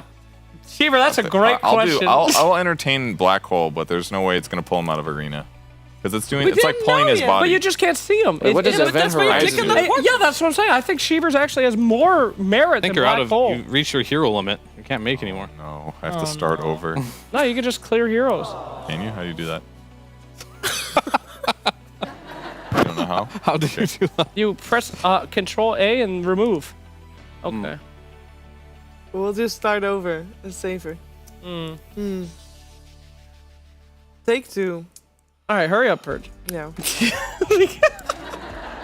But real question is, when would you get drinking buddies? Because like, you pull them away. What's the other option that you choose to? Tag team, the old one. What if it's like a carry last hitting on the creep wave and you're in the jungle? You could pull him halfway to you maybe to get him in range of a stun or something. If you are just low on you can't use it on enemies, right? But what if you pull somebody out of danger and then snowball? You could do that as well. So it's like a defensive option, but it gives you damage.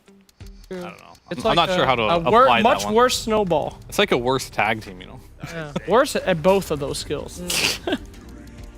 Worse with everything. Okay, and then a little black hole here and a little this doesn't work. Yep. Oh. I actually think Shiver's arena one is a really cool idea. I want to try. You want to see if you can buff people with portrait? Well, it wouldn't work with Bloodsport, so I'll do this one instead. Why wouldn't it work with Bloodsport? Because then I couldn't see him and click Yeah, him but on you can click on that's what she wants to test. She wants to see if you can use the portrait. Yeah, it's very important. Most people in chat probably don't know you can click on portraits of enemy heroes to attack them. You know, you're playing Oracle, somebody's in a big team fight, you can hit false promise on the. You can just click. So we're gonna try to target Enigma with it. Is what we're gonna try to do. Yeah, and then with Tusk, click on the portrait. Yeah, Did you see this icon that I'm hovering next to? Wow. Wait, did it have an X on it? Yeah, it had a no-looking icon. That's cool. Like you can't see them. Wow. Valve That's probably thought about they implemented that because of Night Stalker's kit now. Oh my god, this is smart. Guys, there's a lot to theory craft with this patch. Yeah. And we don't have time to theory craft everything. What? Sure felt like you did. Yeah. That's asking a bunch of annoying questions. I feel like we barely scratched the surface. I think one of the best things to see with this patch is to see it in action, which means having Dota games played, and we're a little bit away for our next series, but there's also a second shift of people that would love to talk to you about the new patch and literally about everything upcoming series related, which is gonna be a blockbuster, that's the word that I'm looking for. Or a banger, whichever one you want. It's Falcons versus Extreme. So we're gonna go to a quick break, but when we are back, Extreme versus Falcons for Dreamleague Season 23. See you soon.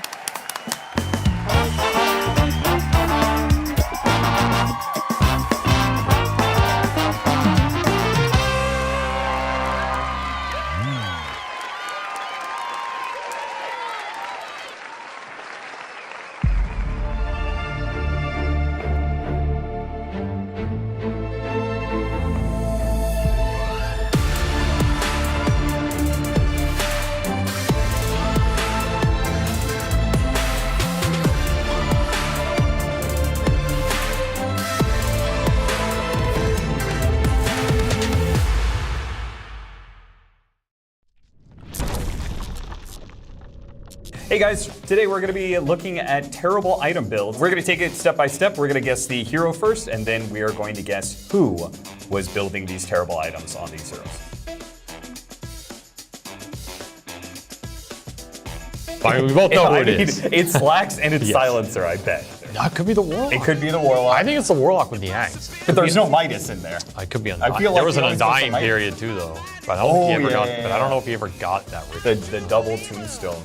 Man, Yeah, Arcane. he really liked that. Was he learning Undying? He was learning a new hero. I mean, I'm ready to reveal. Yeah. We both know it's Slacks. We played enough Yeah, games yeah, to know the man is Slacks. It's just a question of which hero. I went with Warlock with a Silencer Undying mini guess under there because it could have been one of those, but I'm pretty sure recency means it's Warlock. If this was like a year 2 ago. years ago, I would say it was Silencer 100%. That's right. But, He has his phases. I don't think he knows what this Silencer Axe does. No, there's no way. Okay. It was Tsunami? You know what it was? It was the Arcane Boots. It was the Arcane Boots. Slacks doesn't build Arcane Boots. I was literally thinking, oh man, it's weird he built Arcane Boots this time. God damn it. What the hell are you doing, Tsunami? You know you fucked up when like people mistake you for Slacks. Yeah, that's bad. That's bad. That's bad.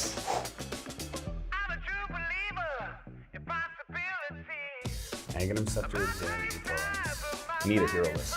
I have 2 heroes in mind. Okay. Jakiro. Bane. Bane's a good one. Oh!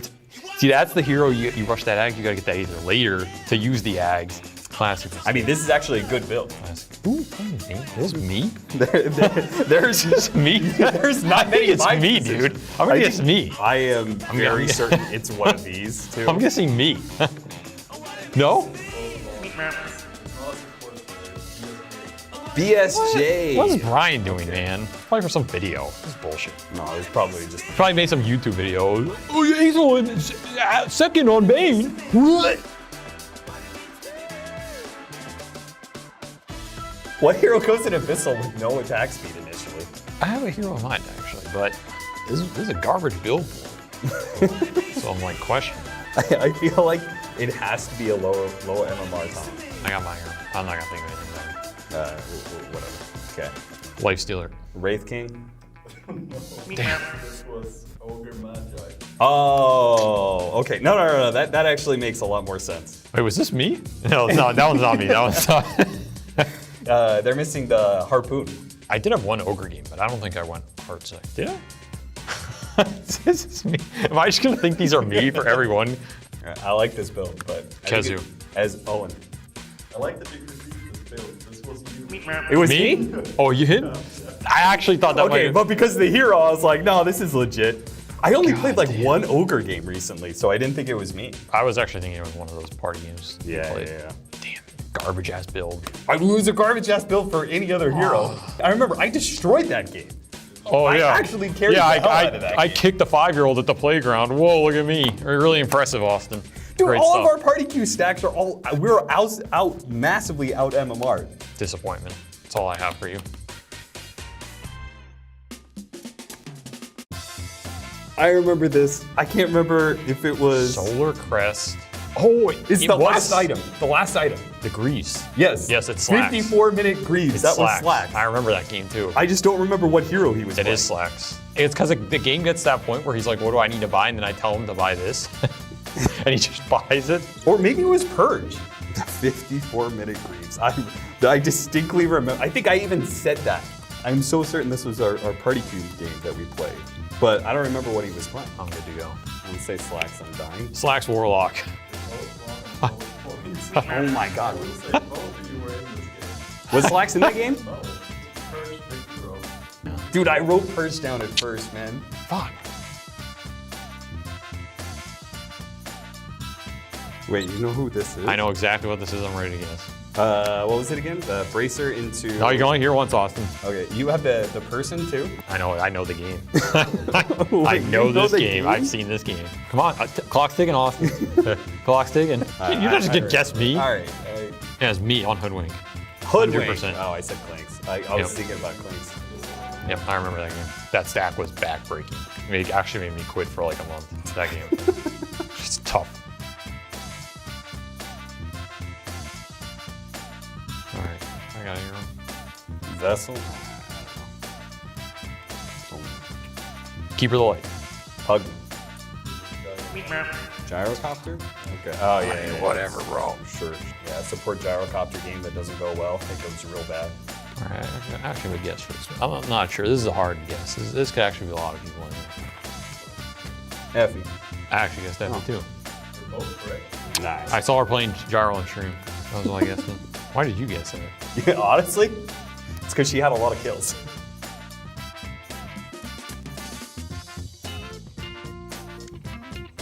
I mean, that's a Coddle build, right? Yeah, it's Coddle. That's 100% a Coddle build.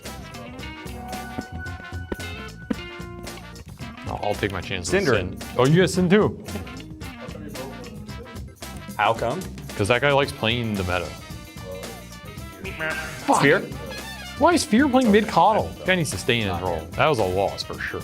Like if you had Fear mid Coddle on your team with a recipe in the end of the game, that's an L. Classic fucking Fear mid. Classic. We're going back to EG days. Put Fear mid, the enemy mid's like 20 and 2. You lost. I don't know what that shit is, man. Stay in your role. Stay in your goddamn Stay in your lane. fucking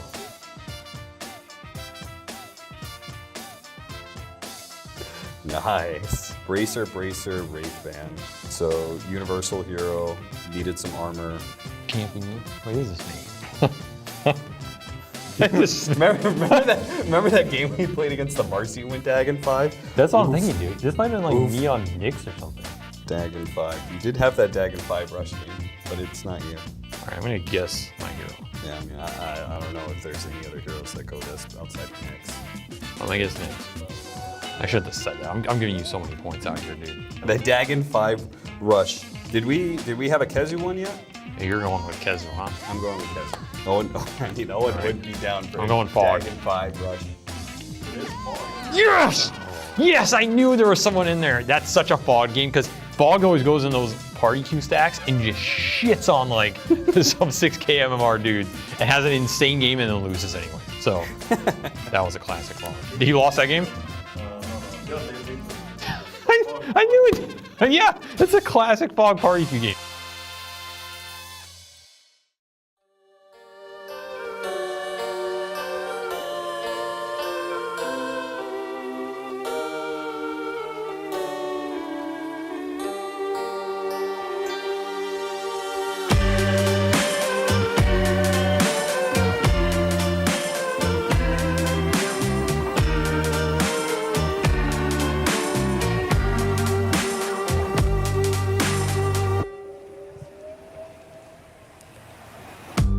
Out on the street, people pass you by. You don't meet their eye, you don't care. And out in the night, you see a light. From the cafes, there's more singing than despair. Hold me tightly before the night swallows the sun. And I'm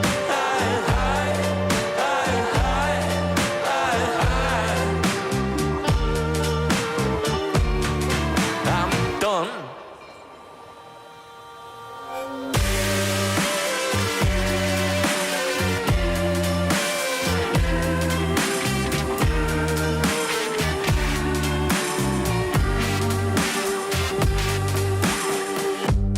At the bar, too drunk to sit. They're talking shit of what's been before. And the dancing girls, they twist and twirl. They sweat like beads of pearls, scattered before swine. Hold me tightly before the night swallows the sun. And I'm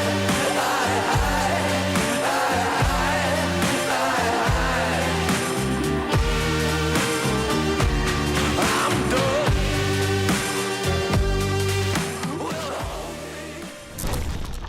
Dreamleague Season 23 is brought to you in part by Intel Arc, Acer Predator, DHL, Kadia,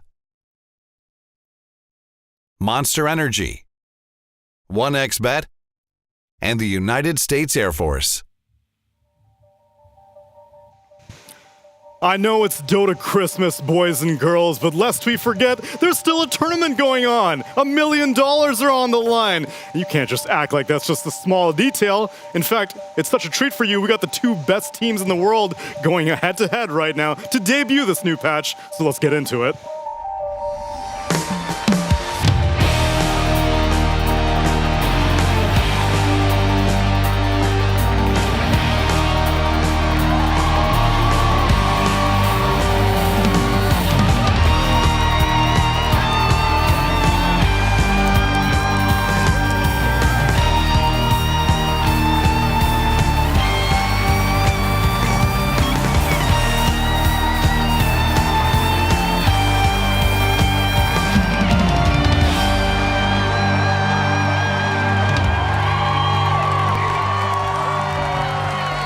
Welcome everybody to Falcons versus Extreme, and I can say that it's the 2 best teams because Spirit isn't here, and they would have the only other claim to that trophy right now because so far this year has been dominated by these 2 teams.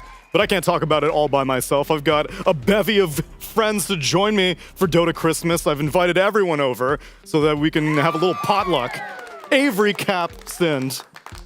You're all smiles over here. I have no idea what's going on. It's awesome. I can just sit here and say whatever I want, and I can't be wrong. So what's the difference from yesterday for you? I could be wrong yesterday, but I never am. But I could have been. It's too But today I confusing. can say whatever I want. I need the Cinder and I think Jug is OP. This is my favorite part of any tournament day that ever happens is the first patch day, just dropped in the middle of the tournament. Slacks becomes an expert on Dota, and you can't actually say he's wrong. Chances are he actually has read more about it than you have. He's the one expert on the panel. It's true. He has to read all the changes to see if there's lore. We'll stay in our lane first, though, because I know one thing we're still very much an expert on is this tournament. So let's take a look at the bracket and where we are right now in Dreamleague Season 23. We already had one upper bracket match go very quickly. It was 2 28-minute games where Gladiators just ran roughshod over Tundra Esports, thus knocking them into the lower bracket, where they will face off against the winner of Aurora and BetBoom team tomorrow. But for right now, we're doing our other upper bracket match. It's Falcons versus Extreme Gaming, where I think I would have felt pretty safe giving Gaimin the edge because it was only a year ago that the map got expanded and Gaimin did not miss a beat. They kept on trucking and beating everyone. But between Falcons and Extreme, first and third place on the EPT leaderboards, which one do you think has the bigger brains, Avery, to see a new patch and hit the ground running? I think they're pretty evenly matched. I think XG has been probably the most creative team we've seen out of China in recent memory since like the old Wings days, I feel. You could make an argument for that LG that Ame and Jinkyu were also on. Maybe they bring some of that element to it, but this team was willing to pick anything before the patch. So that means they're going to pick Clinks now after the patch, right? Well, their creativity definitely benefited them as they made their way to Riyadh. Didn't show up to Dreamleague Season 21, but won ESL 1 Kuala Lumpur. Technically, it was Azure, but it was 3 out of the 5 players, so close enough. And then Dreamleague Performance Top 3, Top 8 at Birmingham, and TBD here. And I think that creativity is also a bit unique because we don't really know very much about their coach, Maps. We hear all about Zhao 8, and I know that LGD has reformed as of like the past 3 days, and people were like, I kind of hope that Zhao 8 would come back to Extreme and join Ame again, but like, maybe it's a good thing he's not. Maps is doing work. Yeah, that's my favorite part of analysis. When we all just guess and say that the coach really has a large impact on a team. Correct. And everybody from the community is like, yeah, that coach is really good. No, this coach, very bad. He is a very bad coach. He makes this team much worse. This coach, I don't even understand the language that he speaks, but I know he is what makes this team so damn good. I love that part of analysis. That's my favorite part. The best part is when it's not updated and you talk a coach up and he hasn't been coaching the team for 3 months, but they just haven't announced it. You know? Like, yeah, he's doing really well. And as a matter of fact, they're doing the best since they kicked the guy. Wait, actually, is there any non-English speaking coach that gets criticized by the Western community? I think they're just immune. I mean, it's ignorance, right? It's just lack of knowledge. It's kind of hard to criticize them when you don't really get exposed to them in interviews or media. No, I'm out here interviewing Silent. No one's blaming Silent whenever Spirit's dropping the ball That's for fair. 6 months out of the year. Sure. Actually, I thought of one. Did you? Actually, yeah. Okay. I hate to say it, but I think Lanham actually gets a lot of criticism. Oh, that's true. He's been on a lot of teams that have kind of like performed in that middle of the pack, and we have no idea whether it's him or not. I'm not saying it is him, but I think he actually gets a decent amount of criticism. And I think there is a group of Chinese coaches that get that similar criticism because they're criticized within the Chinese scene. Right. Didn't Xiao Wei actually get quite a lot of criticism at TI? Yes, he did. For the grand finals. So I will say that they're not immune, I guess, but relatively speaking to Western coaches. I mean, compared to Bulba. But it's I was going to say Bulba probably gets criticized Bulba by gets the the other most languages. shit relative to how much he deserves. And then you have a team like, when Gaming Gladiators are doing poorly, I don't see people be like, man, CY is really dropping the ball, right? It's just like, Well, he's I don't newer know. too, right? Bulba's been coaching for almost 10 years now. I mean, CY has been part of multiple major wins as well, right? Yeah, but he hasn't came been getting a onto the lot of scene- credit either. He came onto the scene and immediately was attached to like you know, winning squad. A winning squad, so people will just naturally be like, "Yeah, he's a good coach." Yeah, maybe he is the coach. But We'll we see just 5 years from now, like maybe he's coaching in another team and they don't do as well, and then maybe people are like, "Man, CY sucks. This guy doesn't know what he's doing." I think Shopify and Gaiman should wife swap their coaches. Just like 2 weeks, you're on the other team, and then you see who gets No, better, I think who gets worse. Shopify That and will show. Shopify and Liquid. They should. Oh, that's good too. Yeah, because I'm pretty sure Blitz already wants to. Yeah, haven't they already done that? According to the room shenanigans. Yeah, he just wants to help out his boy Artur, you know? Doesn't everybody? Who doesn't want to see Artur succeed? And Bulba wants to be on a successful team. All right. Oh, was that rhetorical?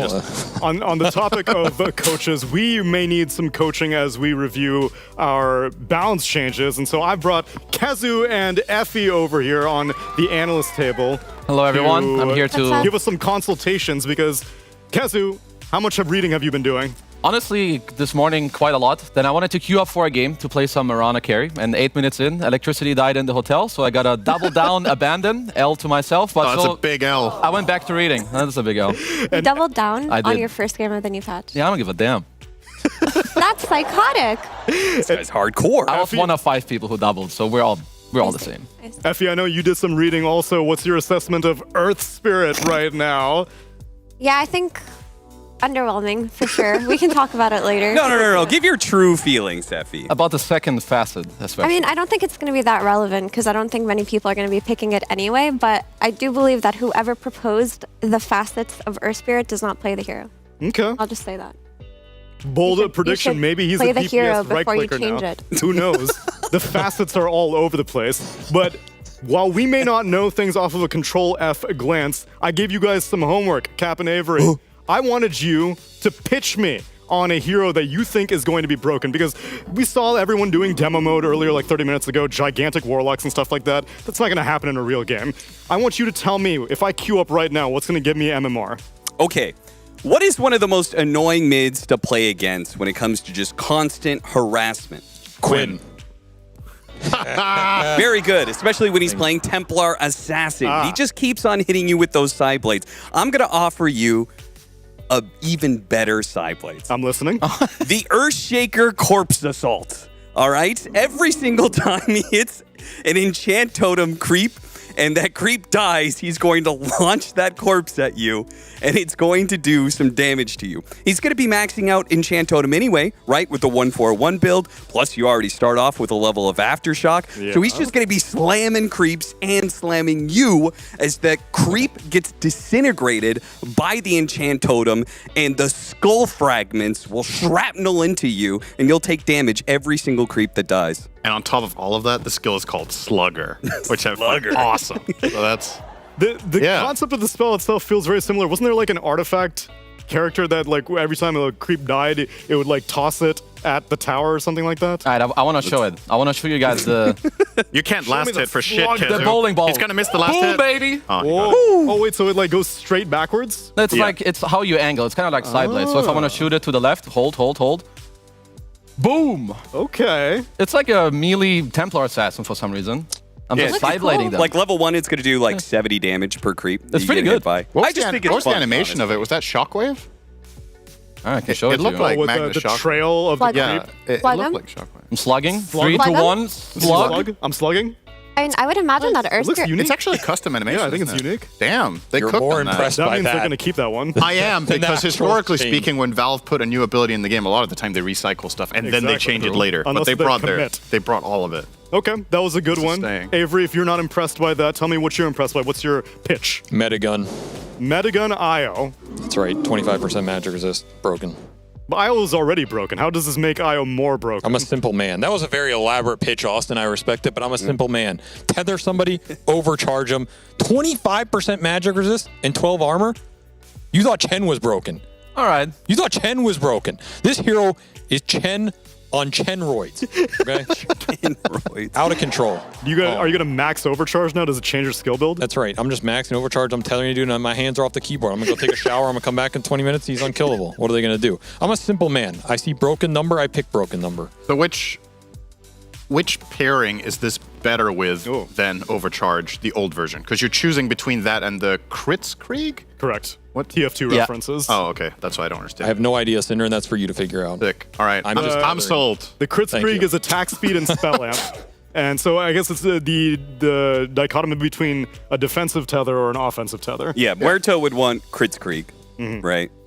But does Leshrac want Medigun? I still think most pairings want the left one, but there's like a few select ones that might want that. That's how you always get your beta, man. I'm telling you, these patches, everybody they focus in on these exciting changes, big spell abilities, massive effect overhauls. Sluggers. All right, I got you. It's always the simple, stupid armor buffs that are broken. I got you. How many times does it take for you to learn? IO Pudge with Medigun. Yeah, that's insanely broken. That is sick. Yeah. Actually. I'm telling you, just look for the armor. Entity is going to TI.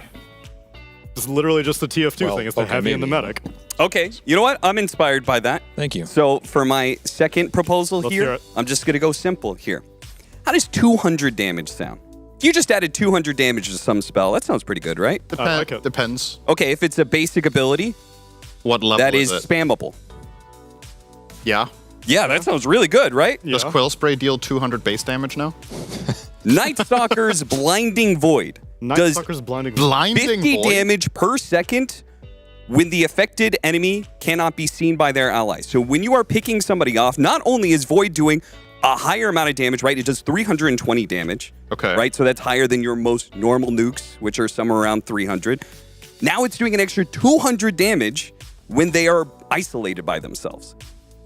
520 damage from this Night Stalker Void, and it's a spammable ability. So how does it work in practice when they can't be seen by allies? Does that also count the creep wave, for example? Is that if there's anybody in vision? Who knows, Cinderin?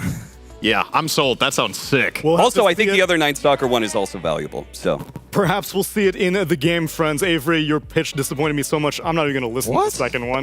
I'm just going to go to the game. Bye-bye. Based. But why? That's based.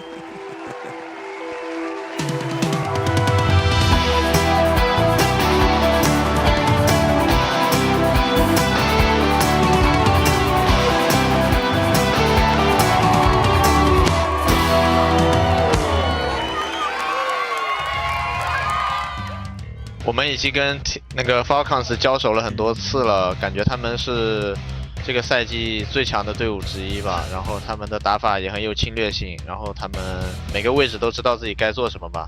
然后感觉他们是很强的队伍，我们会努力去应战，就是准备这个比赛。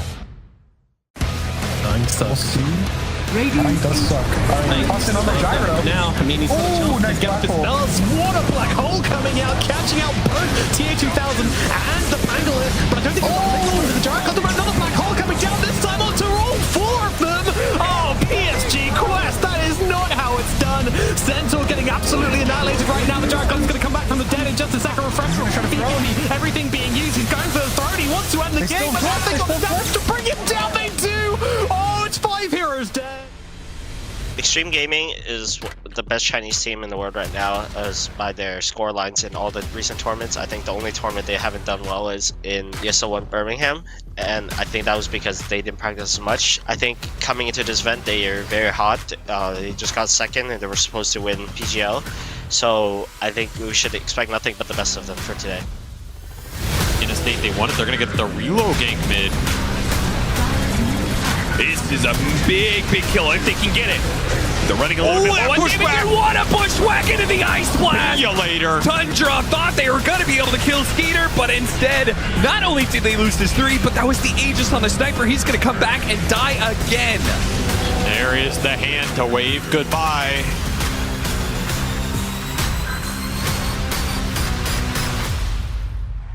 Two Titans clashing in this upper bracket matches. Yeah, really the only tournament that Extreme Gaming really faltered was Birmingham. Other than that, they've been maintaining a very, very strong momentum for the entire year, which has been refreshing for the Chinese scene, who has not really been able to stake their claim on any one team, other than like LGD for like 5 years straight. And then that was it. I was about to say it was a good 5 years, but it wasn't actually really a good 5 years. It was a declining 5 years. Yeah. So they are coming back to prominence, and they are going up against Falcons, who have basically instantly had prominence. Kuala Lumpur was their only slow start, which is a top 6 performance regardless. And then since then, it's been good times. Yeah, they brought Aoi in after KL. I feel like instantly, from a top 5, top 6 team, boom, he joins up, he helps you with some strategies, maybe how you need to communicate, how to draft, fixes some small stuff. Boom, top tier team with top tier players. It's that simple. And I feel encouraged having Aoi on a fresh patch kind of team also, because I think that he is, while we were talking about coaches earlier, this one I can attest to the fact that he's probably the nerdiest. He grinds out the most lobbies of any coach that I've seen. Yeah, he's giga nerdy. I think of all the coaches in Dota, Aoi is the one that tries to reduce Dota to a science and thinks about gameplay and thinks about interactions and terminology in Dota as something that is a fundamental that you have to learn, and he imposes that on all of his players too. Like, even if you hear him talk about lanes, he's like, I remember 3 years ago at the Animator, he's like, hey Effie, do you know about lane theory? He's like, because it approximately takes 50 seconds for the creep wave to reach this amount of the map. Playing on this. I was like, I see. Yes, thank you for that. No, I never heard about that, and for good reason. But now I know, so yeah. I mean, he's a huge asset to have in a situation like this, and I think to make matters worse for Extreme, my memory of recent, I say recent, it's been a while since we had a patch, but my memory of patches in the last few years even is that China is a slow starter. I feel like a lot of the time they do not get the best ideas straight away. I don't know if it's because of coaching or if it's because of their approach to the game in general. A lot of the times when we've had a new patch come out, even in the middle of a tournament, they will be the team sticking to their guns. They'll play the same heroes that they just practiced for months leading into the tournament, and then other teams will just throw complete curveballs from day one of the draft. And I think in this kind of patch, with how insane this patch is, you have to change things up. If you play the same stuff, you're just going to lose. I have the same concern, actually, because historically, Chinese teams take a really long time to adjust to new patches, and like Synderen said, they will kind of beat you over the head with the same idea until the patch has been around long enough to like develop and ferment a little bit, and then by then, that's when they start to look really good. When we've been sitting on a patch that hasn't changed too drastically in terms of macro for a long time. So I am curious because Extreme Gaming, even though they are a Chinese team, they are a bit more creative than other Chinese for teams, right? They're willing to experiment and do new things. I would also say that over the recent years, it has changed a bit more, where I feel like they take in more from like the Western teams. Like, they're not so stuck on what they're doing, and they're more open. In Birmingham, they like brought some Kling, some position for Earthshaker. No one else has been doing that. So if there's one Chinese team where I have hopes for them to try new stuff, read the patch, and be like, oh, I think this shit looks broken. Like, I've seen XM today, he's been playing Venom mid. I don't know if it's good. No one knows if it's good, but you need to try stuff like that in order to just like surprise them. Because let's be honest, nearly nobody knows what's good 5 hours of this insane of a patch. Yeah. And of course, it's the guy playing Sniper and Viper mid that's like, hell yeah, I can finally play Veno. Yes, I've been dreaming of this moment. Let's hope it works. I love Veno. I'm a sicko. Same. He has to make sure it works, because otherwise some numbers might start dropping for him, specifically some win rate numbers, as we take a look at our Wisdom Rune presented by the US Air Force, and the fact that both these teams in this matchup are actually the highest win rate teams of Tier 1 events in this calendar year. Falcons with a solid 72.5% win rate. That's insane. That is an insane win rate. They have, that's like a large sample size of games also, because they make it all the way to grand finals at nearly all the tournaments that they play at, and they're winning basically all of them. I mean, I feel like Falcons are just a giga team, and I would say that a lot of people say that, oh, they're really good at drafting, and like they have OP heroes. So if you're Razor, Mars, Timber, whatever it is in the last patch, but I feel like when I watch them, what stands out to me is like their individual gameplay and their team fighting, like how they team fight together. So I really want to see if on this patch, which I have high hopes for them, that they can just show us the same thing with different heroes. Because I feel like they will do that. Yeah, I think I'm not too concerned for them, honestly, because they themselves have been asking for a new patch. And if you're the team that kind of set the strong heroes for the patch and you want a new patch, you're bored of it, that means you're confident in your players and their ability to adapt and also develop a new hero pool. I think there might be a little bit of growing pains for our Falcons, though, at the start. Maybe even a tad bit more than Extreme Gaming, who, because they've been a lot more creative and because they've been a lot more flexible with their hero pools, may not suffer in the same way. I'm more concerned about like average game duration. The teams that played the longer average game durations in this patch, I think will suffer the most, because like we just saw in the Gaming Gladiators versus Tundra series, the game ended in like 26 minutes, 27 minutes in both games. So in this patch, if you're getting rolled, the game ends early. They changed glyph, they changed banner. The game will end early. And I guess one more thing to add is, which to me is actually quite a big surprise of this patch, there were 0 economy changes. Correct me if I'm wrong. I think no changes to gold, no changes to bounties for ending kill streaks, experience gain from kills, etc. So in the grand scheme of things, the game is the same, but all the heroes are different. So it means that if you had a really good macro strategy before of how you were playing as a team and moving, which Kezu is praising Falcons a lot for their way of team fighting, in theory, their way of team fighting should be the same. It's just with new pieces. But the idea of how you play the map and what you do is probably going to be quite similar.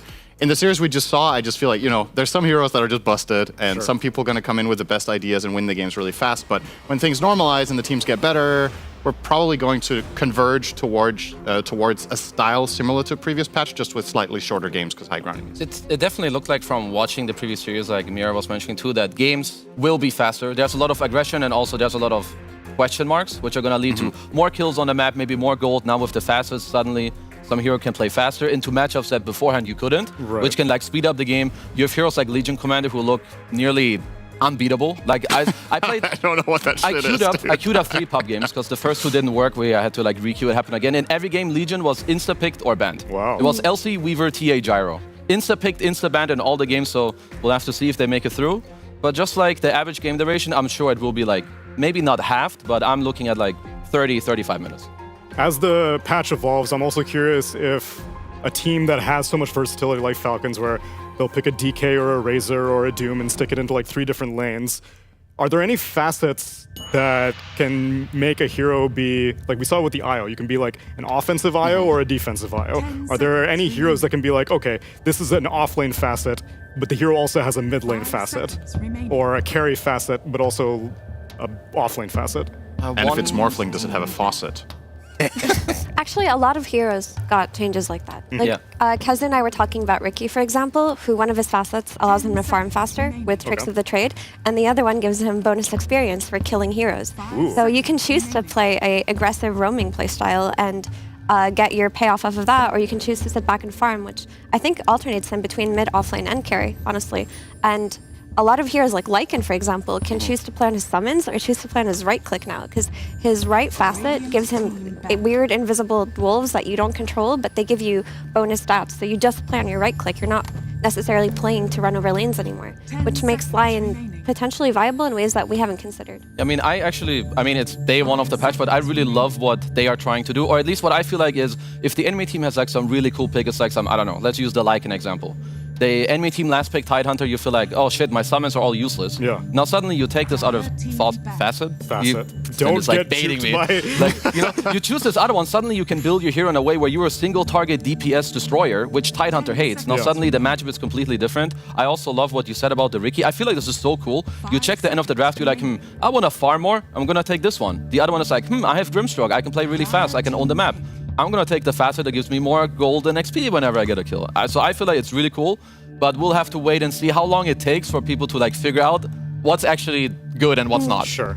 Something already standing out to me in this draft is that Falcons, despite being first pick, are banning TA, which seems to be one of the heroes with the biggest win rate increase of the patch, but their players don't really play this hero. So all of a sudden now you might need to start throwing out some bans in the first phase that you weren't necessarily doing already. Malrine is not really known to be a TA player, Skitter isn't either in the carry position, so... But they're gonna get, would you look at that? Hello! Miss Stonehall Plate is in the building. For anyone who did not catch the first series, Kezu, refresh us on Legion Commander's changes. on your tech laptop? There's a lot, as I do have the notes open. So I feel like a lot of heroes, of course, or every hero got an innate ability, right, that they start with. But the thing for a Legion Commander is that I feel like, so she got Moment of Courage, but her numbers are really, really high. I'm not sure if they're supposed to be that high. You have 40% lifesteal, and like your cooldown is also very low. They made overwhelming odds incredibly overpowered, in my opinion. It's already, they increased the damage. You get more attack speed yourself as well. And then the problem is, I'm not sure why it gives you a barrier when you choose the Stonehall Plate facet, which is what everyone is going for. Right. You cannot trade with this hero. She's gonna run at you and destroy your ass. Yep. So to give some context, you get 100% of the damage you deal to enemy heroes with overwhelming odds as an 8-second barrier. So if you're playing in a lane against 2 heroes, you hit overwhelming odds on a couple of creeps and 2 heroes, maybe you get a barrier of like 150, and then on level 1, that is, and then you just go trade. Yeah, like if you hit 2 heroes in a wave, I've seen people hit it like 5-6 times, and Legion didn't lose a single HP point. Jeez. Yeah. I guess that also explains why to ban Oracle, because I'm assuming the barrier and the buff can be dispelled. Yeah. Okay. But also, Oracle just has so much competitive viability now with his innate ability, which he announces where the power rune will spawn. Like if, some Quinn if hero. you know where the power rune will spawn, you can already, like, not only does that free up one of your side lane supports to not necessarily make them have to go secure the rune, or even it makes them double down and know which rune to play for if the enemy support is going to bring 2, or if the enemy team is going to bring 2, but it also makes it so that your mid laner is aware, you know, which side to start setting up his observer ward and stuff. Like, it just does too much. Yeah, this changes Giga. Like, I can't wait to see the next some pub game where one team, like, they just know where the rune is going to be, whereas the other team, you know, they go for some 50-50. You know, you have some Quinn mid or some Nisha mid and some strategy where your mid laner has to pop off. But suddenly, I want to play Oracle, bro. Can you do this? I'm going to have every active rune. Yeah, but what about the layers of mind games where like, well, they have an Oracle on their team. I'm just going to get a ward that definitely sees where the mid laner is going, and I'll just follow that mid laner around. I mean, you could. Yeah, but then they're going to start going to the place where the rune doesn't spawn. And then nobody gets the rune, and that's really good. Yeah. Then Oracle walks in and takes the rune. Guys, I told you it was going to be tough. Why are you all fighting bot? 2 other heroes popping up, Slardar and Lich. Any interesting changes to either of these heroes? So Slardar, the part that was connected with Guardian Sprint before, a lot of the passives like the regen, the move speed, etc., is just a passive now whenever you're in water. So that's his innate ability. And then his 2 facets are either an increase to the impactfulness of sprint, and it gives you 100% slow resistance during a 2-second speed burst. So you can activate this as like essentially a protection almost, or even, I guess if you are slowed and then you use the sprint, you can just run away. So that's kind of turbo boost. Yeah, it's nitro boosters for nitrous, Slardar. And the alternative is that you gain armor when you apply minus armor, which I find to be an interesting idea. I like it with the shard. I think the left one is, with the shard, the right one should be really strong in some situations, but the left one is just incredible utility. Yeah, and there's just like inherent synergy with pairing a hero like Slardar with Frost Shield, which got, and Lich got a lot of quality of life changes. I was reading them right now. Like, he got both backswings on his spells improved, which is nice. Now you can still use other abilities while you're channeling Sinister Gaze without a scepter, which is always a nice quality of life. Yeah. But his right facet, which I think is much better than the left facet makes it so that if you miss a bounce, it circles back, and then it waits a little bit before it goes again. Yeah, we've got a lot of So it doesn't disappear, your Chain Frost, if you miss it. But I feel like that's more of a new player kind of facet to help them with Chain Frost. Whereas the right talent tree, your Frost Shield is extended by 1 second when you kill a creep and 4 seconds when you kill a hero. So in theory, your Slardar could just have this Frost Shield for the entire fight. I feel like the fact that it goes higher in duration can be really damn strong, especially early on. So I kind of like that they went for it, because this Legion Commander, they must have had an idea of letting it through and have kind of a soft idea beforehand. But Falcons, they won't shy away from the hoodwink. They'll go for it still. But Phoenix, I really like the Phoenix changes. There were also, quite a few. But there was something where, so Phoenix generally loses a lot of HP, right? Because when you use your spells, you're gonna drop in HP. And his left one is kind of interesting, where you burn people around you for a percentage of the HP that you're missing. And you generally lose a lot of HP on Phoenix naturally. So honestly, I feel like that change is So it's like a Huskari type thing? The lower HP you are, the more damage you do? Yeah, you're kind of, the lower you go, the more radiance burn you're doing around yourself, which is kind of cool. Okay. Don't you think most people will choose hotspot though, just because it's more reliable? Like 450 radius is effective. I'm assuming it works when you're in Supernova as well, right? So yeah, it does. I don't know how much missing health you have in Supernova. Maybe it just snapshots your current health as you cast it, and then that's what it's considered. Or do you think it is health of egg as well? Like when that goes down with every attack, you deal that more I'm damage? not sure. I know that when you were in the Dying Light facet, didn't work during the egg at least. Like when I was like at 1% HP, it didn't deal any damage. But I didn't check if when the egg was dropping, if it still did it. Okay, because I think most people will still play Phoenix as a support, and I think the hotspot one is just a real feels good one, right? Like Sunray is a huge part of this hero's kit, and correct me, you still have the same cast during Supernova that you can get with Shard, right? Yes. So this just seems like a really, really nice addition to the hero for team fighting. Yeah, it doesn't work during egg. I'm checking it right now.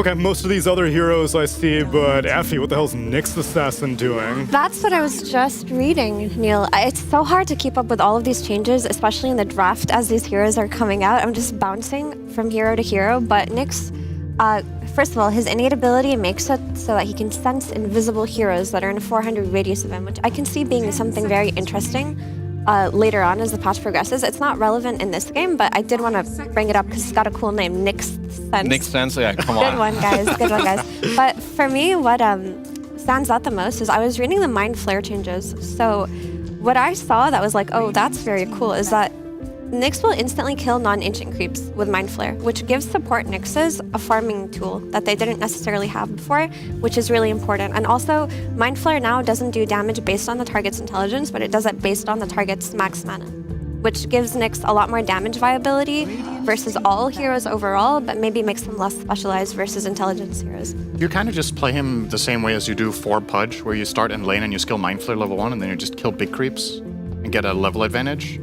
Am I missing something here? You can just go to the big camp and just kill it with a level 1 Mind Flare. Mirana also. Yeah, you can. It's kind of interesting. It's kind of, yeah, like Mirana as well, because Nyx is already a weak laner on level 1 anyway. So if you're picking this and you have like some intel in this game, for example, they're probably looking at the support matchups and they're like, okay, Falcons are playing Phoenix, not the strongest 5. We can probably be a bit greedy. Maybe he's going to skill Mind Flare level 1 and just get to work. I mean, anything that helps this hero like kind of squeeze through the lane or gets you like slightly closer towards whatever it is, like your Dagon, your Blink. I feel like that's really cool. I kind of like these changes quite a bit. And he's also insane with levels, right? That's always been Nyx's problem, is reaching that level. I feel like this hero gets so much value between level 6 and 10 in his ability to solo kill heroes. Yeah. So if you can accelerate that by a few minutes and reach that point before the enemy team gets their first additional core item that gives them that little bit of extra health to bump them over that gap, that's... And also for Nyx's facets, the left facet just gives him more mana burn. It says the mana of affected enemies triggers on spells that deal 100 damage or more before reductions. But the second one gives him unobstructed pathing on Vendetta for 10 seconds.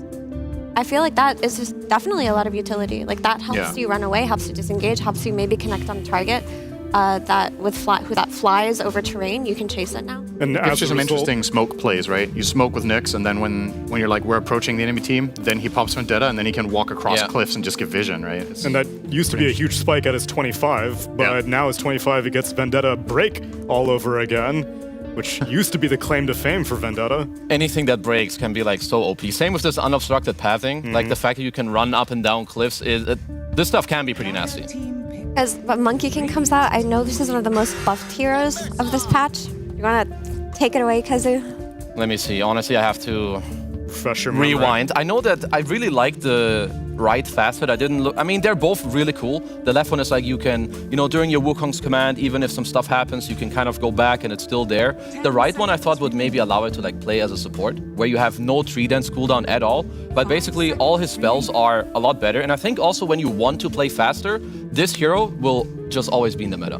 Dude, I'm just looking at Simi and Stride, and I'm like, Jinkyu is going to kill some couriers this game. Exactly. That's all I see. He's going to skill Tree Dance level 1, and he's just going to jump with no cooldown. But then who are the supports in this Extreme Gaming lineup then? Are you saying Nyx Assassin's a core? It's mid-lich. Oh, okay. Oh, come on. Of course. No, I think Monkey King is a core here, because it got buffed way too much as a core. Every single spell got stronger, and you can just jump from tree to tree. And I can't imagine a situation where you think taking the Wukong facet is better than having no cooldown cooldown on your tree dance. It's Like you can insane. set up with vision even as a core. You can be the hero revealing enemies on the map, and you're not really putting yourself in danger because you can leap away if you leap in a position where you feel like you might get caught. Okay, before we get too lost in the sauce about the patch changes, these 10 heroes, from what we understand them, I have no fucking clue. Great. Okay, I don't know what's happened. I know that It's like, Legion is good. both drafts look great, Neil. I hope it's a good game, and I think the best team will win.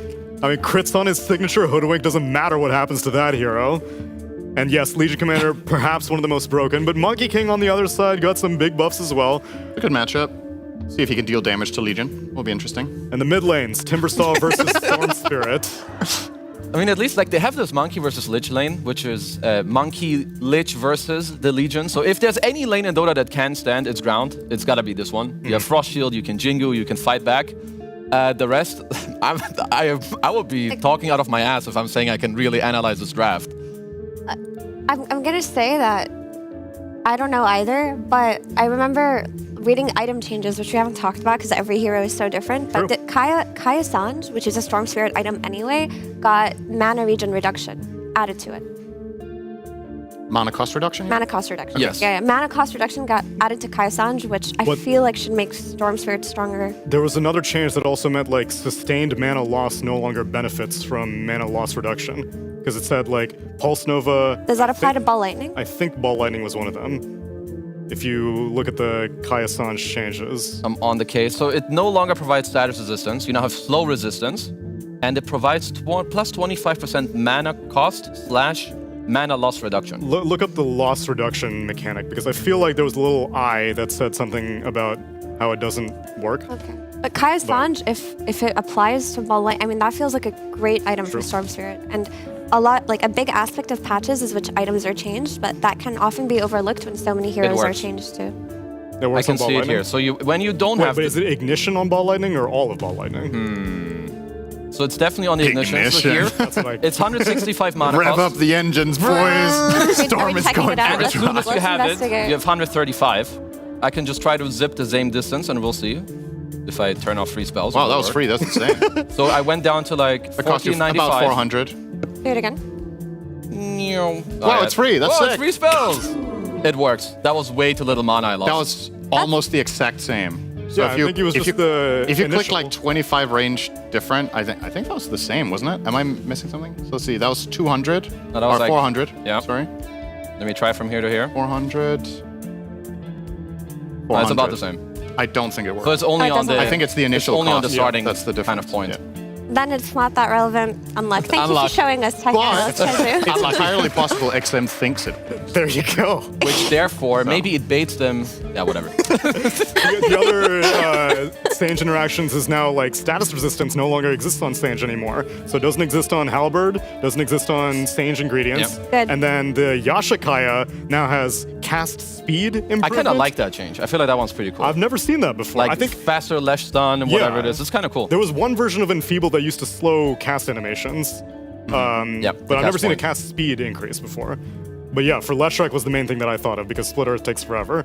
And then maybe, well, I doubt like a Shaker would ever build that. So if you have a spell that has no cast time, do you cast it in the past when you have Yashikaya? In the past time. Yeah. Why not? Only if Weaver builds it. Okay. I'm just feeling bad. Somebody should tell XM that it doesn't work. What were the other Storm Spirit changes? We're waiting for the lobby right now. I So- imagine the players are reading facets let's right have now, a and look. XM's like, Yeah, what they have I pick done? their heroes. They're like, what does my hero do, guys? All right, So what else happened to Storm? So Storm has his innate abilities called Galvanized, where Yep. he gains mana regen every time he kills a hero or a unit dies within radius of him, and he gets like he gains 0.2. charges when he levels up Ball Lightning, and he loses charges on it. So it's kind of like the old Bloodstone in a way. Okay. Like just having a mana regen pool where he gets punished for dying. And then the two facets are one, if he uses Electric Vortex on a hero, if they attack within the next 6 seconds, they take an Overload explosion. Okay. It's kind of interesting with the Ags, I suppose, because then you hit multiple heroes, and that can be like a big Oh, yeah. Overload bomb, essentially. And the other one is Static Slide, which allows him to become point targeted on static remnant. It's very Sounds interesting. Really weird. And then he places it, and it starts moving toward where he clicks it, right? That's very interesting, actually. But also another aspect of Galvanized is that every time Storm gets a charge of Galvanized, he permanently gets 0.1 mana regen. So he can, in theory, just collect mana regen Infinite scaling. throughout the game, which is actually a lot like the old Bloodstone, like Yeah. you mentioned. So he kind of has a mini Bloodstone built into his innate ability.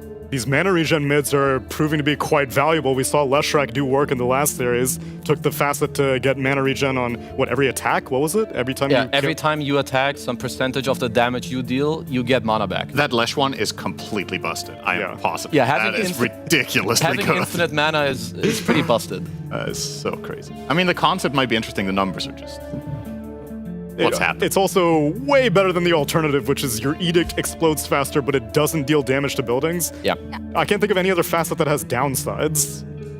There's a couple. For example, the Storm Spirit one, if you choose the one where you can point target it and then it moves, it gives less vision. It goes from 500 to 100. Okay. Earth Spirit right facet. Earth Spirit right facet. Earth Spirit right facet, you have no cooldown on your stones, but your hero doesn't work. So what do you think is better? I like my hero not working. That sounds pretty good. You have a 4-second cooldown. You got one stone. Only one to play with. Except, questionable. Except you roll. Like you roll, where you place your stone, it will be very far away from you. So when you land, you don't have any stone to play with. But when you get level 6, you get a second stone. This gives me an idea for a See? tournament concept. I think so. No, you don't. We need to have a bounty tournament where there's like bounties. You get a bonus in prize money if you win a game with the right facet on Earth. You don't. There's like, there's like right incentives to facet. pick the trash and still find a way to win, you know? I think that a facet like that is made for new player introduction to complex heroes, because Visage has something similar, and Lycan's micro just disappeared on his second facet. Well, right now what they're playing for is to make it to upper bracket finals. So let's get into game number 1 of 7.36 with our casters.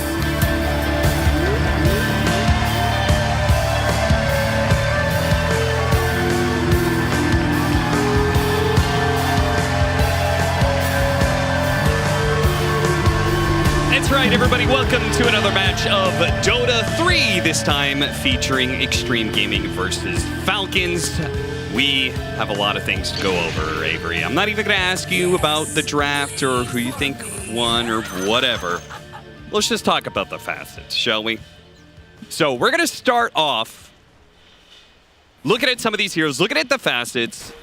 Ame's going to be playing the Monkey King. So he did go for the Simian Stride facet, which is the one that allows you to be able to have no cooldown on Tree Dance while the monkey is at full health, which I thought would be really good for support Monkey King, and they were talking about it. Jin Q would definitely make good use of that, but not going to be a support Monkey King. Maybe this will help him speed up his farming if he is full HP, move around the map a little bit faster. It's definitely way stronger at the start of fights. You can set yourself up a lot better, scout it out. I mean, it is only at full HP, though, so you lose that benefit pretty fast if you're involved in any sort of skirmish activity, and you're having to regen back up on the map. I'm pretty interested in this Nyx, honestly. That is the one of the heroes that caught my eye in the patch in general, because anytime you give a hero the ability to kill a neutral creep for free that didn't have it before, that's pretty big off the Mind Flayer. And this mana burn seems kind of nasty. Like, you're looking at heroes in this game like the Timbersaw, who want to have their mana at full capacity, has his own passive ability that gives him mana back off tree killing now. I mean, Nyx gets in there and just starts mana burning people. It's pretty debilitating. Storm, another one of these heroes that's just gaining the old style of the Bloodstone charges, just passively. Pretty cool. We'll see how much this electric slide, as I'm going to call it, actually ends up working, because it's pretty slow. So I don't know how much you can aggressively use it in fights, but it's a pretty good scouting mechanism. Yeah, you could have it like walk uphill and stuff like that. Yeah, exactly. It doesn't give the same kind of vision, but you know, if it explodes on somebody, you know, at least it does something there. Maybe it helps with the laning phase against ranged heroes, though in a melee matchup, I can't imagine it's going to make that much of a difference. Our next one, XXS, is Slardar. He's got the Brine Guard. So Corrosive Haze increases Slardar's armor by 40% of the total armor reduced, meaning in these later scenarios when Slardar has Blink and Shard, when he just blinks in and crushes, he's just immediately getting the pretty decent armor boost. And that's only made even stronger by things like Aghanim Scepter, and he missed! Potentially hitting multiple heroes. The Remnant chases after him too. God, that would have been so good if he hit him, slowed him down, and then the Remnant caught up to him as a result. Not quite enough for the kill. Jin Q's got this passive mana burn you already talked about, so every single one of these abilities, and if you get to Dagon later, you're going to talk about burning out some of the mana of these heroes. Yeah, the fact it works on items too just sounds kind of insane. Makes Dagon way better on this hero. I assume it works on something like a Urn as well. Yeah. Which just sounds entirely in, but if that's true, but it might only be on like a active ability without charges. Still a lot to learn about that hero. I honestly found it pretty funny that they made Slardar's other facet Leg Day, and everybody has skipped Leg Day. Yes, everybody is skipping that. Nobody wants to go that. Nobody likes Leg Day. I guess not. Leg Day. Even Valve does not like Leg Day. I also find it funny that Naga is just basically still Naga. Yeah, that was one of the less interesting ones because if people are going to be running carry Naga, which I assume is going to be the MO, I don't think the other kind of Naga Siren is. No, it was more for support Naga, but the eel skin is definitely a huge buff to the hero. I mean, you go in a fight with 3, 4, even 5 potentially extra illusions with other enablers, and you're suddenly getting 20 to 30% evasion on an Agi hero that used to have trouble in some of those other Agi carry man battles, right? Like these matchups like the Faceless Forward, for example, just get even worse for him.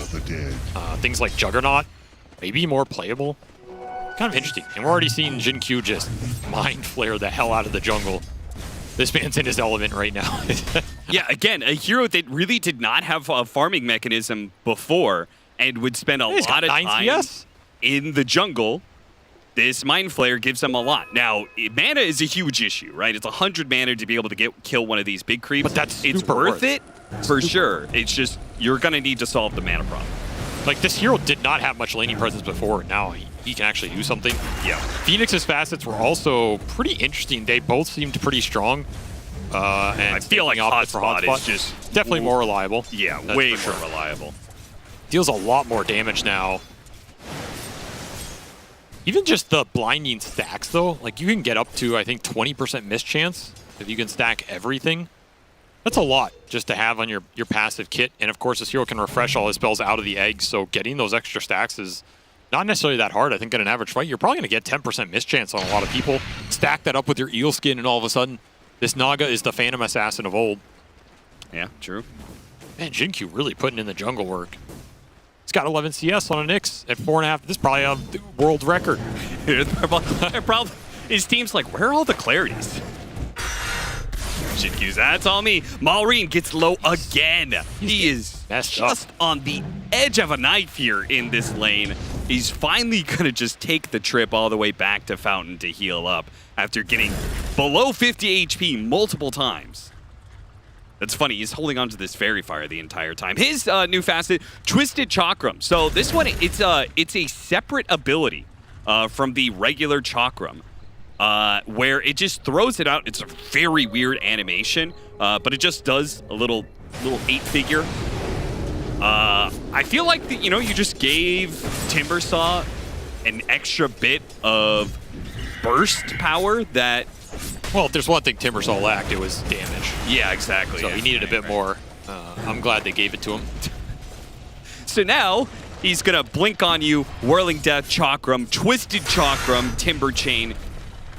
It's an insane amount of burst. He also does the splinter damage off killing a tree now, too. There's a little more damage that he was missing before. Yeah. We're see rotation from XG, bring the Lich through the gate. And at first blood, DY will collect that one throughout the Frost Armor, and they can keep going for crit. That Squirrel's looking mighty juicy, but no. Don't have the mana. So what do you do on Lich in these early games where you commit your spells, you run out of mana, and now you do not regen it back? Yeah, like what does he do here? This part seems really weird to me because it means, oh, what a bushwhack from Crit. A Blood Grenade that hits on 2 as well, but Snaking wanted to chase after Jin Q. Instead, they just get the Lich. They'll get a little bit more damage on XXS. I feel like he's happy to die there, Go, because he can't get his mana back this early in the game. Yeah. It's so slow off the creeps. You really need the hero kills. Even then, 15% of 500 here, you're going to get, 75 mana back or whatever. Barely enough. Yeah, it means this Lich is like, the Twisted Chakram cut him down. Malrine already putting it to use. Much harder ability to dodge. That is a ridiculous animation. I know, it's so What the hell even is that? 7-minute Wisdom Rune's coming up, and Malrine, He is coming over to put some pressure on XXS. They're going to get this kill. Ensnared, Twisted Chakram to finish him off. Q will manage to get the Wisdom Rune, though, for that. See if they can punish him. Spike Carapace goes out. Staking finds his Sunray instantly countered. And that is going to be the downside of his hotspot. Is he's playing Phoenix against Nyx Assassin, and that is one of the better counters in the game. I mean, this has to be a pretty solid Nyx game. This Carapace also mana burns you, right? If you get hit by it? Yeah. Oh my god. Jesus. Look at the armor he got out of that one. What the the shield hell? that Amar got off of that. This Stone Hall plate is definitely one of the facets that's the most busted in this new patch. Yeah, we're seeing... Everyone's looking at this one. I can't believe it's honestly made it through the draft. I mean, the fact that it lasts so long, too, middle of these fights, the spell's already good. You get a free moment of courage level 1, which wasn't even nerfed that much. Nope. This hero just seems absurd on the lane. Probably a reason ATF picking it up here. We saw it earlier in the day as well. Yeah, how does a Monkey King fight Legion Commander? I mean, you mischief dodge the overwhelming odds and then build up Jingu. I guess, yeah. It's supposed to be a good matchup for Monkey. Frost Shield supposed to help as well. Duel goes off. They're trying to all in for the kill, but the lifesteal, the Bushwhack goes out. XM's not able to save his Monkey King, but they don't get the duel win either. The pullback of the Chakram finishes off the support. XM now on the run. They'll be able to get out of there, but a 2-for-1. They do manage to get their mark in the Monkey King. They kill the enemy carry. Falcons gonna be decently happy with that exchange, I imagine. And Fire Spirits did so much work there. He could not hit with the Jingu. There's a lot to throw into the duels in this game. You have Frost Shield on one side, Fire Spirit, Sunray on the other, Carapace to try and counter that out, all these double Chakrams to get in there. I guess you can have 3 Chakrams now, right? Yeah. Pretty cool. Too many Chakrams. Oh, you don't get the extra one anymore of talent.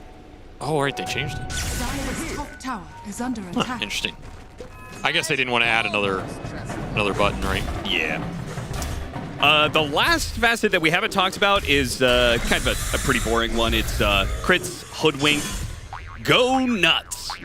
Scurry now provides active cast range and attack range when you use it, which does double up. Whenever you get cast range, both cast range and attack range does affect the hoodwink's acorn shot.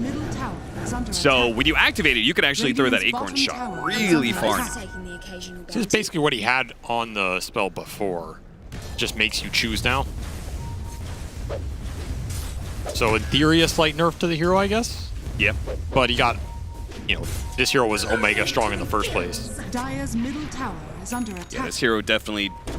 There are a lot of heroes that got buffs, and just a couple of them got nerfs. What a Bushwhack comes in, does so much damage. XM, ooh, he's zipping, he's TPing out, and the shot comes in from Crit. From downtown, he lands it. Where you going, son? Nowhere. Wishing it was the old patch right now. I guess not, because Hoodwink was also terrifying you there. Dude, that initial burst of damage was insane. Yeah, what a grab. And the fact that Malrine didn't cut down the tree right away was also, I don't know if intended, but a little bit of luck maybe for Falcons. Either way, works out for a 2,000 net worth lead now. And that Whirling Death did like almost 350 damage to both of them there. He went Atos as well. Pretty interesting. Some additional early lockdown against the Storm, Monkey, Slardar. A lot of mobile heroes. Not bad here. Helps set up a lot of his supports. Must be the AUI influence. True. Anytime there's a new patch, you gotta build a Rod of Atos. The Rod of Aoi. Has fallen. I mean, he is gigantic now. Got him up that into the Bushwhack. Into the shot. Not enough damage.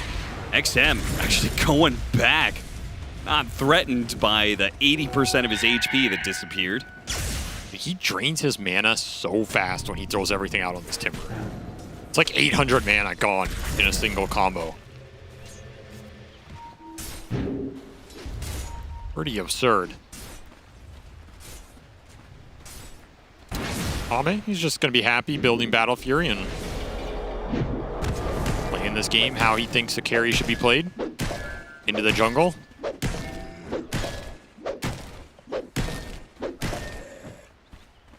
He's got a limited amount of time to do that because Amar, he's already completed the Blade Mail. It's flying out to him now, and then he's going to be going the Blink Dagger.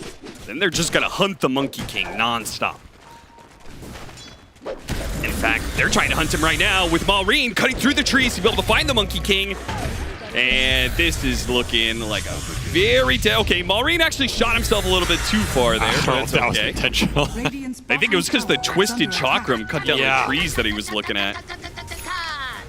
I mean, the good thing about this chakram in the wooded areas is it goes so far past, you end up killing 5 or 6 trees as bonus, which gives you some of the mana back. Oh, yeah. That's a good point.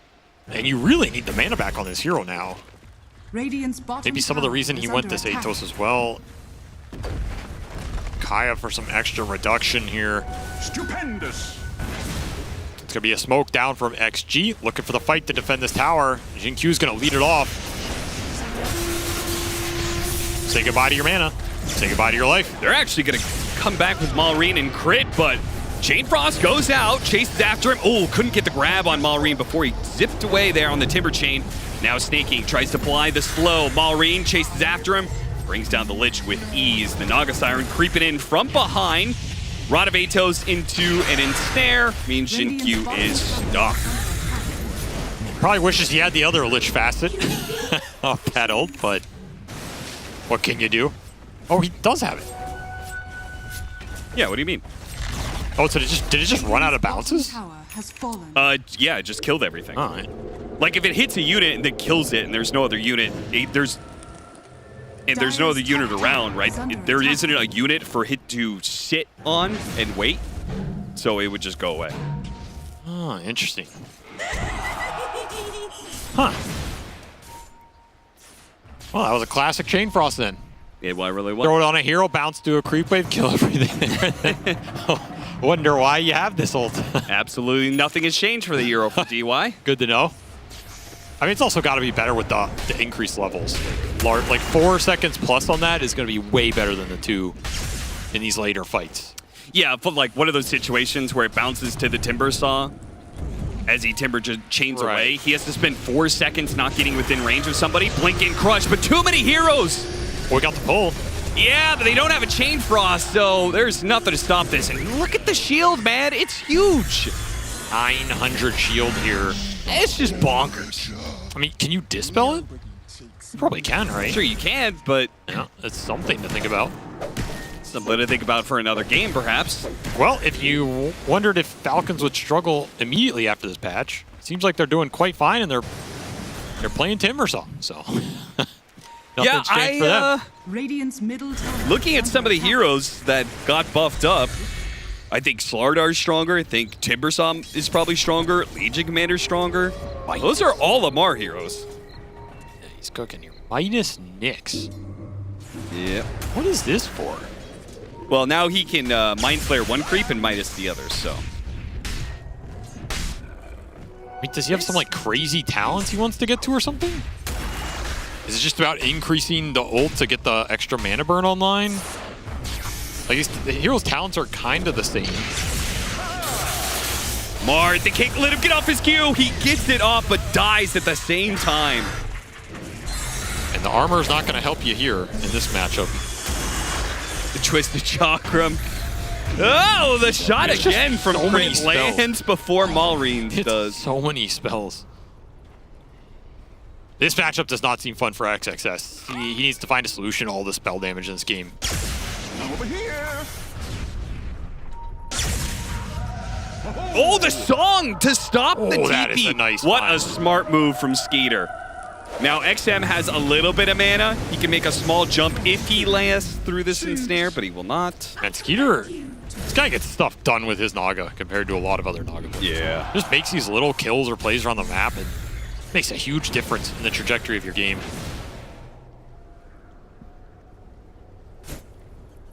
XG continuing to play on the back foot here. As Falcons assert some dominance in this early game on the back of a ridiculous Timbersaw early game. And Ame with this Battle Fury needs more time to catch up here. Needs this BKB as well, because I don't think he can enter a fight into the Fire Spirit's Sunray Egg. It's way too hard for him. And the burst damage of the Timbersaw too. It's pretty tough. Like, you have Frost Shield to back him up first duel. I don't think you're worried about it, but you're not actually doing anything in this duel if you're Fire Spirited and can't hit with the Jingu stack. So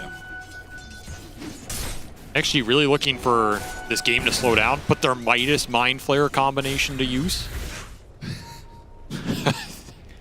Jinkyu's like, I'm gonna scale. Just going Ags. I'm gonna scale. I'm gonna get an Aghanim Scepter, and we're gonna hold high. I mean, I guess Ags buildup is a reason to go the Midas here. That makes more sense to me now. I mean, he's gonna farm faster than Nick's probably ever farmed in a long time. I'll give him that. True. He's getting the levels too. I mean, the levels are super nice on this hero. If he gets away with this, he's gonna be super happy. Like, he's one level behind the Naga. Honestly, kind of a ridiculous game he's having, all things considered here.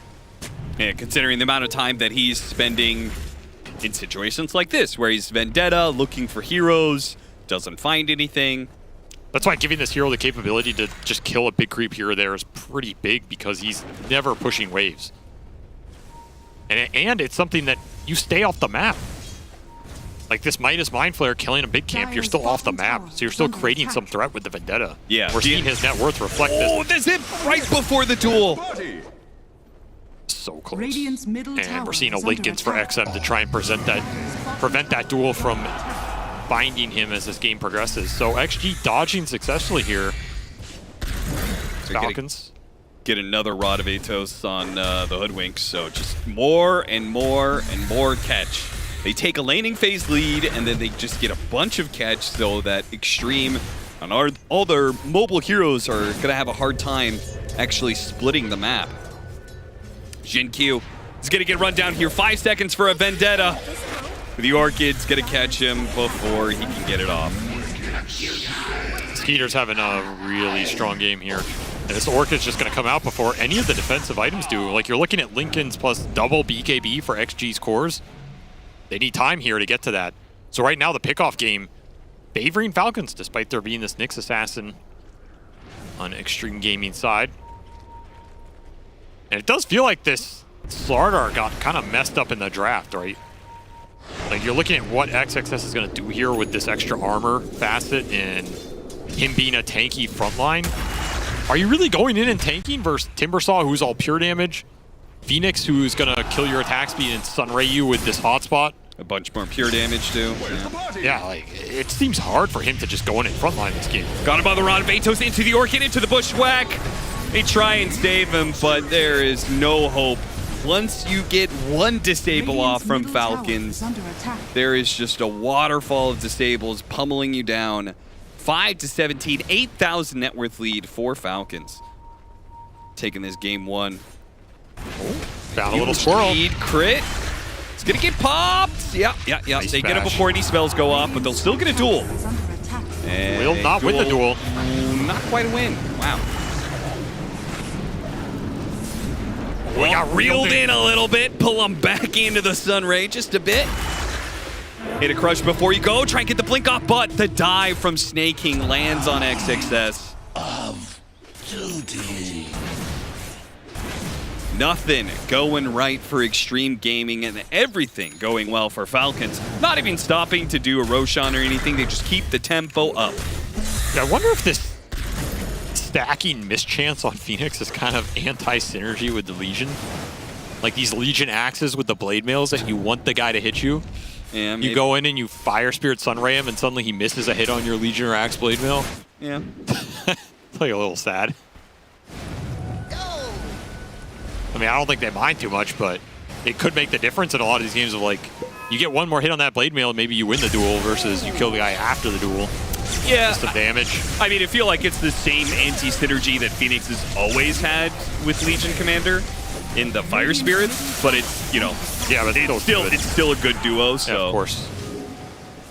And they'll narrowly get this Tormentor before Malrine shows up. Run. Malrine, is he thinking about it? Oh, yeah.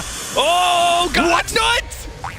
Somehow the Twisted Chakram twists its way around the tree that Ame was sitting on, and Malrine is going to get bailed out. You can't get back Wait, they're going to fight this one. They're going to go back in for the duel onto the starter, blow him up immediately. The egg is going to explode onto these two heroes. Ame, he's going to get off his Wukong's command with the BKBs. They can't go for him. Wait, maybe they can. Rod of Atos.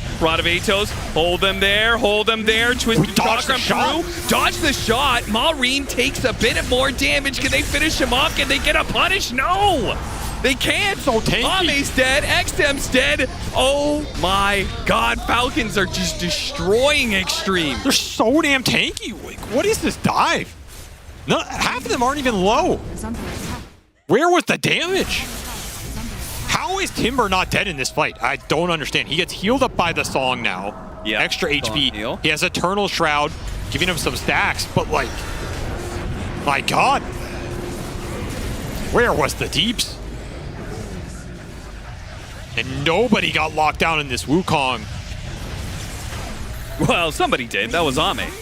Ame got locked down in his own Wukong's command for quite some time. I mean, this storm damage was just pitiful. Yeah. Into the Eternal Shroud.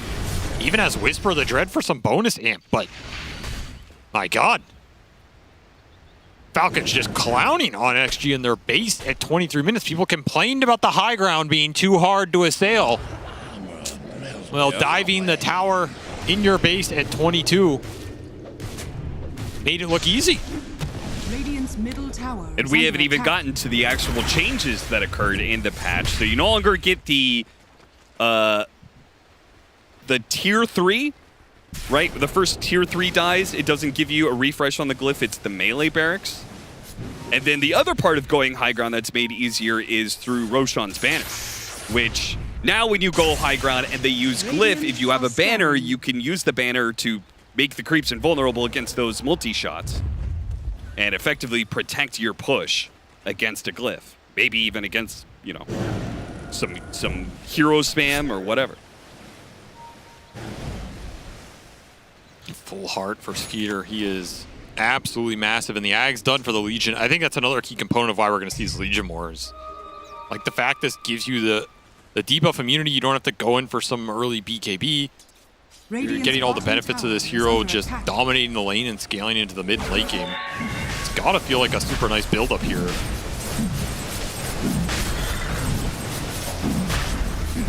Yeah, if you combine that is crazy. Debuff immunity off your Aghanim Scepter, which is already giving you some pretty decent stats. You add in that debuff immunity allowing you to use overwhelming odds. So if they try and fight you in the duel, you pop an overwhelming odds, you're getting an insane amount of shield. Yeah, it's just, I don't know what you do versus here when he goes in and duels you, right?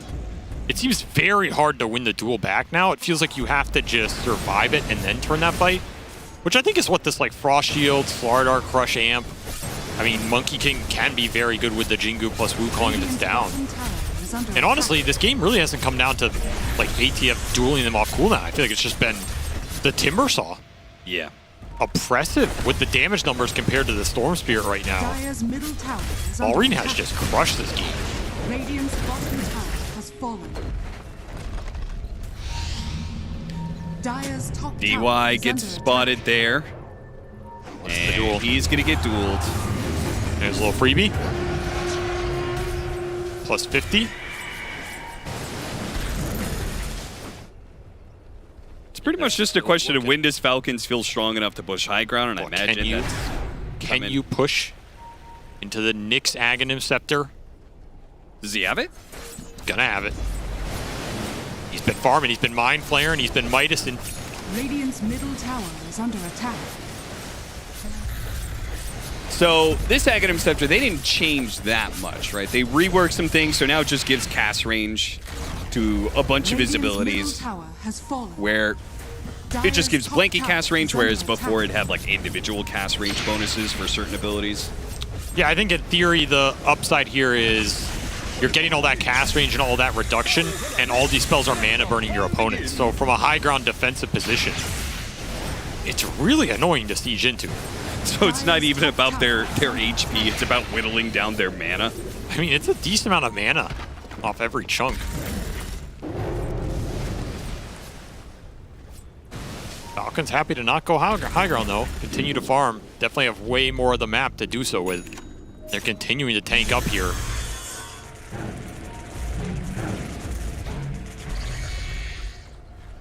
doing a good job making sure that Extreme don't have any vision to work with outside the base. We're trying to get really deep vision to make sure Ame can safely move around the map.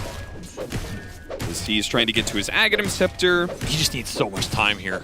Like, he's going Battle Fury, BKB into Ags, which this sets you up to scale probably the best of any monkey build, but it doesn't necessarily do as much on its own. You need that second, third item after these three.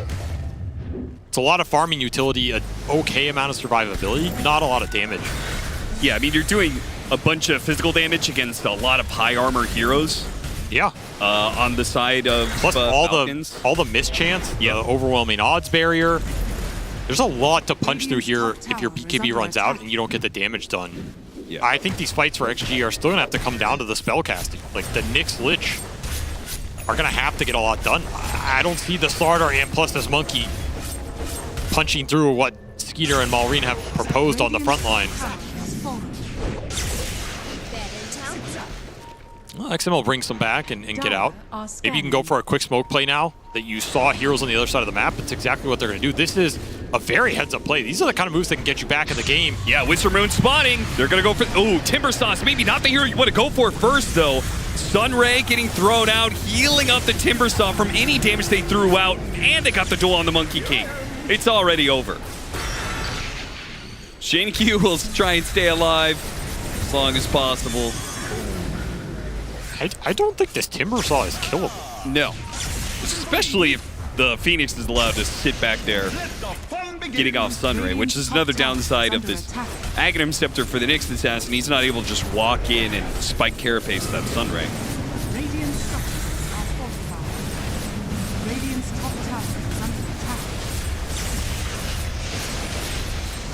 Up and through, trying to cut the wave. XM, this is the only thing he can do. High risk. It doesn't work out. All it does is give Falcons another duel win. Well, I'll tell you one thing. Timber's getting banned next game because this hero looked absolutely unstoppable here, especially compared to the Storm's impact.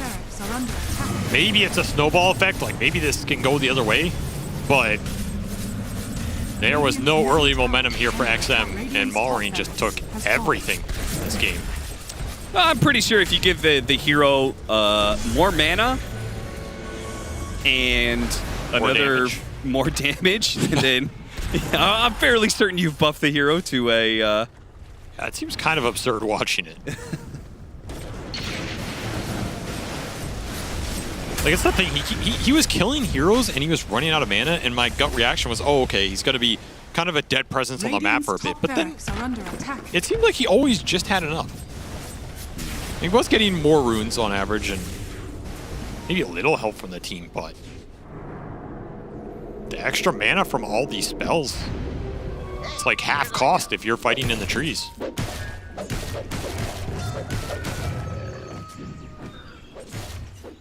We're going to see them hunt Ame here. Well, that high ground ward spotted him. Yep, I got him on a duel and he's dead. He's not going to get to that MKB before the game ends, I think. Oh, so much duel damage.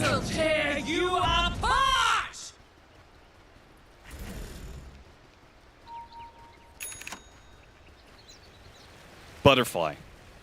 I mean, there's no way you can fight this. There's no way you can fight this Naga Siren with the extra evasion that you get off of the illusions and a butterfly without having an MKB on the Monkey King, and that is quite some ways away. I mean, this is where I think Naga is going to change a lot of these Agi on Agi carry matchups, because if you can hit a timing like this, which the hero's designed to do, she's designed to pull ahead in this regard. You get a nice butterfly, all of a sudden you go in that fight and you have 30 to 60% evasion or whatever the hell it is, even for a couple seconds before your illusions die. That's huge. Oh, the crush! What a crush. Before the duel. He still has to use his BKB to get out. Can XM cut the wave and stall this game out for Ame to get his MKB? Maybe not for this lane, but maybe just the last lane. You're trying to find a way that this team fight works. I mean, they have to find the back line, right? But you have pretty limited capability to get in there with the Storm when XM is going to look for it here. There'll be another tower done. The burrowed Nyx, not strong enough to dissuade the aggression here.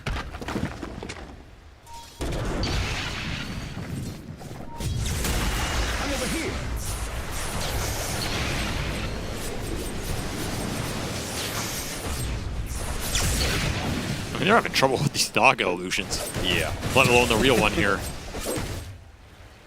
Does not bode well. See if Falcons wait for next Roche. If they're willing to play more aggressive. Yeah, potential Roshan time has started, so I'm not expecting them. Okay. Skeeter's just gonna go for it. And apparently they don't care got the ghost off. if he's burrowed. They're going to duel him anyway. This is a bold move from Falcons, and that Chain Frost is destroying him. Inside the Wukong's command as well. Skeeter's not taking any damage, but he's going to be chased away. Wait a minute. No, Malreen's going to go for the kill onto Ame. Now that his BKB has run out, his burst damage is insane, man.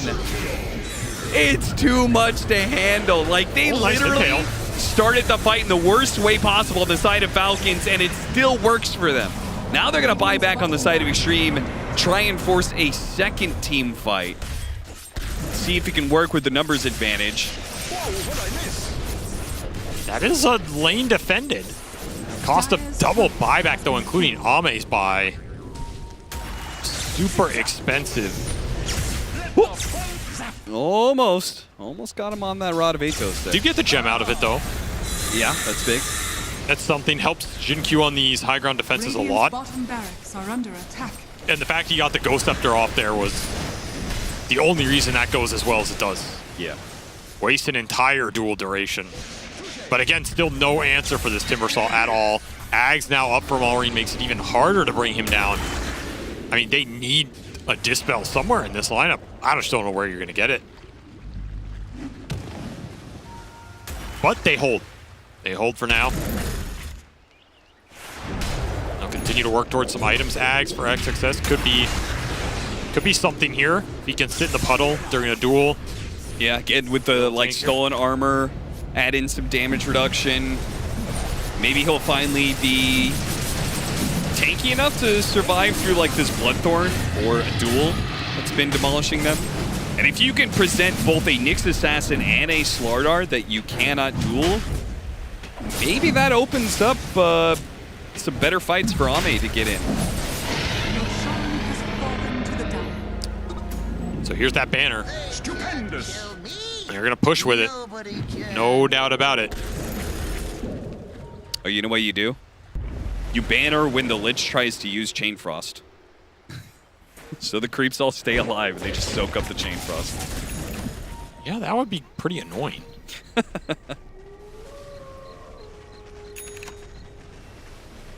mean, this is still a number of hits to kill, right?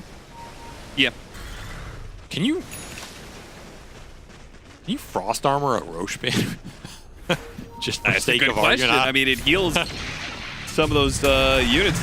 I mean, it doesn't matter here, but sounds kind of funny. Spire will be dropped down, but there's another Rax. His mana's getting burned a bit, but it doesn't feel like enough to dissuade him here. An Arcane Rune is definitely going to help the Timbersaw tank some of this burn. Middle tower is under attack. It's coming back in. Trying to go for the Slardar here, but he's got that Axe. Oh, jeez. That was a lot of damage even through. Pops the BKB, has to back off, and Malreen has his own Axe. So that makes him far more untouchable than the Slardar. Still going to try and burn through his mana, though, bit by bit. Jin-Q's doing the work that he can. Finally has to roll away with the Vendetta. Malreen's just too much to handle. This man just for any of these heroes goes for the Vendetta hit. Don't take damage. Burst him down, but can't stop him. Malreen still has an Aegis. He doesn't give a damn if you finish him off here. They're going to go for it a second time and finally get life number 1 of Malreen. So do you drop Wukong on this? Are you confident enough to kill him? I don't think you are. Ame's not. They're trying to prevent him from leaving, pulling him back in time after time. Amar, he's going to go for it. No, he gets hit by the stun right as he jumps in. XXS hits another crush on top of that one. Amar is somehow still alive. He gets off with the one, actually blows up all the heroes. Maureen crushes them with the whirling death inside of the Wukong's command. The Timbersaw fights on. The man don't care. It's tickling him. He's healing, man. Dude, look at the regen off the song. The song full heals everybody on the side of Falcons. This one is game one. Toasted. It's been done for some time, but Falcons really show us the full extent of new patch Falcons. New patch Timbersaw. That is what we got shown there. Like, what the hell? Why was he so tanky? Was it just the fact he got out that far ahead with Eternal Shroud versus a lineup that was almost all magic damage? I mean, there's something to be said about that, right? Yeah. Like, that aspect of that item in this patch didn't really change, but that just felt impossible. I don't know if I've seen a game where XM felt more useless in a long time. Avery, we had a discussion about Falcons, and you said pre-patch, you talked about this team, and you said they are a very interesting team because you feel like they are a team that is exposed to a potential patch because they have two players that share a hero pool. Yeah. And so if those heroes get nerfed, what does Falcons look like after that? Well, it turns out the question wasn't what happens if those heroes get nerfed, Avery. The question is what happens if those heroes get buffed? What happens if Falcons have some of their heroes get buffed between Amar and Maureen? This could be a whole new era for Falcons, but we'll see. This is just a game one, though. We don't want to overreact too much, but goddamn, this patch is something else. It's fun to watch, a whole bunch of new information. We're going to have a whole lot more information coming from our panel.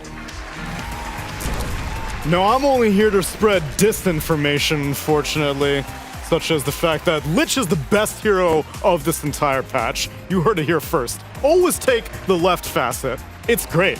Nyx Assassin definitely does more than just kill creeps. He wins games. Storm Spirit, infinitely more viable than he was in the previous patch. I don't know what Monkey King did. Neil always talks about the flat earth. Every time we're back there, he's telling us to go to, he says, I'm going to take you to the edge and throw you off. That's what he says every day. I'm going to Sparta kick you off. Yeah, so it's true. He's always spreading false, insane information. Then what's true here, Slacks? What's true is that whoever did this patch really liked Falcons. Gunstink is like better. Timbersaw's better. It's a goddamn nightmare. But yeah, pretty cool game. I have to say, not too much has changed, except I think Legion Commander is the big winner. Sure. We thought it was Gyro on the first patch of the day. We saw Gyro in match one. We're like, oh, it's broken. We were so stupid. But Legion seems to be the breakout hero so far today. And Timber. Well, this is the only Timber game. Naga, apparently. Naga support? And Hoodwink is still good. And But those three heroes were quite viable last patch also. Legion was near irrelevant, though. That is true. I find this patch very... This is going to be a very punishing patch at the beginning because like we saw in the Game in Tundra series and in this first game of this XG Falcon series, which honestly I predict will look the same in game 2, is that the teams that are just have a really aggressive playstyle or tend to win their lanes, they can end very early in this patch. Like, games are going to end early until the patch stabilizes and people understand what's good and what's bad because you don't have the fallback of the high ground defense of the old patch. You don't have the fallback of your glyph. You don't have the fallback of the turtling strategy. It feels like, especially if you get that second rush and you get that banner and you're behind a net worth, the game's over. I will say something that was good to see from XG in this game was we were talking about in the panel, like, are they going to be creative enough? Are they going to bring something new or stick to their guns? They picked a lot of new stuff. It just wasn't good, but they picked new things. So that was good. And I liked some of the ideas that they brought to the table, but honestly, these early games are just going to be about who is one leg up. And fortunately for Extreme, they do have a potential lower bracket if this second game looks as bad as this one. And the teams are going to learn really, really fast. So today is going to be the wildest day. Yeah. Tomorrow it's going to be a bit better. And then when we approach the championship days, then hopefully the games will be a little bit closer. But so far, average game time is under 30 minutes, right? Like, it's actually just complete stomps. Which, by the way, even though that sounds boring. It's just the first day. And with this knowledge, with this new, understanding that Dota games can end earlier than before, I really feel like that should motivate a lot of these teams to kind of pick heroes that don't get rolled over. And you have to pick more aggressive heroes that are able to fight early and not necessarily heroes that need time to come online, right? These like Auroras and Bet Booms of the days of old. So you're telling me change. if I'm playing support next, I shouldn't buy Midas because the game might end earlier than expected? Is that what you're saying? Yes. Bold idea. Perhaps it would have worked for Extreme. Let's see what BSJ was able to get for a head-to-head in this game number 1. All right, guys, BSJ here, apparently. So, for the Ace of Predator head-to-head, Banana Slam Jammer will present you with the best things possible. Thank you, Neil. Anyway, so looking at the KDAs, we have Malrine 16-0-17 as Shiva is joining me on the panel. XM 3-6 and 4. So, not too hot, but it happens. Panel talked about it in length about, Timber still being very good. Hero damage very nice as well, but I don't think it's only about the hero. So I want to show a couple of the clips, Shiva, as we have promo code, man. The itemization that we also have from Mr. Malrine. We have never seen like an Atos rush really from Timber, at least in a long time, but because of the facet that gives you the secondary, right, the chakram, it allows you to play so much more aggressive early on. Now, because you have to catch, they get like so many pickups on the map, and we all know the best thing Falcons can do is we have the chakram. It looks way too funny.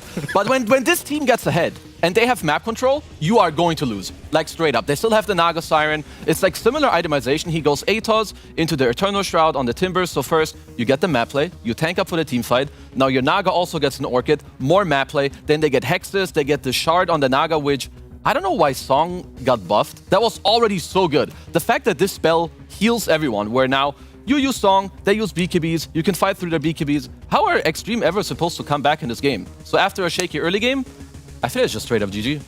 And he even ended up getting the shard on the Naga anyway because now it gives mana regen as well. For some reason. Like, the Song already heals on its own. They can still buy all the OP items like the Eternal Shroud. Yeah. They have all their good heroes with the Naga. They tried to counter Legion. That obviously didn't work. So as Extreme, I wouldn't read too much into it. Next game, no Timber, no Legion. And you're good to go. What about the heroes that they picked? Are you okay with a Nyx Assassin again? Are you okay with Monkey King? I don't mind the Monkey King. The Nyx maybe too, but fine. Don't go Midas, bro. What the hell is that? Like, just Mind Flare from creeps fine, and then like play normal. Go Blink, go Dagon. I mean, you know how the past 4 months played out. It's 60-minute games left and right. No more. No more. Jin Q, L. Thraction / W. What's going on over in the social corner, my friend? Hey, thank you so much, guys. Wow, what a joyous day. You almost ass planted on the plant. What a joyous day. Why are you moving my plant? What a joyous day. Put your booty on my plant. Have your plant. Oh, thank you so much. Yes, well, let me seed you all with some growing knowledge. Anyway, welcome to Social Media Corner, my friends. It's time to see some cool stuff from the community. Now, I had a secret little plan today. I made a little thread on the old Reddit because I wanted to know hero spammers. Hero spammers, that's us. Yes, I love spamming heroes. I am a Amara the fun lover myself, where I only play a certain amount of heroes because I think it's funny. I wanted to know what our community thought of the changes from the people that play it the most. So we had some winners and some losers according to the community. Neil, you play any heroes? Yeah, level 30 on anybody? I've got a solid platinum on Keeper of the Light. Platinum is your best? Because Platinum. I don't pay for Dota Plus. Oh my God! I'm Fire cheap. this guy! Holy! I take all my Crimson Witness money and I invest it. Bruh! As soon as Dota Plus had a void list, I opened up a new bank account. After I die, it's still gonna take money out. Your heirs will inherit your void list. Absolutely. So, our first one. Rubik players eating good. Now, this is very cool to see because we haven't seen a Rubik yet, but it makes complete sense. Nothing but buffs. Makes him more viable. Mid, support. I have to agree with this. I feel like Rubik is really cool. He gets an AoE after he steals for like 25 seconds or something. It's like some big old AoE. I can't wait to see that in pro games. Super black hole, Neil. That's the spell? I was going to say, which spell are you most excited to see synergized with that? Absolutely. Giga And then black hole. also, Darkseer changes, and then he realized Valve is leaning into the punching meme. Position 1 Darkseer. Now, we all know that Ice Frog is a weeb. He changed normal punch to do One Punch Man. Now he's going for the JoJo. So very cool to put out his disgusting weeb stuff for Darkseer. You think we'll see Darkseer? I'll consult Lyrical, see what he has to say. Lyrical? Yeah. Okay, sounds good. Next up, level 29 Mars, so opinion completely irrelevant, but it is cool. I think that this is the coolest change that none of the pros are doing yet with the sight in arena change. I feel like that's massive. No, the Mars, this one is really cool. I will be surprised if we don't see Mars. This is my segment! Whatever, dog. Back to you, Shiver. No, go ahead, because what were you saying? No, I'm done. Thank you, Shiver. Back to you. No, we didn't actually test this, so you can put a ward in the new arena. Really, Slacks? That's right. That's Shut up, Kevin! What part don't you understand? This is our segment! All right, take it away, guys. Next. All right, so also, Effie, shout out, the community is with you. Almost every single Earth Spirit player in the thread said that this was an atrocious, atrocious. It is truly bad, honestly. And I say this as also, I'm a level 30 Earth Spirit Slacks, and that's the first hero I control F'd. And then I looked at it and I was like, this is the... Why don't you just ask people who play the hero what they think should be different? Silence! The guy doesn't play the hero. I am Paul Atreides! Do not speak while I'm speaking! Thank you so much, Effie. Yeah, Earth Spirit apparently got booped on. And Visage players, you all remember Visage? They're hating it too. A lot of Visage things What happened in there. to him? I didn't read that shit. I don't go to the letter V. Visages. Nah, I couldn't care less. But apparently they were real sad. Sucks to be them. No experienced Visage player will ever pick it. It's a straight up nerf. Wow. To the familiar. So yeah, a lot of winners and losers for the Giga level 30 nerds. Any that you're excited about, Neil? Listen, Al-Gaib. Silence! Back to you guys. No, you have to tell them what to do next. Oh, call to action. Don't forget we have an email down here. I have a good call to action for y'all. Okay, I know y'all been spamming your pubs and you've seen some stuff really not work. I want you guys to email us some match IDs of some people that have had some ideas and they've been absolutely atrocious. It doesn't have to be you. It could be your friend. Could be your enemy.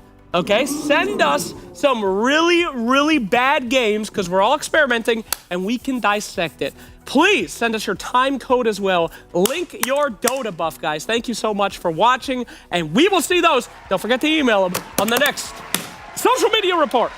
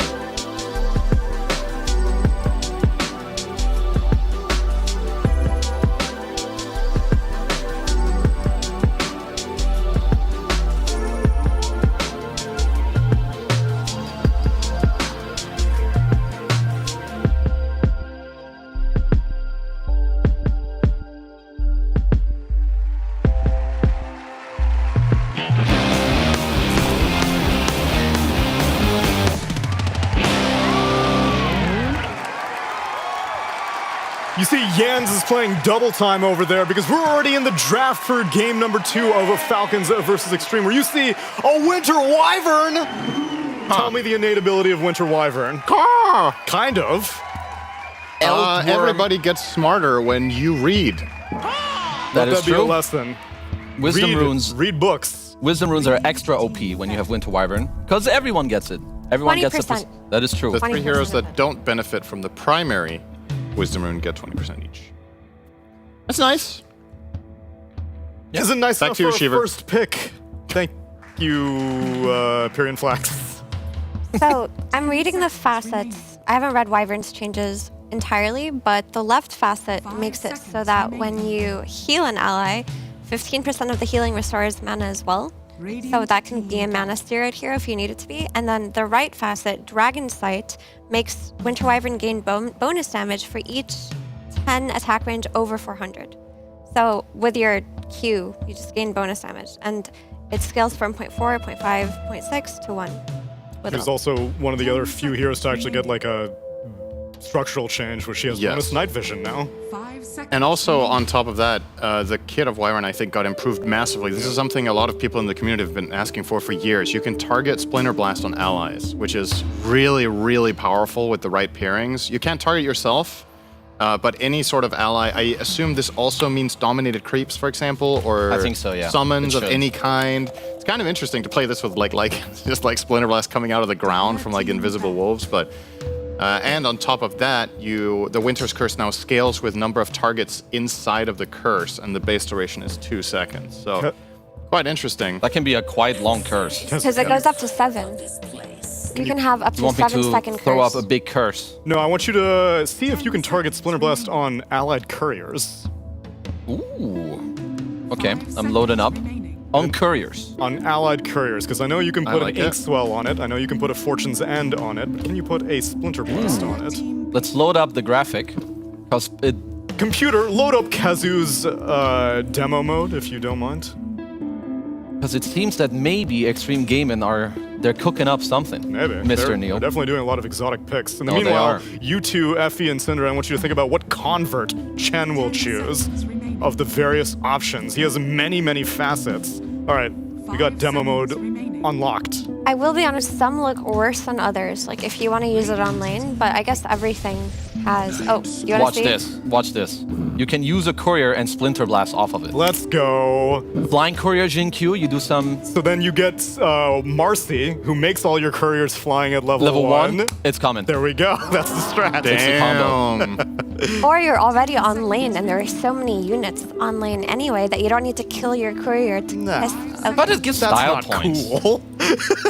But I do like, so this other hero that, I mean, I'm going to skip Chen just for a quick moment. But Night Stalker is honestly very interesting, because one of the changes they gave him, if you take Night Rain, which is the right facet, you can swap the day and night cycle, which means the first minute before the game is day instead of night, but the first 5 minutes of laning stage is actually nighttime if you want it to be. And generally after 5 minutes of laning stage, you can be somewhat close to level 6. So like you have a strong laning stage, shortly after you have your ult. Like there could be very little to no downtime for Night Stalker in the first 6 minutes, which is usually where he's the weakest. So I love this change. And that's not the only thing it does. It also makes the nights longer and the days shorter. Yep. So you even just ramp up. What was it? It's 15 seconds in both directions, right? Yep. So every night is 5:15 and every day is 4:45. Relatively speaking, that's like, is that 10% more night than day? The entire game? Something like that?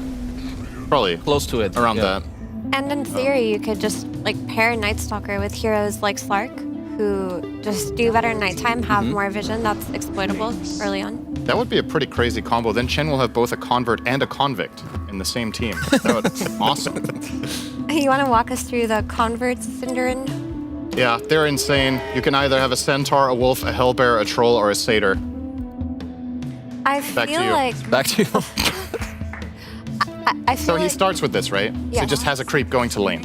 So I think typically people think Centaur gives the most value, but if you get a Satyr for free, that's a ridiculous amount of damage coming out of the Satyr's shockwave, right?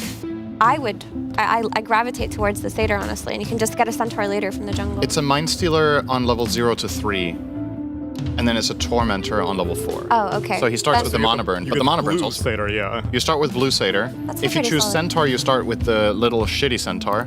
With the magic resistance. Which one is the best one to start with? Because all of the options, none of them have the active abilities. You The either get Hellbear, maybe? The giant wolf has the howl, right? Yeah. So that's the only one that has an active spell. I thought the troll has the net. Doesn't the little wolf maim you? Oh, the hill troll has the net. That's true. Yeah, the troll has the net. The little wolf maims you, right? It has the howl that reduces your attack damage. Yeah. Does it maim too? I don't know if it maims. But I think I don't know. I don't know either. In terms of damage, I was probably looking for the Hellbear, I guess, like not the tomato, but the potato, the yellow man. I mean, it's all bound to your Holy Persuasion, so you're not really gonna summon these bigger creeps until later. But I guess it is what it is. I mean, Chen was one of the most broken heroes of the last patch because of how fast you could play. More heroes are showing up. Treant Protector. Haven't seen this hero too much. I think Gaming Gladiators ran it once. Yeah. What changed to him? Actually, not that much. He kept his Nature's Guise as his passive ability. He has only 2 facets. His abilities are not buffed or touched whatsoever. His left facet makes it so that he gets 5 base attack damage per hero level. So his damage just naturally goes up. And then his right tree is Sapling. So Leech Seed can be ground targeted, planting a tree and damaging and healing all enemies in the effect radius for the duration of the ability. I mean, it's honestly like pretty nice just that you can like ground target it where you want instead of it being around the one hero you use it on. So it's just like easier to abuse. So I like that. I guess also like when they have 2 really good supports when it comes to like playing against Chen or heroes that want to run at you, right? With the Winter and the Treant, you have like a lot of nukes, so you can protect your tower. So I kind of like that.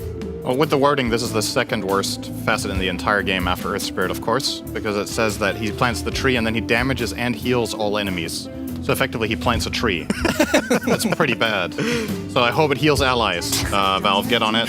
Get your proofreaders. I do proofreading, as a matter of fact. If you do want to... It's a paid service, Valve, but you can hit me up. I'll proofread all your stuff. Find all the errors. I'm looking at the Sapling, and I think that... So on lane, like just Leech Seeding a creep, I feel like just having more damage will be more value to your Treant Protector. If he's just getting 5 base attack damage per hero level, like that is pretty significant. But like later in team fights where you don't want to put your hero in melee range to Leech Seed and heal somebody, you can plant the Leech Seed from a distance and keep your position inside of a tree. That could be where this facet has the most value. Yeah. I think, to me, honestly, the primeval power is a little bit of a meme because it's a matter of how relevant is this in the first a couple minutes, right? Like, is this 5 extra damage going to make your laning way stronger? Because otherwise, you just take the other one, right? Like, they're trying to make it viable to play Treant as a right clicker. It's what it feels like, but realistically speaking, I don't know. Now, this one is curious to see because this is obviously one of Crit's favorite heroes, the Dark Willow. That one is when I read over these abilities, all of them are actually really interesting. So the innate one is called Pixie Dust, which is whenever you become untargetable or hidden, you get 100% health regen and 100% mana regen while in that state. That includes Book of Shadows, Disruption, Astral Imprisonment. Not that you're going to draft it for that. It's just a little funny detail. Yeah, like it works with like your tangles and clarities and whatever as well. We saw it like Tofu abused it earlier. It looked very strong. Yeah, it effectively seemed like Necro Ghost Shroud. Yep. Yeah, kind of. That's true. And then the facets, either you have a Shadow Realm Empower, where you do more damage while you're in that, or you get a second Bramble Ring. Or rather, the outer ring has more brambles that are shorter duration, but they take more damage while they're rooted by brambles. And this is by your entire team. So it's just 10% spell amp. This is just far superior. Quite crazy. The right side. The right one sounds really good. The left one is... It would have been good if Willow's Bedlam didn't function the way that it was changed. Like, if you were still casting Bedlam on yourself, then the left talent tree would be good. But you're casting it on targets on your team anyway, and you're not getting within range to debuff with your Shadow Realm. So actually, your Thorny Thicket should do, in theory, more damage amp anyway, even if it's only 10% compared to 25, because you don't have to put your hero in danger to do it. Yep. I mean, I'm looking at what, I guess Extreme kind of need, just a generic offlaner, like Mars or, I don't know. I mean, I would just be looking at any offlaner. We don't really know which is the best one, but you have some Lesh, you have Klings. just want someone to, I would say, like, lock them down. I don't know what he's been cooking in the pubs. I actually think this hero is really good. Really? After what, 2 years of irrelevance? Is it finally? He was good for a week last year. He was good for 1 week. That is true. It was a great week. It was a great week. Any hero that was like very close to being good, but now you have this, like, you have Caustic Finale level 1 as a spell. Later on, you can take a facet that when you Sandstorm and stun out of it, the Sandstorm just straight up follows you, which honestly is pretty cool. As opposed to just slowly migrating towards yeah, you. Yeah, or if you stun out of it, it will just vanish, right? Because you left the radius. Now that's not the case. And there's a new ability, right? That does damage. Yeah. What is it called? The Mr. Stinger. He like slaps his tail or something. Yeah, I you read like it and you was slap your confused. tail on the ground, you deal damage, and you slow them. That's nice. It's not bad at all. I still think I like that Extreme are willing to try heroes like Sand King and Lich. But I look at Falcons draft, and all of these heroes, to me, looked viable even before. I mean, maybe with the exception of Nightstalker, who was more of a niche pick. But not only were they viable before, but they got stronger with their facets. And Primal Beast he was one of the most picked offlaners for a while, but he didn't get nerfed in any capacity. Actually, yeah, he's Giga. yeah, both of his facets make him very strong. Like, one gives you, what, bonus move speed? Passively? And then you can give it to your allies, and then the other makes it so that you have more AoE with Uproar. Yeah, you are correct. So the trample one is 4% passive move speed and then plus 6% when you activate it to you and all allies in 1200 radius. And the other one is you get 10% AoE bonus when you activate Uproar per stack. That's like Bloodstone. That's a lot. So if you have later. 5 stacks of Uproar and you activate it, your trample is fat. No, you're really covered. Yeah. And the pulverize is like the whole screen. So that's cool. And finally, his innate is great due to his size. Primal Beast does 40% increased damage to buildings. Due to his size, of course. Specifically due to his size. He's quite large. Yeah. So he should do more impact damage. It makes sense. But I mean, that also corrects that, Primal Beast is a very strong hero, but he didn't hit towers. Like, if you had a Primal Beast on your deck, you couldn't really threaten towers the same way something like a Leshrac can. I don't think 40% will be significant enough to match a Diabolic Edict, not in any capacity, but things like that do help. There are quality of life changes. This is why you go Mask of Madness on Primal Beast. You destroy these towers. But now, for real, I feel like Primal Beast this game against like a Tree and Winter Wyvern, like, he doesn't really care about their spells. You get your axe later. I'm kind of looking at Falcons to be Giga, but I'm really happy to see Sand King. I feel like this hero should be on the rise, so I'm just looking at XXS, what he can cook up. I personally love Extreme Gaming's lineup because I love their heroes, but I have no idea if it's good. I am gonna wager that Falcons, who picked heroes that they already played and were already good at, and these heroes didn't get nerfed, should be very, very happy in this game too. That's the trend that I'm noticing, and Game Gladiators also do that, but here's my theory that isn't at all cope. Tundra and Extreme, they want the lower bracket run. They want more official games, because this is the last real tournament before TI, before Riyadh. You want to get as much competition. I'm coping hard. I've already passed out from Odin. I like the smell of that. If you do too, then join me for a game 2.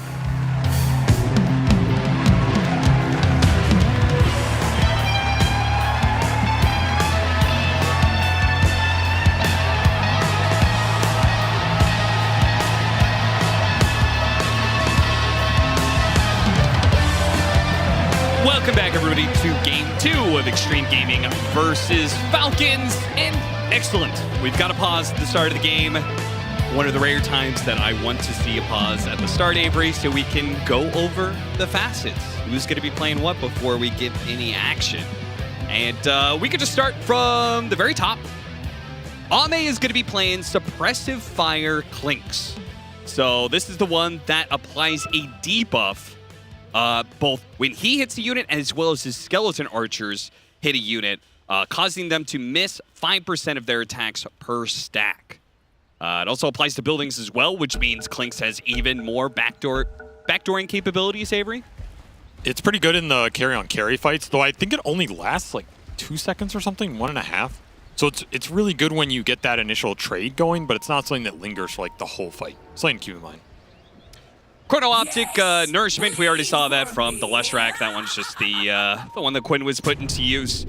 Just getting mana back, a little bit of Bloodstone effect for the damage you're doing. XXS did go for Dust Devil. So this is the one that the Sandstorm follows him after he Burrow Strikes. So which will be kind of interesting, especially in lane, if he's using Sandstorm in lane, and then, enemy hero tries to back away, then he could follow them with the Burrow Strike to kind of keep them in place. I like this one. It seems pretty cool. It seems like it helps you navigate the fights a lot better. Even in the early game, it can be pretty strong on the lane, I think. And the fact that it follows your Burrow Strike means you don't have to worry about leaving it. Yep. I don't know. This hero's interesting. He's got something cooking. You got to remember this hero also has way better base damage than a lot of the other heroes that got nerfed. Like, for example, Timbersaw got his effective damage nerfed because he got removed from the Universal list. Sand King got that base damage buff, so with stats, he's sitting on 66 here with 5 armor. Kind of bonkers. Yeah, that sounds like pretty good stats. Well, you see D-Wise, that's the leech seed. He places a tree now on the ground that heals anybody close by and damages any enemies nearby. And you can't just cut down the tree. If that's what you're thinking, you cut down the tree, it'll just grow right back the next pulse that goes off. And so I guess this is better because you can damage multiple heroes at once around the tree. And, I mean, I guess you can use the tree for random effects or block vision or something. Yeah, particularly good in conjunction with Overgrowth, right? You're keeping units, holding them in an area for a period of time, then just applying the AoE Leech Seed. Jin Q, he's going to be playing the Winter Wyvern. He's got Dragon Sight, so this increases the damage when her attack range is over 400, so every single time she's popping her Q, the Arctic Burn, she's doing a lot more right-click damage. And we saw Falcons ban this in game 1, so I have a feeling something about this hero might be broken to some of these pros right now. Yeah, I don't think it's the facet. I have to assume it's the changes to the Winter's Curse and maybe even the passive ability. I mean, this free experience you're getting for other people off of the Wisdom Rune seems really good. That's the part that stuck out to me. Like, anytime a hero just gives your team extra experience overall, that seems kind of busted. So it might just be something of that effect, and everything else is a cherry on top. But I love watching this hero. This hero's just an amazing design, offensive, defensive capability, ability to ruin an opponent's day, ability to grief your own team. This hero does it all. I'm happy to see this back in the meta, even if it's for a day. Snake King's got the Wolf Convert, so you've got a bunch of different facets for the Chen. It's basically he can get one of the neutrals, the Wolf, and he's going to start off with the Wolf. So that's going to, early on, it's going to be the one that does the Intimidate. So this Winter Wyvern has bonus damage from the range, but has the damage cut down by the Intimidate that the little Wolf does. It's interesting he chose the Wolf. I don't think that's the one people would have expected. You know, there's like a lot of this, the Dark Troll Summoner and pushing towers or Centaur Stomp. But in theory, if you look at this lineup, the Wolf is going to get a lot of HP, and then it still has the aura buff for the damage, right? So you're looking at like Wraith King, Primal, and Night Stalker, Tricor getting amped up here by this Wolf in the later fights. Yeah. That sounds kind of bonkers here, especially with that damage going into things like the Trample or the Wraith King Curse Blade now, which he opted for in this game as well. Yeah, the Spectral Blade for the Wraith King.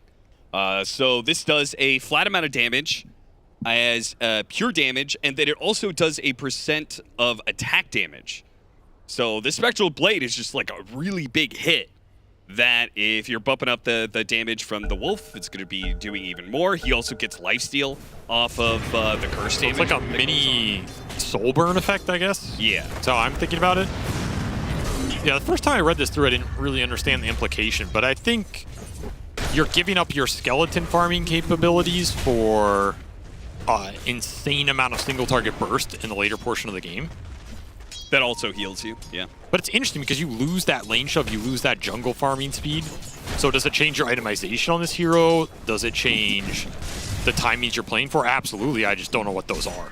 Right. A really big fundamental change to the hero. We're going to see what Skeeter can do with it in this game. Got him on the edge there with the Burrow Strike, slows him down. Another little change from the Winter Wyvern. Really big part. Makes the hero a lot easier to use in these side lanes. Yeah, it's the huge. Splinter Blast on allies. So if you have one of these melee heroes, Sand King's maybe the perfect example, that goes in and stuns somebody, you can cast it on them and not have to worry about trying to angle the Splinter Blast off of a creep wave. Or that was probably maybe the biggest change to the hero, honestly. It just allows him to guarantee get the damage off so much more reliably. And we're seeing this lane is a struggle for Falcons just because XXS has been a beast. He's caustic popping everything. He already has level 2 Burrow Strike up on top of that Stinger. Double Bracer. You're looking at the stats on this hero. He's a beast, man. I feel like we're going to see this hero a lot more just based off the base damage armor he has now compared to where he was 3 or 4 patches ago. Plus, you don't have to level this garbage caustic spell as an entire skill point anymore. Seriously, yeah. Like, that is probably the biggest quality of life. God, that ability just sucked to have. Yes. So, big quality of life changes for the hero, and already putting it to use here. I wonder how much he's gonna level up a Stinger.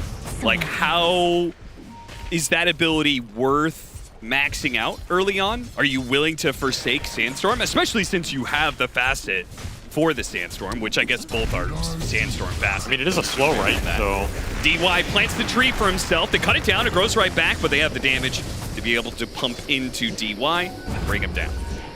Not for you. This early nighttime interval for the Night Stalker has made his lane go quite well. We have Ferocity.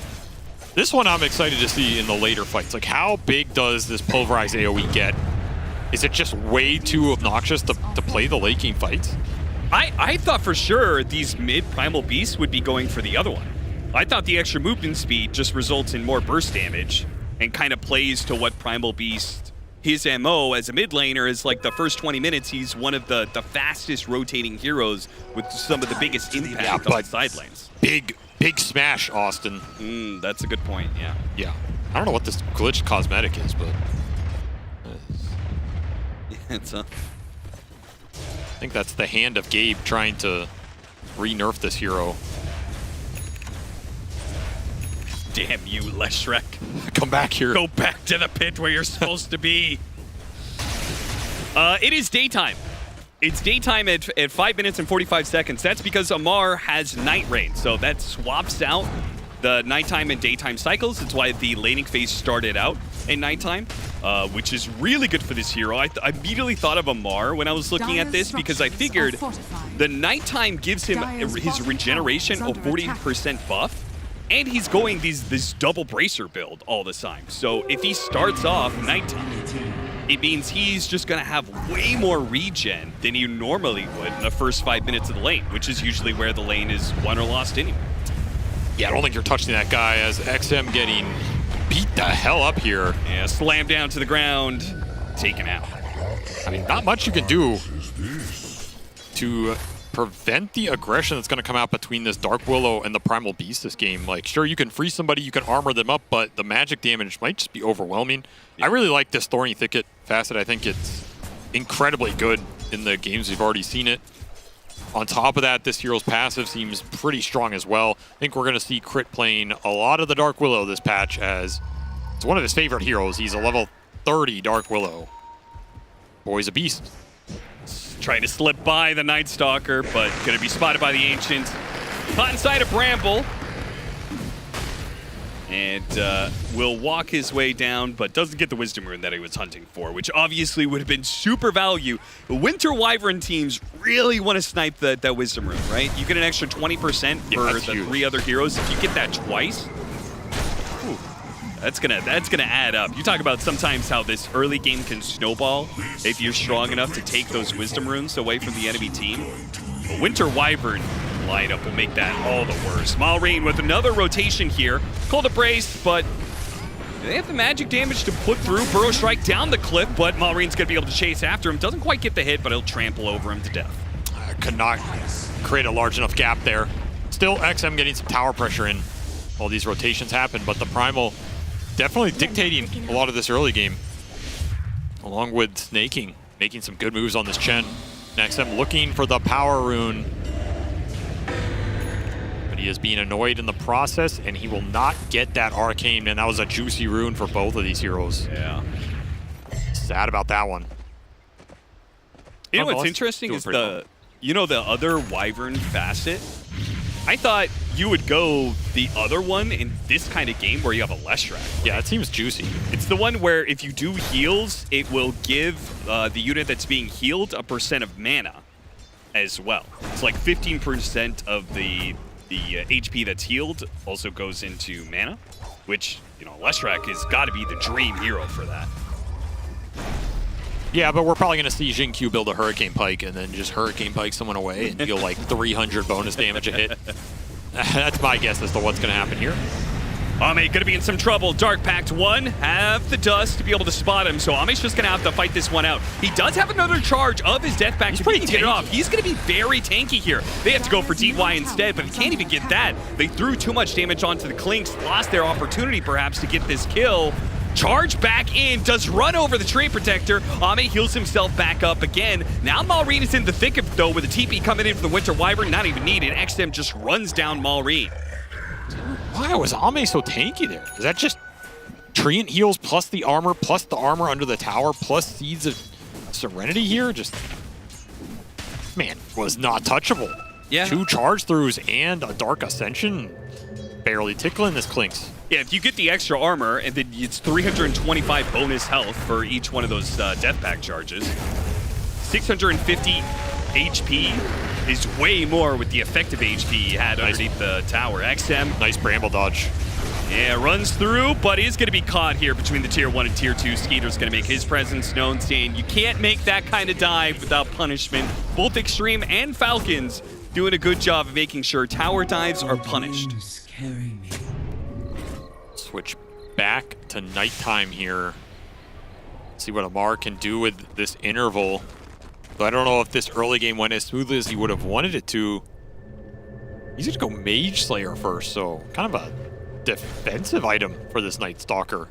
But one that's going to be pretty good versus the Sand King if you can just run in and hit him, I guess. Yeah, certainly. Bedlam on him, on the Night Stalker, on an isolated unit. Can you get the Pearl off? No. I'd have been able to kill crit there. He can get that off, but the root too strong, and he's just rushing Ags. Kind of crazy, but I like it. Radiant's bottom tower is under attack. I mean, this AoE fight from XG is going to be pretty crazy if he gets there. Like, you're going to have to go into this Sandstorm that's following the Sand King around with these spines going out. There's a Wyvern and Treant who can heal that front line. Yeah. A Curse you have to worry about, an Overgrowth you have to worry about.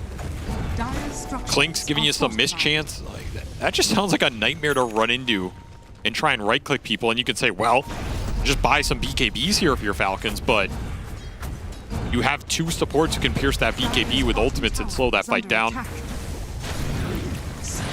Try and dive him again. Will XG respond here? He's really tanky. Winter Wyvern's coming in. Can he save XXS? Oh, he has to use the Curse because Malrine identified him as a target instead. Tried to go for the charge, used the Curse there. Go back to the Sand King. Can't quite finish him up. He got a Burrow Strike off. Skeeter in his Wraith form. Can't do it either, but he's going to come back on a second life off the Reincarnation. And finally, the Sand King dies. XM completely out of mana here. He comes in, doesn't do nearly enough damage as his mana runs out, and once he's gone, there's no more damage left. He's just run over. Healers in the back line. He's not done. Just diving the Tier 2 at 12 minutes here. Skeeter does not care, and he'll claim another huge team fight win for Falcons here as they bring the numbers, and it was getting a little hairy here diving, but the response from XG is pretty split, pretty slow, and this Wyvern Curse being forced early here is a big deal because you don't have it for later in this fight to kind of space it out. And honestly, Skeeter is doing work in these fights with the Curse. You're gonna see a damage pop on XM here. He hits him once, 200 extra damage pops off that 1 Curse hit. That is some good value. And of course, the Bramble's just latching all the time. Yeah, there's so many Brambos. There's an Alpha Wolf in the middle of that from the Chen, buffing everybody up. He is licking his lips at this Wraith King change. Found a new hero to be, not a new hero, but a new way to play a hero that he was already happy to play a lot.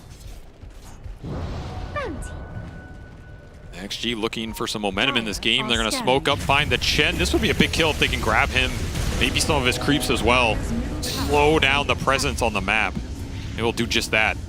Now Ame is going to start to get active. He was trying to finish his Deso bottom, and he did take that Tier 1 tower. So Ame made the most of him not joining that fight. Which was a big decision for him to make. But it will pay off his Deso here at a reasonable time. He's going to start looking to get involved more, get those charges up. Dire's top tower has fallen. He'll take top tower as well. So 3 Tier 1s down by 13.5 here for Extreme Gaming, and they've done a decent job defending their own. Something they can play around here, especially with Tree and Protector, who loves to fight around these towers. Wyvern would love to do the same. I mean, I feel like that's both a good and bad thing. They are up all these towers, but they're down 4,000 net worth. Imagine if the tower discrepancy was even, right? Sure. It'd be Falcons, 6, 7K net worth up. They will get some more XP off this Wisdom Rune exchange, and if DY gets both here, that would be very juicy. Yeah, making a run for it. He's gonna get it. I mean, Falcons are pinging it, but they're late to the party. So double Wisdom Rune with the Wyvern. Radiant's bottom tower is under attack. It's a lot of XP. Leshrek's level 12. Despite all the fight winning for Falcons, it's XM who gets to 12 first. I feel like if XG get to this Bloodstone plus that Sand King Ags, which they have done, he probably needs, one and a half more items here to really make it work. But if they can center the team fight around that before the big defensive items come out from Falcons, it's a lot of scary spell damage to go into. See if it can do anything here to save him. Every spine just missed that Primal Beast. Did I see that correctly? Yeah, it seemed like it. It's gonna use the darkness to chase down the Winter Wyvern. Ame, I'm not even sure if Ame really wants to be a part of this fight. XM's gonna show up, terrorize. Is Crit gonna throw this out here? Still chasing after the Winter Wyvern. Got off the Cold Embrace now, but Ame's the one in trouble here. Uses the Death Back, try and heal himself up a little bit. Curse goes out, but he'd already kind of blocked that damage the Clinks was trying to put into Amar. Now Jin Q's gonna get run down. XM died on the side, down river. They're super disconnected here. And not a fight you want to take when your Sand King's the one who's dead. I mean, I can't believe there is not a single Burrow spine that hits Primal at any point in that. Like, Gabe, please. I'm playing Sand King. Grace me with some kind of luck. And this is exactly the kind of fight that Falcons wants to. You talk about how Extreme's lineup, when set up, has this really good AoE team fight to it. Falcons have this incredible pickoff potential, right? And this fight, they just literally just one by one ran you down, isolated heroes all over the map. They got the Sand King first, and then Clink shows up to try and help out the Wyvern, but at the same time, the Leshrek isn't with them and gets caught in the river. So it's two different isolated fights happening at that point. No, those disconnected fights are never going to go XG's way. They have to present a solid force of 5, put the healing on the front line, and play around the fact that Falcons have to go through it. Otherwise, this Night Stalker Primal Wraith King are just going to run you down and deal an insane single target burst. And man, they're out ahead now. And the defensive items are starting to come out. You had that Mage Slayer on the Night Stalker. You're going to have a Shroud on this Primal Beast. So if the Night Stalker hits the Leshrac, it's good. And Malrine is going to take no damage from the Lesh at all with this Eternal Shroud. It's scary. It's a scary first set of items to go up against with this much magic damage where you didn't get the early fights going your way. I mean, DY is having a poke and it's just going to result in him dying. This Bedlam being passed over to a Night Stalker, a Primal Beast, or a Wraith King is so valuable, particularly for the Primal Beast, because then the Bramble's amping up the magic damage that the Primal Beast is doing. It's going to be XG smoking down here, but they're late to the party. Yeah, they're going to have to go for a Chen kill again, which they may not even get. This is a long reach, but they should get him here. Though Falcons are respawning. He's got mech and a lot of heal, but he couldn't get it off in time. Stunned for too long. I mean, if XG get out of here, they're going to be really happy with this. But will they get out of here? There's so much chase from the side of Falcon, so many Brambles to catch all of these heroes, and he got the Winter Wyvern, which is just what they wanted at the start. No real good saves, no good curses. They're too spread out. And if they had Darkness, XM would be dead as well.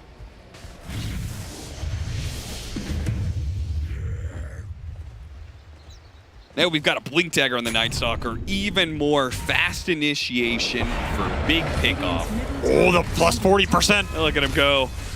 What can you do? He's too big. The size that does it. Yeah, it's like some old Lone Druid Demolish or something. Radiant's middle tower has fallen. God damn, so much for a tower. That is another part about just generally going high ground and ending the game faster. There were a number of heroes that got some sort of buff to hitting towers. I mean, it definitely accelerates the game. That's for sure. Dire are scanning. Still a 7K difference. And he is going that Hurricane Pike. See, I told you, man. I told you. There's no way it's going to do that much damage, right? I don't know. I mean, how much? Probably a decent amount. Yeah, but it's physical damage. I feel like there's no way it's just... Like, an Enchantress is just a much better version of this.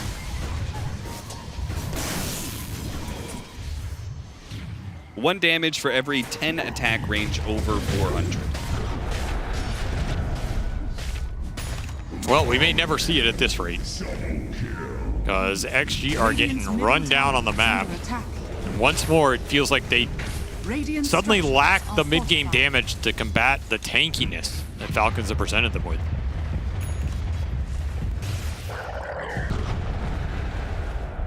And it's Maureen just running the show. Gotta group up here if you're Extreme Gaming, and you gotta find some sort of team fight. And the sooner the better. Gotta punish the over-aggression from Falcons, especially during these brief daytime intervals where you can kind of take the 5-on-4. If you're not getting the punish during then, you're gonna be real sad. It's just about to go nighttime. Yeah. They're gonna miss their opportunity here. DY, he's spotted by Skeeter. The heroes slip off into the day, soon to be night.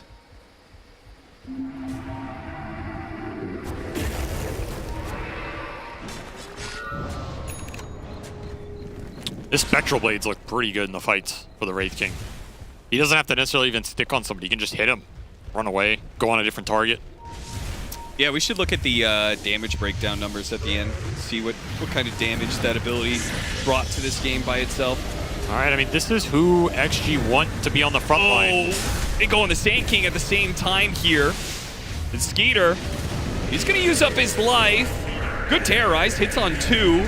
But Wraith King's going to come back underneath the Sandstorm. Maureen goes for the Winter Wyvern again, trying to deal with this hero, but it's going to be the Wraith King in trouble here. Overgrowth's going to be used, keeping Jin-Q alive a little bit longer. Finally, Skeeter goes down, but his Wraith form is still up, and he gets one more swing to finish off the Sand King. Now the rest of his team, they're going to come in and try and clean up. XM is running out of mana. The Mage Slayer is causing some issues for his damage output. He just can't quite finish off these heroes. That's done. It's not enough. They have too much HP. They have too much magic resistance, and he doesn't have enough magic damage because of the Mage Slayer. I mean, XG almost get this fight they're looking for with the Lesh Sand King on the front line. They take the Wraith King down twice, but it takes so damn long. All this damage just wasted from XM as it gets split on all these beefy cores into the Mage Slayer, into the Eternal Shroud. Chen healing everybody up from the back line. Just such a tough fight when Falcons can find the multiple ways into it. And it's another fight where Overgrowth Curse just didn't get enough value here for XG. Like, your Winter Wyvern Curse landed on one hero for 2 seconds. It's just not good enough. Yeah, you've got Night Stalker who's circling around somewhere in the back. You've got Maureen who's always charging in from some weird angle. And then the Wraith King who's just diving headfirst. Yeah, you are never going to get all 3 of these cores around a curse. I mean, Night Stalker is the bane of Wyvern players. It's such a tough hero to play against when he can focus you, and the team is still happy with how the rest of the fight is going.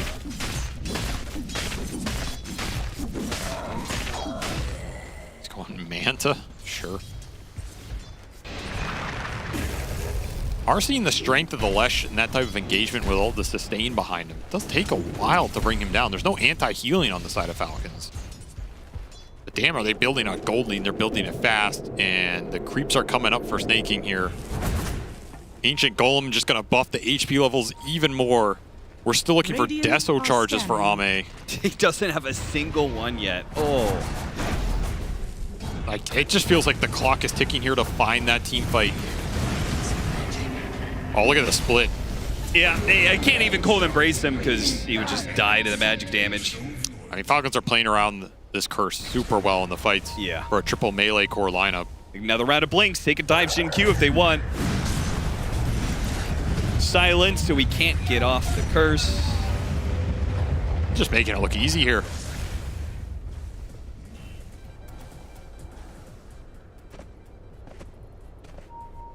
Radiant's top tower is under attack.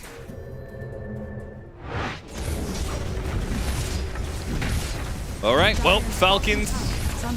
High ground is going to be annoying just because Sandstorm plus the tree plus Splinter Blast and stuff, but they can certainly control the map for he went the Bloodstone. Nice. Mega AoE on these spells now. Tower is under attack. And of course, his HP is crazy as well. I mean, the itemization from Falcons has just been on point this game. They came ready to play today, new patch or not. Yeah. I mean, it's nice that we get a new patch and we get to be able to see like a shakeup of what kind of heroes are viable. You know, in this patch, we have 3 strength tanky cores that are just aiming to outlast the enemy. You know, that was a big change from what we saw yesterday. But they're doing it in different ways. Yeah, that's true. That's what's important. Shiva's up next. Pipe up next. Oh, man. Yeah, they're just stacking the HP, and they're going to go high ground with it. Just overwhelm this magic-oriented lineup before any late-game shenanigans can happen. Yeah, that is going to be a very tough push to stop. Just a sheer item advantage will allow them to take those straight 5-on-5s, whereas, like, first 20 minutes, it felt like they had to do, you know, like, hit these angles, get the right initiation, but they're going to be strong enough just to brute force it. This is what Chen lineups do. They build a lead, he outfarms you in the jungle, and then when the push comes, you have 20 buffs on everybody. It's okay. Jin Q is going to hold the high ground with his bonus damage. He almost has his pike. Is it time to sell an old talisman to finish Hurricane Pike here? You're laughing, but he's going to Hurricane Pike some fool, and he's going to shred him like paper. Okay, they get the golem here. Not a bad little victory. Dire's bottom tower is under attack. ATF found his mark. And Skeeter follows it up. They actually got him out, though. Did manage to get the split earth. Now, as Skeeter tries to retreat. Oh, this could be really big if the Sandstorm manages to keep these heroes in place. Malrine somehow dies past everything to be able to finish off the winner Wyvern. Malrine. I mean... He had Gem, too. This guy's got an obsession. He knows who he wants to kill in a fight. It doesn't matter where they're at, apparently. I mean, was it himself? Because that was just a suicide straight up. It really was. That is an expensive one, too. He had a kill streak. He had Gem. Illusion. He's a very high net worth hero. That was in like over 3,000 net worth swing. And now you have your Bloodstone on the Sand King. This is where this hero gets to shine. As long as he can stay alive in the fight, and remember, you have some spells to keep him alive no matter how far Falcons get. Like, you're not going to be able to take him down through this Cold Embrace, Living Armor, Solar Crest, if it all goes on top of him. You know what the funny part is, though? Falcons have done this without getting BKBs.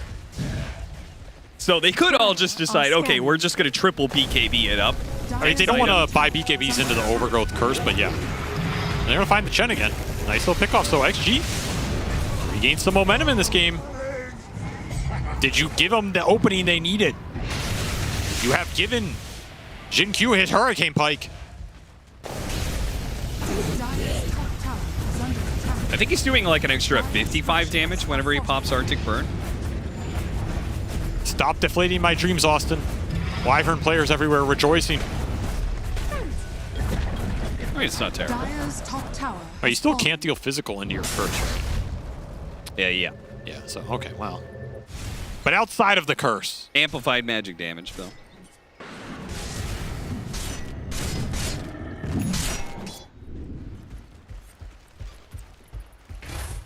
It's a nice gem carrier, too. You have the Treant to do it. And the BKB done for XM. Hurricane Pike done for Ame. XG starting to tank up a bit. Hey, we got a Deso charge on Ame. We got a Deso charge. Hey. I mean, if he gets the Daedalus, they're going to have some of the damage they were missing. Even more attack range for Shin Q. That quiver. Feels good, man. I mean, they're online now. Falcons, you messed up. You done messed up. That one hit is an extra 35 damage just off of the bonus range from the quiver. This man's about to fuck you up. That is the face of a man who's about to ruin your day. Got the Kaya Sanj. Amp damage rune. Oh, yeah. So now we've got that the mana cost, mana loss reduction from the Kaya Sanj. Yeah. You actually are not that far behind for a game that could have potentially just been over by now. Yeah. If those Chen pushes had gone Falcon's way. For sure. They're kind of waiting for the next Roche here. Looks like Amar and Skeeter are going to go BKB next. Maureen, he doesn't want that trash. He wants an Aghanim Scepter. I mean, the downside of not going for the BKBs here, I guess, is you're playing up against double Bloodstone cores. They're going to get a lot more value out of the spell heal than they would have otherwise. Yeah. In a situation where you like triple core BKB, jump them. Yeah, you pop Bloodstone, but it's pretty minimal. Here, it's just running the whole time.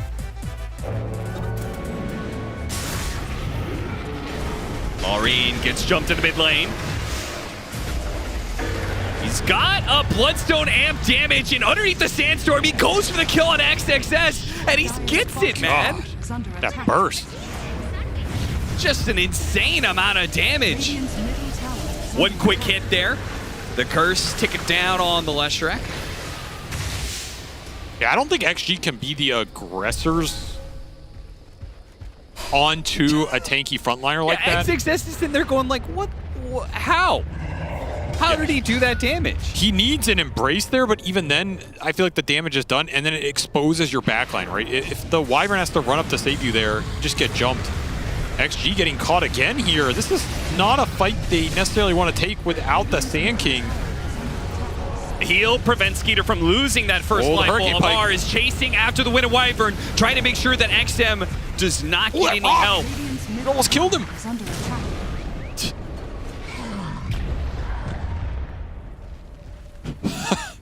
Almost got killed by the rock, dude. Well, they get out of it with everybody. Yeah. Oh, XXS jumping in way ahead of the rest of his allies. XM and Ame are catching up soon. But they were not ready to go for that one. Smoke it up here with the BKB done for the Clinks. I mean, they have enough aggressive damage. If XM gets his shard, man, they're going to have just this insane Sandstorm, Split Earth, non-stop stun fest that is going to be obnoxious. But Falcons, they're getting the BKBs up. That's the second one done. So they have the capability to just ignore all of it. Downside is you might have to pop BKBs early, which can open room for that overgrowth to stall it out, but I guess you have the Manta on the Night Stalker to prepare for that already, so. Somehow Ame is top net worth here. That is kind of crazy to think about. They're gonna take the fight on the Wraith King. Force him out of that Sandstorm area. Oh, what is this damage? The damage is just too much for the Sand King. Every single time, Maureen just dives into the Sandstorm, somehow doesn't get hit by a Burrow Strike, kills the Sand King.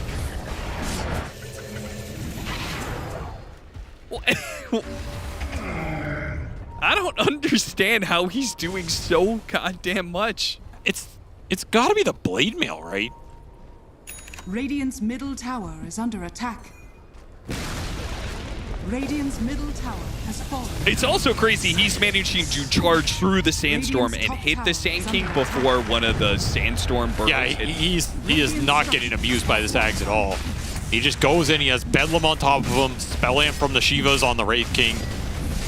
You charge in, your spells have massive AoE because of the Bloodstone. You have Spell Amp from the neutral item slot as well, so everything just came together for this Primal build. He is shredding people.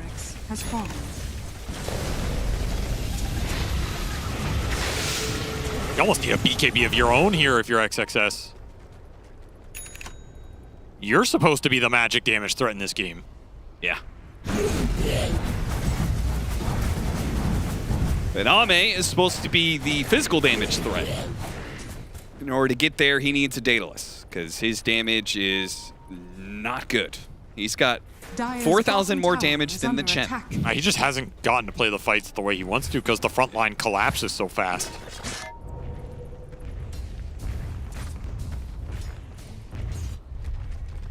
Surprised he didn't go for that tower.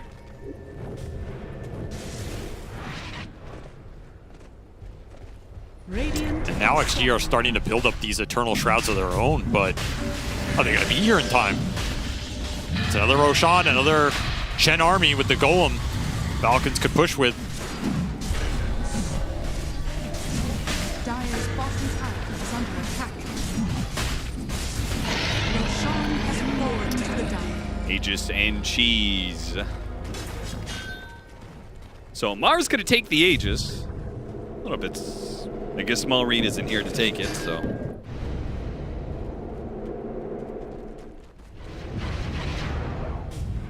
I mean, at this point, you definitely play for the high ground defense. At least there, you might be able to catch this Primal in an overextension like we saw earlier. But you have to bring Malrine down in these fights. I think he's doing way too much. He's also the only target without a BKB that you might reliably be able to put the damage into. Get some sort of chain stun action with this Sand King Ags.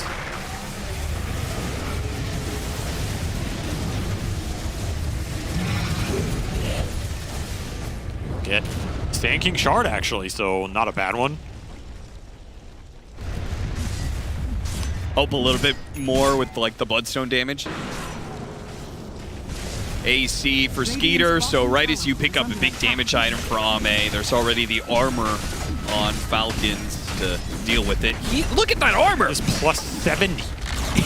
What? Oh my It's the uproar, God. right? Well, he has Shiva's AC plus Defiant Shell plus the Chen. Yeah, the Chen, and then he could get the uproar from the facet. That's Wait, what? Is that how it works? Oh, no, maybe it's not. I mean, maybe I misunderstood it. All right. High ground is still obnoxious. No matter how much armor you have, there's just a split earth spam. Sand. Ooh, yeah, Winter Wyvern straight for him. Force Staff trying to get him away. Overgrowth as well. Here comes Malrine for it, and he gets him. They also finished up the Tree Protector, but now he's stuck on the Pure Force with the Sand King. Constant burrow strikes hitting him. He tries to pop the Bloodstone for a little bit more heal. Now a pipe goes off. He's healing through the damage because they can't get through the pipe and the Eternal Shroud. How does he get out of there? And all the armor. So much armor. That was the overextension XG needed to punish. I mean, they got ATF on the first life, but that's all it is. Life number one. Still, is this enough to dissuade Falcons? They forced the Wyvern buyback. Oh, Ame, you're flirting with danger, my friend. But he knows he has to take some risk in this game. They found an isolated target. Falcons not ready for this. Life 1. Life 2. Can't blink away. Gets a Force Staff, but he's chased after with that Sandstorm reposition on top of these heroes and a Winter's Curse that is beautifully placed to catch all of these extra heroes. The Wraith King's gonna die, and now one by one they're gonna mow through these heroes. First is gonna be that Snake King. Now they're gonna go towards Malrine, but Malrine, he's been shown to be very tough to deal with. Fortunately, the charge didn't go far, and XM is still on top of him. Another Split Earth lands. He'll finish him up. I don't know, the Dark Willow getting close. What for exactly? Because now he's gonna get chased down. Crit. The right-click damage. Not enough! Not enough right-click damage, man. He needed more attack range. And Crit's perfect game continues as Dark Willow has not died yet. They will not claim him there. 7-0-20. Big team fight win for XG. Just off a move from Ame that Skeeter did not expect. And you look at where the dots are on the map, it's daytime. ATF is nowhere close to this fight. The other two cores, or the other core was super far away as well. They get him twice for free, and a sick curse from Jin-Q finally connects on 4 heroes and just sets up all the pain to throw in here. Yeah, the one time that Malrine is trying to get to the front of the fight rather than trying to charge through the back line like normal. And they finally caught him on an onslaught with that Leshrac shard. I mean, once they throw down all these splitters with the shard, the sandstorm with the spines, the skeletons from the clinks, a leech seed tree.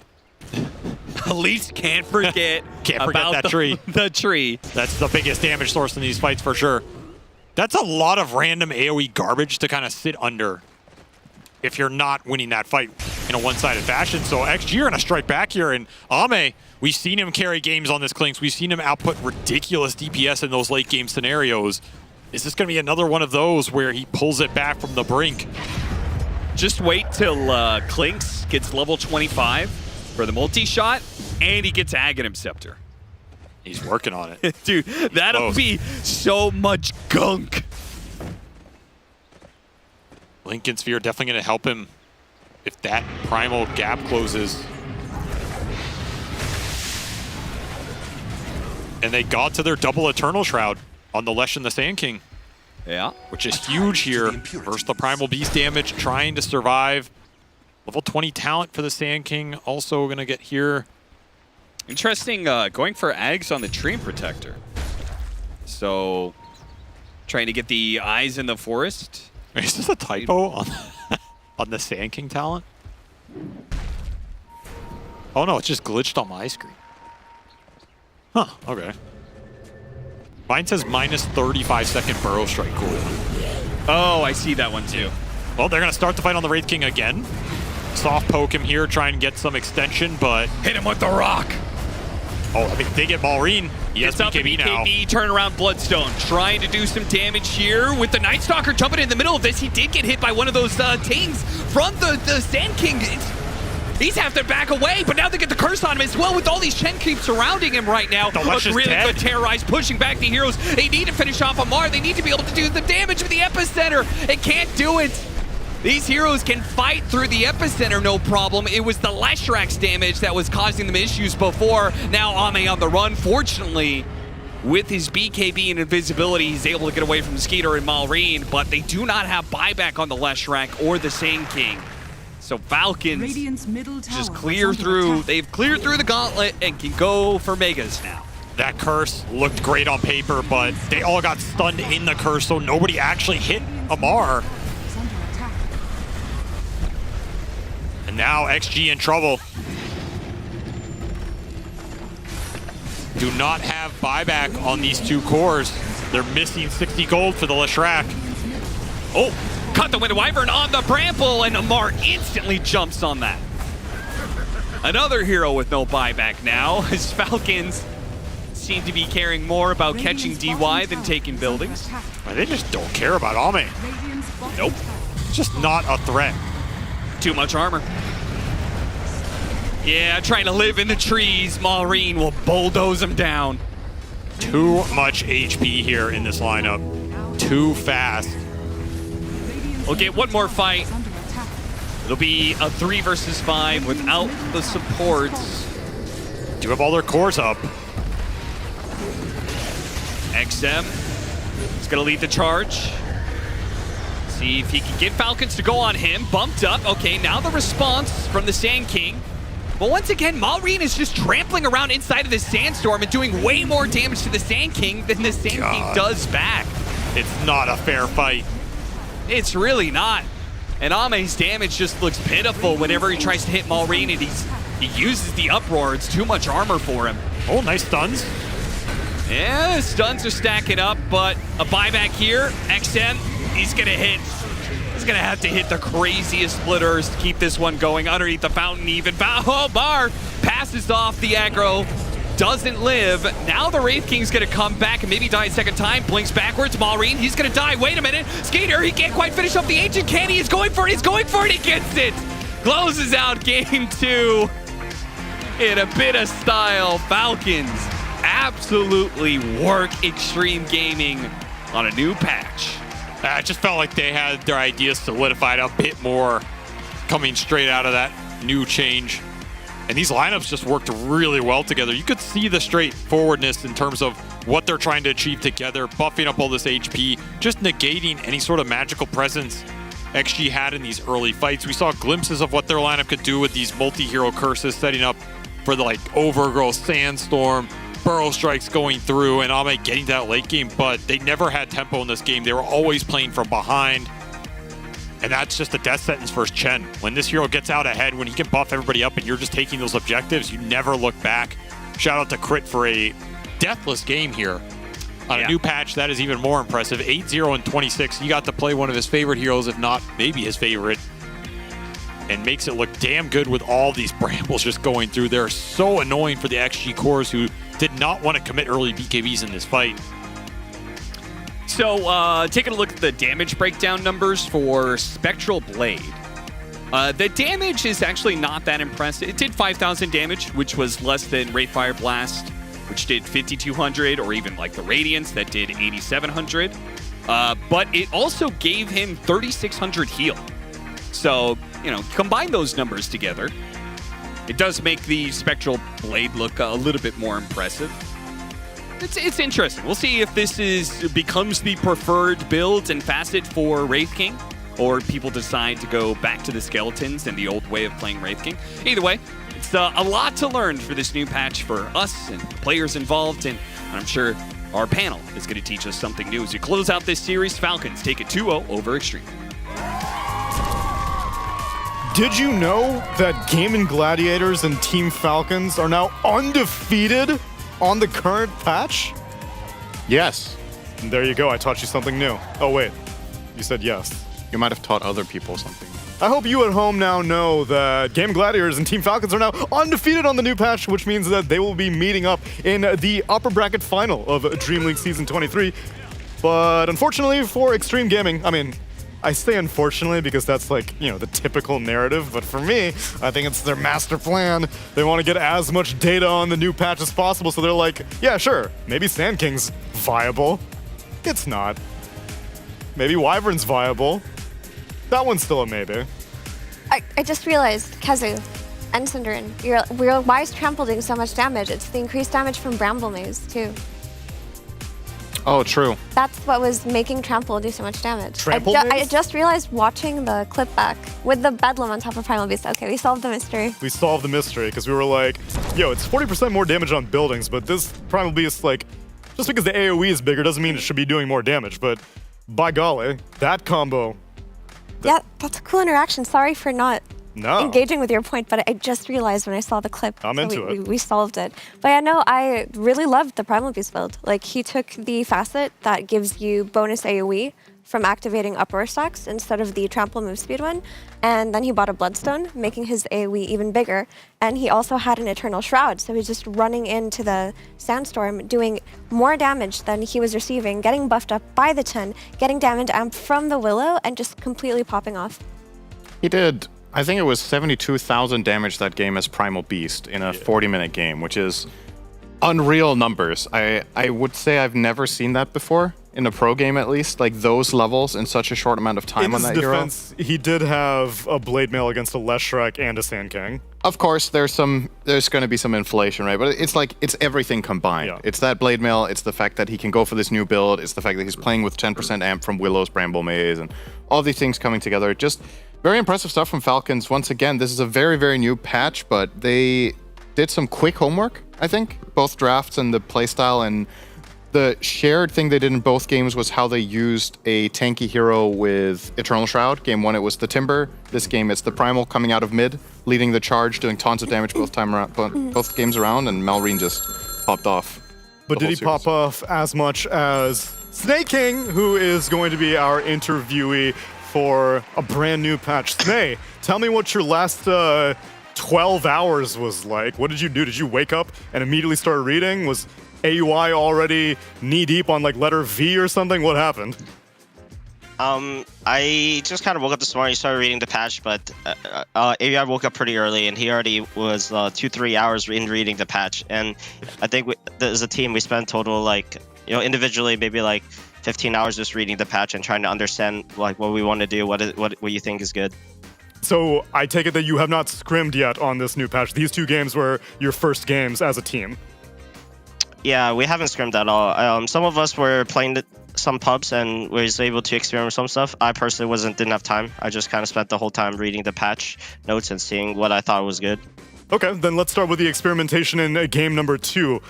You picked Chen very early on, obviously still a very strong hero from the previous patch. What was your own mental discussion that you had with yourself about which facet you should choose? I guess Chen has the most options. Yeah. I just thought the Alpha Wolf would be the best one. It's just all the other ones are not very good, in the laning phase and into the late game. Like this Wolf Creep is very consistent in what it can bring throughout all stages of the game. So I just thought this was probably the best option. Okay, makes sense. And then how about game 1, your Phoenix? That one seems a little more straightforward, but I wonder if you have any argument for one facet or the other. Phoenix, honestly, I think the Blinding Light sounds... sorry, not Dying Light, excuse me. It sounds good on paper, but I think the problem is it doesn't work in Supernova, so it's not that strong. So I think generally the Sunray will probably be more consistent. That's what we figured as well. At most, it would be like a farming tool, but in that game, you were against a Nyx Assassin, which could also be very dangerous. How about extreme supports? They were also trying some new ones out. What do you think about Lich? Does it seem better now, or is still not great? I think Lich is a very strong laner. It's kind of got the CM buff where you get innate mana regen now, even though you have 0 mana regen. You just get a lot just by standing in the lane and the creeps dying. And then it's very annoying for the off lane and the position 4 because they have to buy a lot of regen to sustain the Novas. So I think then the Treant Protector, I'm not too sure. I don't really know much about this hero, so it's hard for me to say. Fair enough. Yeah, that was going to be my next question because that was their other support. I'll pass it over to Kazu, who has got a question for you as well. Hey, Snake, I really like you guys' itemization in this game with the Mage Slayer, the pipe and the Eternal Shroud. Do you think the damage mitigation and people tanking up is still too strong? Was it not nerfed enough, or how do you feel? It's very early on in the patch, so it's hard to say. But I think for me, it's still like obviously a viable way to win the game. So I think in a good game, it will still be good. Yeah, and in terms of the draft of the game just now, when the draft ended, a hero that came to my mind was Muerta against the Winter Wyvern, Treant, and whatever. Do you feel like that's more of an oversight? You already have the Primal Beast who will kill everyone, or would that be a hero that you think you or some other teams could have entertained in that slot? I mean, it's definitely possible. It's a very new patch. I think no one really knows what is the best pick, so I think it's take some time for everyone to figure out what's the correct combinations of heroes to play. But I think, it worked out this game for us. Yeah, and then lastly, I have a clip that I would like to watch with you. It's pretty early in the game, and you guys decided not to defend bottom, but instead dive the top tower. Could you walk me through the fight and kind of the decision making that led to this move?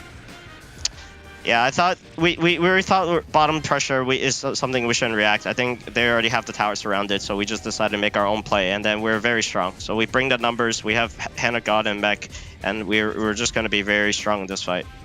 All right, that sounds pretty good to me. Thank you. All right, my last question. I heard about your previous 12 hours. How about the next 7 hours? You going to hit the pubs immediately? And if so, what hero are you thinking about playing? I mean, obviously, I think Chen is still good. But I think I want to maybe experiment with some other stuff as well. I don't know if Io is still viable. No one's played it much yet, so that's another hero on the list. And I think Veno, this Noxious Plague seems very strong, so I think it's something that's going to be on people's radar, so I'll need to try it out and see how strong it is as well. Okay, works for me. And then I actually have one more follow-up. I'm assuming you watched the Game in Tundra series? I only watched bits and pieces. I was just reading the patch notes for the most part. I spent all the time doing that. So then, head-to-head, who do you think gets a grip on a patch quicker? Because Gaimin historically gets handles on patches quite well, but so do you guys. I think Gaiman was very prepared because I talked to Tofa yesterday. They said they were going to wake up 6 in the morning today to like 7 hours before their match to prepare to read the patch notes. So I think they did it. Gladiator was much more prepared. They probably had a good schedule. They've been they told me they've been waking up at 6 every day to kind of like train for this. So I think they are definitely on top of their game, and I think they definitely came a lot more prepared than Tundra. Nice. Well, then I'm very excited to see the showdown between you two in the upper bracket finals. Snay, congratulations on being undefeated in 7.36, and best of luck in the rest of Dreamleague Season 23. Thank you so much. Thank you very much for joining me, and I just need to go back to Kazu one more time for the Kadee Award of the game. Thank you, Shiver. So with the Kadee Award of the game, of course, we have a new patch. A lot of things changed, but boards didn't really change. Having good vision will always be detrimental to you winning the game, trying to get ahead in the game, using, reading the map and knowing where you can go and what you can do. As Falcons had a really nice ward here that saw a nice move where Snaking, he takes the initial contact of the fight. They're going to use all of this time where he's walking backwards. He keeps dragging them in, which ultimately just gives time for Falcons, because a lot of the time you can't just really force a nice move yourself. It comes off of kind of baiting your enemies. So here you see them, they walk back towards this ward. Extreme are trying to back off, but Falcons just use a great aggressive ward, good gameplay to bait them into this one. They get a nice fight, get further ahead in the game, and just make it look very simple. So this is your ward of the game. Lovely stuff, Kazu. Now, how about you join us over here at the table as we close out the first day of playoffs here at Dreamleague Season 23. That's right, only 2 BO3s. It was a short day today because I guess that was already intentional because of the schedule, but it was also fortunate because a lot of teams have a lot of studying to do. We only had 4 teams now, and we got 4 more teams that need to debut themselves on this patch. Aurora versus BetBoom team are in the lower bracket facing elimination, and Azure versus Heroic. And the winner of Azure Heroic will go on to face Extreme, and the winner of Aurora and BetBoom will go on to face Tundra. Meanwhile, you already saw the upper bracket final, which will be played day after tomorrow. The first thing that's going to happen tomorrow is that Aurora versus BetBoom showdown, then Azure versus Heroic, and then it will be the winner of the Aurora BetBoom matchup against Tundra. Expectations. These teams have had more time than the teams today, and now they have the added advantage of seeing what worked for Falcons and what worked for Gaiman, and what didn't work for the teams that also had ideas of their own. So they're definitely going to feel a lot more comfortable playing tomorrow, but I do want to emphasize, and I have already, I've brought this up many times, but with the change to the glyph, with it making it so that the glyph doesn't refresh until after a melee Rex is dead, and with Roshan's banner actually being relevant in pushing high ground, teams like Aurora and teams like BetBoom that have historically taken games to minute 60 plus regularly cannot feel comfortable bringing that same kind of energy into this patch. Yeah, you need to speed up the game. If one team does it and the other team tries to play like last patch, instead of making the game go to 60 minutes, you can't. Gaming Gladiators, whoever is playing well, whoever has a fast lineup, they will end at 30, 35 minutes. So if you don't adjust, which obviously these teams should be doing, because right now they're not watching this. They're playing pubs. They're playing pubs, they're scrimming, they watch the games that just happened. So tomorrow, I'm hoping to see speed, fast games, and just bring your A game. Because if you play slow, no, you're gonna lose. I do think it's worth mentioning as well that in the Aurora versus BetBoom series, some of the stuff that we saw working for Falcons right now is actually stuff that BetBoom is quite comfortable with. Like these mid-heroes that Malrine just ran is stuff that GPK has shown in the past, that he can run these tanky mid-heroes running Eternal Shroud and really taking charge in the game and controlling it. And BetBoom also, on average, is a formidable laning team to Aurora. So if they get off to a good start and they actually get the ball rolling, and if nothing else, just a fresh start for them, right? They've had a really bad 2 weeks. Now you get to completely reset. I think the mindset this team should have was, all right, shit happens, guys. We had a bad streak. Now we get a chance to completely redeem ourselves. It's almost like a second life in a way that they get here. So I have pretty high hopes for BetBoom tomorrow against Aurora, and I think if they win that series, they're going to get the ball rolling and maybe make it all the way to top 3 again. That would be unfortunate for Aurora, though, because they are fighting for their Riyadh Masters lives right now, and same with Heroic as well. And now, before I close things out, I asked Snaking this question. I'll ask each of you. Kazu, which hero are you going to go home and pub? Legion Commander. So you're just gonna get MMR. I'm gonna get MMR. Bold choice, no. bro. The problem is if it gets banned, I'll play Night Stalker. I think the change is really cool. Amar just showed that it looks good, and it's just a fun hero. Nice. Okay, Effie, who's on your mind? I want to try Venomancer, but I also just want to play some Willow Okay. I mean, it looks effective. I want the free MMR too, but I don't think I'll have my first game be ranked. Will you get the Veno facet where you are more of a right clicker? I'll get the left. Is there a right Not click the one? ward one. No, there's one that spreads your Noxious Plague twice, and then there's one where you put your ward on your friend. Yeah. And his right click is his innate, so he just gets Poison Sting. That's right, yeah. I think I want to try Veno just because that hero is an easy hero to win PUBG too. So if these, Good choice. There you go. Don't take it if the enemy team has MMR. Legion, Mira. Just a friendly tip. Yeah, if you queue against Kazu, you probably shouldn't. No, pick just Veno. pick lead. The hero's so OP. You just spam pick it. Okay, so then who you got? Actually, I would like to play Veno too. I know it's kind of a boring answer. Don't party queue, guys. I just, Veno is one of my favorite heroes, and I think if it's reaching a point now where, especially its early laning gets a little bit better, then that can tip it over to being perhaps one of the premier position 5 picks. I liked hearing from Snaking that he has eyes on it too, because he was one of the players that was playing it in the last patch as well. That's true. When other teams weren't really running it. So if he already thinks this might be something, that might be really good. You play Veno for fun. I play Veno for points. We are not the same. It's business I don't have fun playing that hero. It's the means to an end. Make sure you use those double down tokens. And you at home, we mentioned things that if you are seeing some of your friends or party members do some questionable new things, send the match right IDs. facet. Very good. Wrong facets. If they're doing all sorts of weird stuff, send us the match ID, dreamleague@efg.gg, and we'll make fun of them live on air. We'll dox your friends. And if you just want more Dream League action, All right. you have to tune in tomorrow, because that's it for today. Bye-bye, friends, and I'll take you out with the PogChamp Pandas.